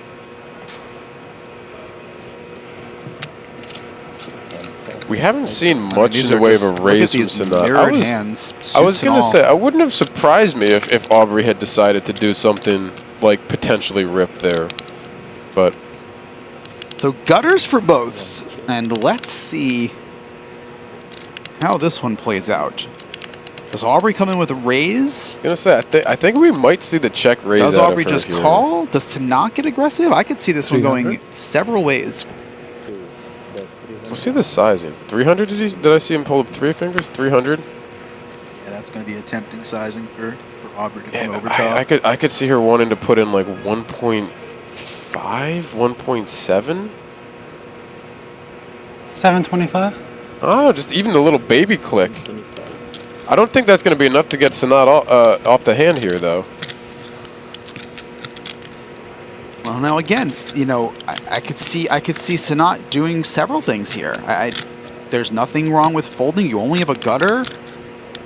You don't want to bust before Tyler does. Tyler only has 10 big blinds. It's not. With that being said, we've seen the aggression from Aubrey. You have an over. You have a gutter. Do you want to make a stand? Can you find the shove? Do you just play a turn? Shove is pretty sick. A shove would be very shove sick. would be amazing here from Sanat. I don't think it's bad to just call here. Take a turn in position. You have an over. You have a gutter. It's not a large raise. Feels like call is going to be the 1.2. Ooh, we get a little click back. He finds a fourth option. This is amazing. Look at it. Interesting. I didn't know you played this game like that. Aubrey immediately showing faces. Got here. The annoying thing is, she's getting a decent price. We're in the exact same spot. We're in that We click are war. in that same spot. I don't hate a flat here. Now, she emotes as soon as he puts the bet out. Does that mean that she's just going to give the hand up? Mm-hmm. I don't know if She Sanat does. was necessarily looking at her face, so she Yeah. might have been able to get with something. The way they're playing, they're sitting like basically next to each other. It's harder to see. Oh, okay. This will be a funny I one thought it to was called run on back. the I'd phone. love to hear. I'd love Fucking to stupid. see their reactions after both of them seeing that each had King 9 and watch the click war. What a play from Sanat, though. Yeah. He's had enough of the aggression, and he finds the raise on the flop and very- takes the pot away from the same hand. And what a huge pot for him Big, to have big scooped pickup. there. Absolutely. Because that again, we're talking about the gaps that we between them and closing the gap a little bit to Aubrey, still 20 bigs behind, but the gap from him to Tyler is really, really what's going to impact the immediate next handful of minutes, handful of hands. Tyler all in for 10 bigs with the Jack 10. We'll get through here. I feel like he bluffed me there. But what do I know? I'm usually wrong. I had equity. What? I had equity. Queen? Liar. What did she say? I have good equity. No, he said I have a queen. Oh, did he now? I think that's what I heard. Oh, I heard I had equity. Oh, it's I close. think Aubrey It's said close. I had good equity. Okay. I had, I heard him say I had a queen. That's what I thought I heard. To Oh, what you had with the King 5. I heard him say I have equity. It sounds like we are all having different It's very funny hearing them dance around what each of them had, knowing that they both have the same hand. You don't want And to how lie. You they don't want to lie describe in that it. spot because then you just I look had like an you look okay like hand. Well, you've only got 30 minutes till people would find out. Aubrey going for what does Sanat have? Sanat's on 6-8. 27. Yeah. Just under 30. Tyler with the Queen 10. Again, very tempting. You only have 12 bigs. One's in the middle in your ante. Right? Is that what we're looking at? So he has actually one less behind? It'll leave him right back at the 10 that he was. How much do you have? Good question. 6.6.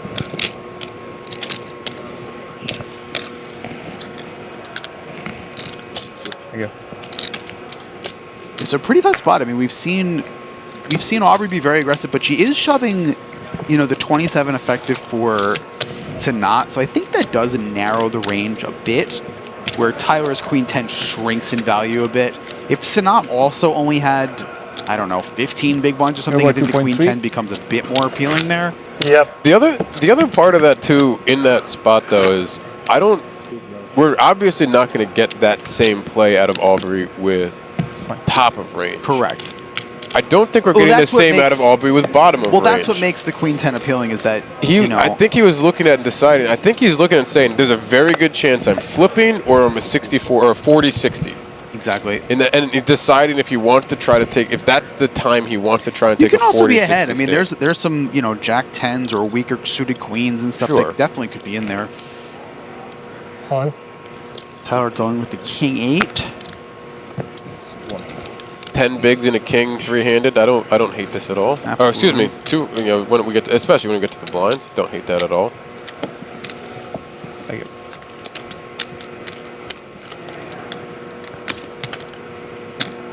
Kind of funny watching. I feel like almost every hand where they pan out, we're seeing Aubrey making change because she's got all the physical chips.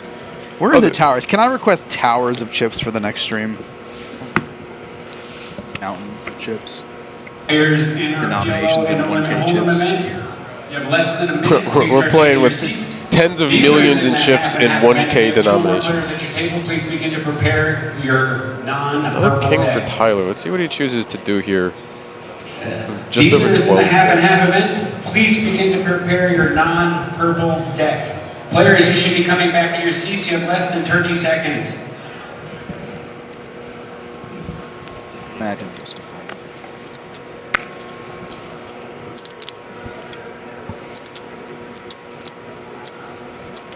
800. Tried and true, 800. Blind versus blind. Aubrey up over 15 million again in chips. 15.3. Pretty much the entire time, after maybe the first 10 or 20 minutes or so of the final table, Aubrey got a little bit of separation. Has only done the little things just to keep the foot on the gas and keep building and building chips. And now has just around 60% of the chips in play.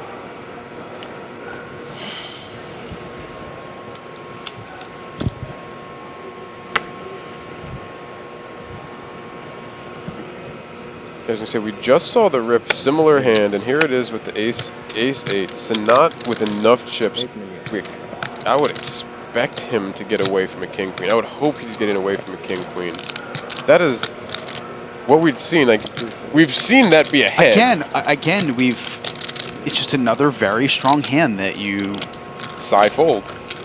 You know you're going to be ahead sometimes. You know that Aubrey's ripping some hands that are worse. You know there's some weaker kings and some weaker queens, and you know we saw an ace 8. We know that you're only you're 40% and you have a chance to win the pot, but Tyler's short. You want to get the pay jump, and you're going to be behind something. You're going to just see that ace sometimes, and you don't want that. So yeah, even if you're shown like a Jack 10 suited face up, it's like not really a slam dunk call. Now, for king queen. What's interesting in some of these situations that sometimes I've seen play out is that when you have a player who's been as ruthlessly aggressive as Aubrey has, and these other players have to keep making these marginal folds with good hands, is that eventually they just get frustrated and want to put their foot down and run with something. So I wouldn't put it past one of these players to finally be like, you know what, king queen's good enough, let's go with it. We saw that with Sanat with the king 5, right? On the 10 or 11 bigs. Exactly. The king 5, he's like, I'm going to be ahead a lot. And whoa, hold on. Sanat's moved all in. Wow. And Aubrey's just going to wake up with it. I was trying to flag briefly just to say he's at a stack depth where it's a weird thing. He doesn't want to bet and get blasted off. He doesn't want to raise. He raised king 9, and Aubrey said, I wish I jammed pre. And now he says, like, well, I don't want to get jammed on again with king jack, so he tries to take it away. This is going to be a huge pot. A bold play, but man, does he run into it. And obviously quickly called by Aubrey here. And Sanat's going to need a little bit of help here. He's just on a suited king jack, so he's got a few ways he can try to catch up. He's going to need a lot of help on the flop. Players do not sweat the action of the players at the table. And that is about as far away from those things. He's now looking at just one of the remaining 2 jacks in the deck, and now picks up some chop outs. Picks up some chop outs with a 3. All right, good game. GG, man. Not going to do it. Sanat M. According to him, I shouldn't even try to pronounce the last name. Out in third place of the Borgata Winter Poker Opens Hybrid Championship. A very, very well fought. He played great, very, honestly. Very well fought day. He had today. a very tough situation with Aubrey raising into him left and right, and he fought back. He did have to get lucky once, but you know what? That's what happens. You have to get lucky in poker at some point. He played great. Marvelous play with the King 9 to take the pot from Aubrey. Yeah. But at the end of the day, third place, $27,000. Nothing to be sad about there. Quite the run. And our two remaining players are going to battle it out. We moved to heads up. They've both locked up $39,625 minimum, barring any weird somehow chop where one of them would give up money. But playing for $52,000 and change. Aubrey with, as we've seen, a commanding chip lead. I believe Tyler was on right around maybe just under 10 bigs. Yeah. So we're going to see some fireworks very quickly. This is either going to be over quickly or Tyler's going to be doubling up relatively soon. First couple hands is what I would kind of expect here. And This has been the Aubrey show. Let's see if she can close it out.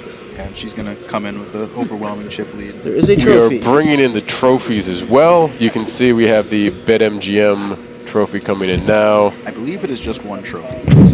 Just one for this? I think it was two for the Almighty. I'm not sure what the distinction is, but I think it's just one for this. Oh, we just see the one now. Jake in the chat points out Tyler dancing as that all-in plays out. You came in first of the day. That's $12,000 of dancing right there. That makes sense. How it should be. Whenever you're the short stack and you watch that second place player play a big pot, you know you're loving life. You're loving life when it goes the way you want it to. They're still an ante, right? Yeah. Yeah, they are going to play a big blind ante here. Oh, okay, yeah. Thank you. I need it. Tyler claimed he doesn't need the luck, coming in with just under 10 big blinds. Yeah, it's nothing to do with skill at this point for Tyler. Not to knock him. Nothing to do with skill. He's gonna need a lot of luck to come back. You know, not to say anything about his abilities. 10-1 chip lead is a lot to overcome. But oh yes, like we said, it's doable. It's doable. It's doable. You know, we saw people with 3 big blinds multiple times spin up from nothing. I'll tell you, when you have this chip lead that Aubrey has, you feel in charge. You feel like this is your tournament. On the button versus the guy that was sitting You there. give a couple double ups, and all of a sudden that 22 starts slipping. Yeah. When he thought it was like on him. Yeah. When he took forever. What'd you have, like ace queen or something like that? Queen jack off. Yeah. They're going back to some earlier hands in the day. It looks like here, kind of going back. It's fun. It's fun to see them like now that they're heads up. There, it's like a, oh, what did you have here? What did you have here? I was curious about this. I was curious about that.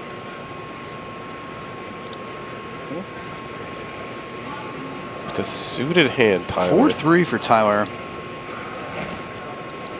Oh, I didn't put my cards on the box. I don't think. No. Thanks, Aubrey.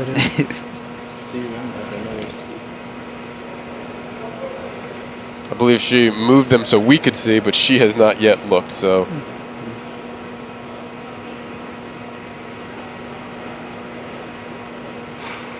Tyler thinking through how he wants to play this off of 8, 9 bigs, 8 9 bigs. 9 and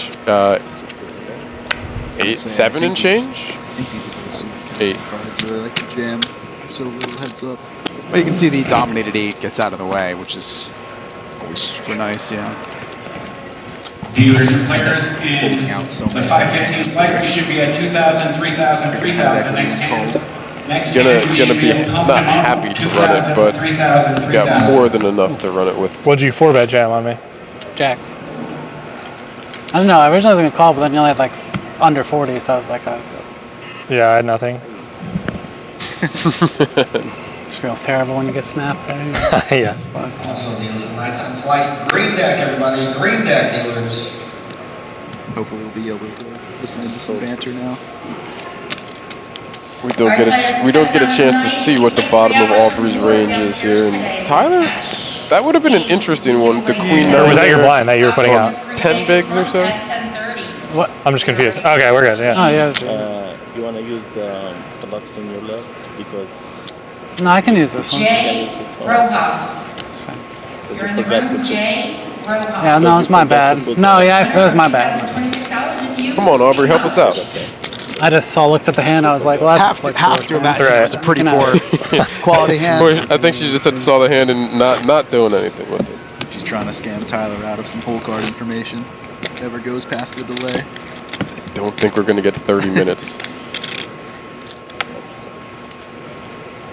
Even if Tyler does make a comeback, I think it would be, not that it would be tough to get to 30 minutes, but it's tough to see him clawing back here. There you get a good look at the trophy, the BetMGM gold trophy. On. They'll be fighting for. That's a nice trophy. I'd love to add one to my collection. Yeah, you just got to bag one of these tournaments. If you show up on time, you might have had a chance to bag it. Got over 12 big blinds. I've fought hard in the hybrid many times, and I've just fallen short. You were given all the information in the world to make the end of the I'm not day going to live that flight. one down anytime soon. That's 10. So You've been here at least once or twice before. You knew that we were up here and decided you were going to go check out to see who was down there. Just like, see who was down there, maybe chat up people a little bit. Yeah. Well, I'll be here tomorrow. You can find me tomorrow in the convention center here. 7-5 for Aubrey.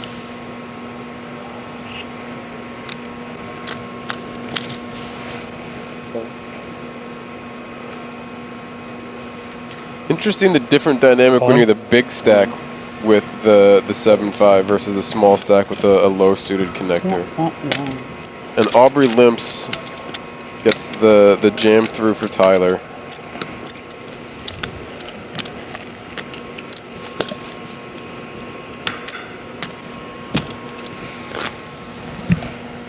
To be fair, at this point, given that it's heads up, it's more about the effective stacking. A big stack pressure, small stack pressure. Oh, of course. Yeah, not much left. But the small stack ripping those low suited connectors, Aubrey doesn't want to rip necessarily those low suited connectors the same way that the shorter stack might. 3 hours of cash from 6 a.m. Because there's to 10 p.m. less every day. positive for her picking up those chips, or it's relatively less positive versus the more significant negative for her picking up those chips versus her doubling him up with a 7 high. Definitely some future game implications there. Not much for Tyler here. I'm the small blind now.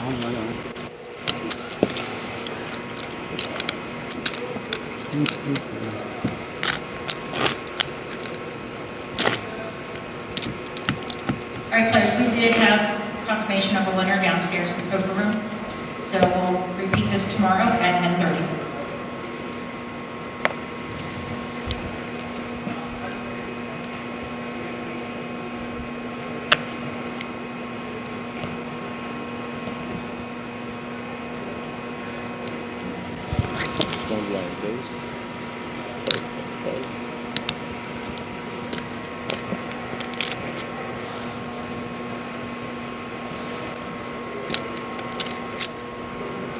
Little raise here from Aubrey. Yeah, we haven't seen any of those yet heads up that aren't all in. Let's see if we can play 3. Interesting strategy to raise at this depth specifically. Why is that interesting? I feel like a lot of the range would rather either limp or jam. But, you know, could be different. Big blind ante. Yeah, that's actually right there. The big blind ante is one of the things that's really a different dynamic heads up from what we're used to having played online a little bit more. The big blind ante changes. Just put so much more. You just meant to be playing many more hands.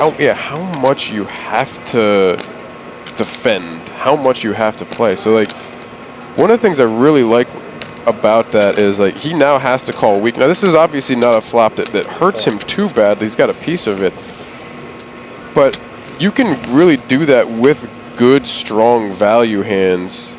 And I think that 8 is going to have Tyler putting as many chips as Aubrey would want to in here.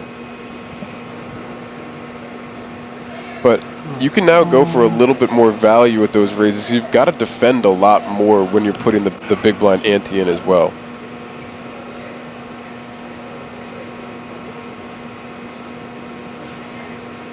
Aubrey's turning the same gutter as Tyler is gonna. I don't think that he can do anything but put the rest in, right? And I don't think she can actually fold that, can she? So Tyler's okay. So Tyler's donked the turn. I think the graphic. I think the graphics flipped. No, Aubrey bet, right? I'm pretty sure Aubrey was the one who bet. That's what she announced. Yeah. I think it's flipped. And if that's the case, Tyler's not going to do anything but put his last 500 on top of that in, right? 600 on top. And she can't fold that, can she? Yeah. Okay, so that's... She does. She folds the two bigs. Yeah, that's a tough one. That's a really weird sizing. Well, that was the same thing we saw earlier with when Aubrey had the 6 high. At least I didn't have to jam the river. And she bet, 65%, 70% of Tyler's stack with only 6 high. Yeah. Now here, obviously she had a lot more equity. Nah, I had the best hand. With the gutter and the over. I mean, little does she know the over was dead, but... I guess just should have called. Up to 150 and 300. And Tyler might be surprised to see that fold on stream. Too sure though. I mean, having equity for less than 2 bigs into whatever that pot was a little surprising. Just over 2 bigs, I think it was. If I just heard right, I think our blinds did just go up to 150,000 small blind, 300,000 big blind, and big blind ante. This is 10. Are these? Our chip counts will update shortly. Tyler has much more than that. 17. Yeah, Chad is saying Tyler had 2.1 when he jammed, which makes a bit more sense. Like 19. And then she folded like for 19.3. 1-3 more now. Not 300,000 more. 19.3, That 4.825. makes a lot more sense. Thank you, chat, for 4.8, that down 4.8. 4.8. 25. Yeah, so it looks like they're correcting the graphics now. And so they do want. You want the exact count? They need the exact count. Okay, so this is 10. So 13, bear with us a moment while 15, the players 17, straighten out their chip stacks. 18. 18.3 3. Plus 18.8. And that's exactly 19. Exactly 19 plus the 600K. She's putting it up. They should have this sorted shortly, though. Yep. We will be back live in just a moment here at, well, we are live, but back with live action here as we get the cards now dealt. Everything cleaned up at the heads up of the hybrid championship at the Borgata Winter Poker Open. Now, Tyler picked up a nice pot, but he's still not super deep here. He's not out of the woods. He's under 20 bigs. No. Especially every 2 hands he's putting in 600K. And he finds the Jack-8 suited. On. Oh, and he's going to get called too. He's going to get called here. Yep. And Aubrey's going to call. Called and at risk. The Queen 8 suited, 65-35 favorite. This could be the last hand of the night. If Aubrey can hold, she has gone wire to wire here. Let's see. Technically not quite. I think she lost the chip lead for like 2 hands earlier. There's some spades. Ooh. There's some spades. That chops out 2 out of Tyler's outs. And that will do it. That is it. That wraps up. GG's. One more spade for good measure. The hybrid championship here at the Winter Poker Open at the Borgata in Atlantic City, New Jersey. The winner winning 52,000 and change, as well as the BetMGM trophy that we see in the background. Aubrey RiverMeDaddy Williams. Second place, Tyler tslate Hirschfeld. In a very, very well played, well fought match. Final table throughout the day. Not a whole lot in the way of the heads up here. Aubrey got out in front, and she really just kept the foot on the gas, consistent, non-stop pressure, and takes home, again, a $52,540 first place prize. Quite the showing. Quite the showing. All players played really well. Congratulations to all final table players, but congratulations to Aubrey. A well-earned victory. Definitely well-earned, Aubrey. mentioned earlier in the stream that she had a lot of 10th place, 11th place finishes, and really good to see her take one down. Yeah. Yep. Certainly happy for her. You know, and happy for everybody. Again, like you said, to get a chance on the final table. Nobody really put a foot too far out of place here, so it wasn't really anything that people could say like, "Oh man, why didn't I do this badly different?" It was more of just not necessarily the cards always played themselves, but nobody really had these major glaring issues. Every move, every decision felt like, okay, that makes sense. Yeah, I can understand exactly why you're doing that.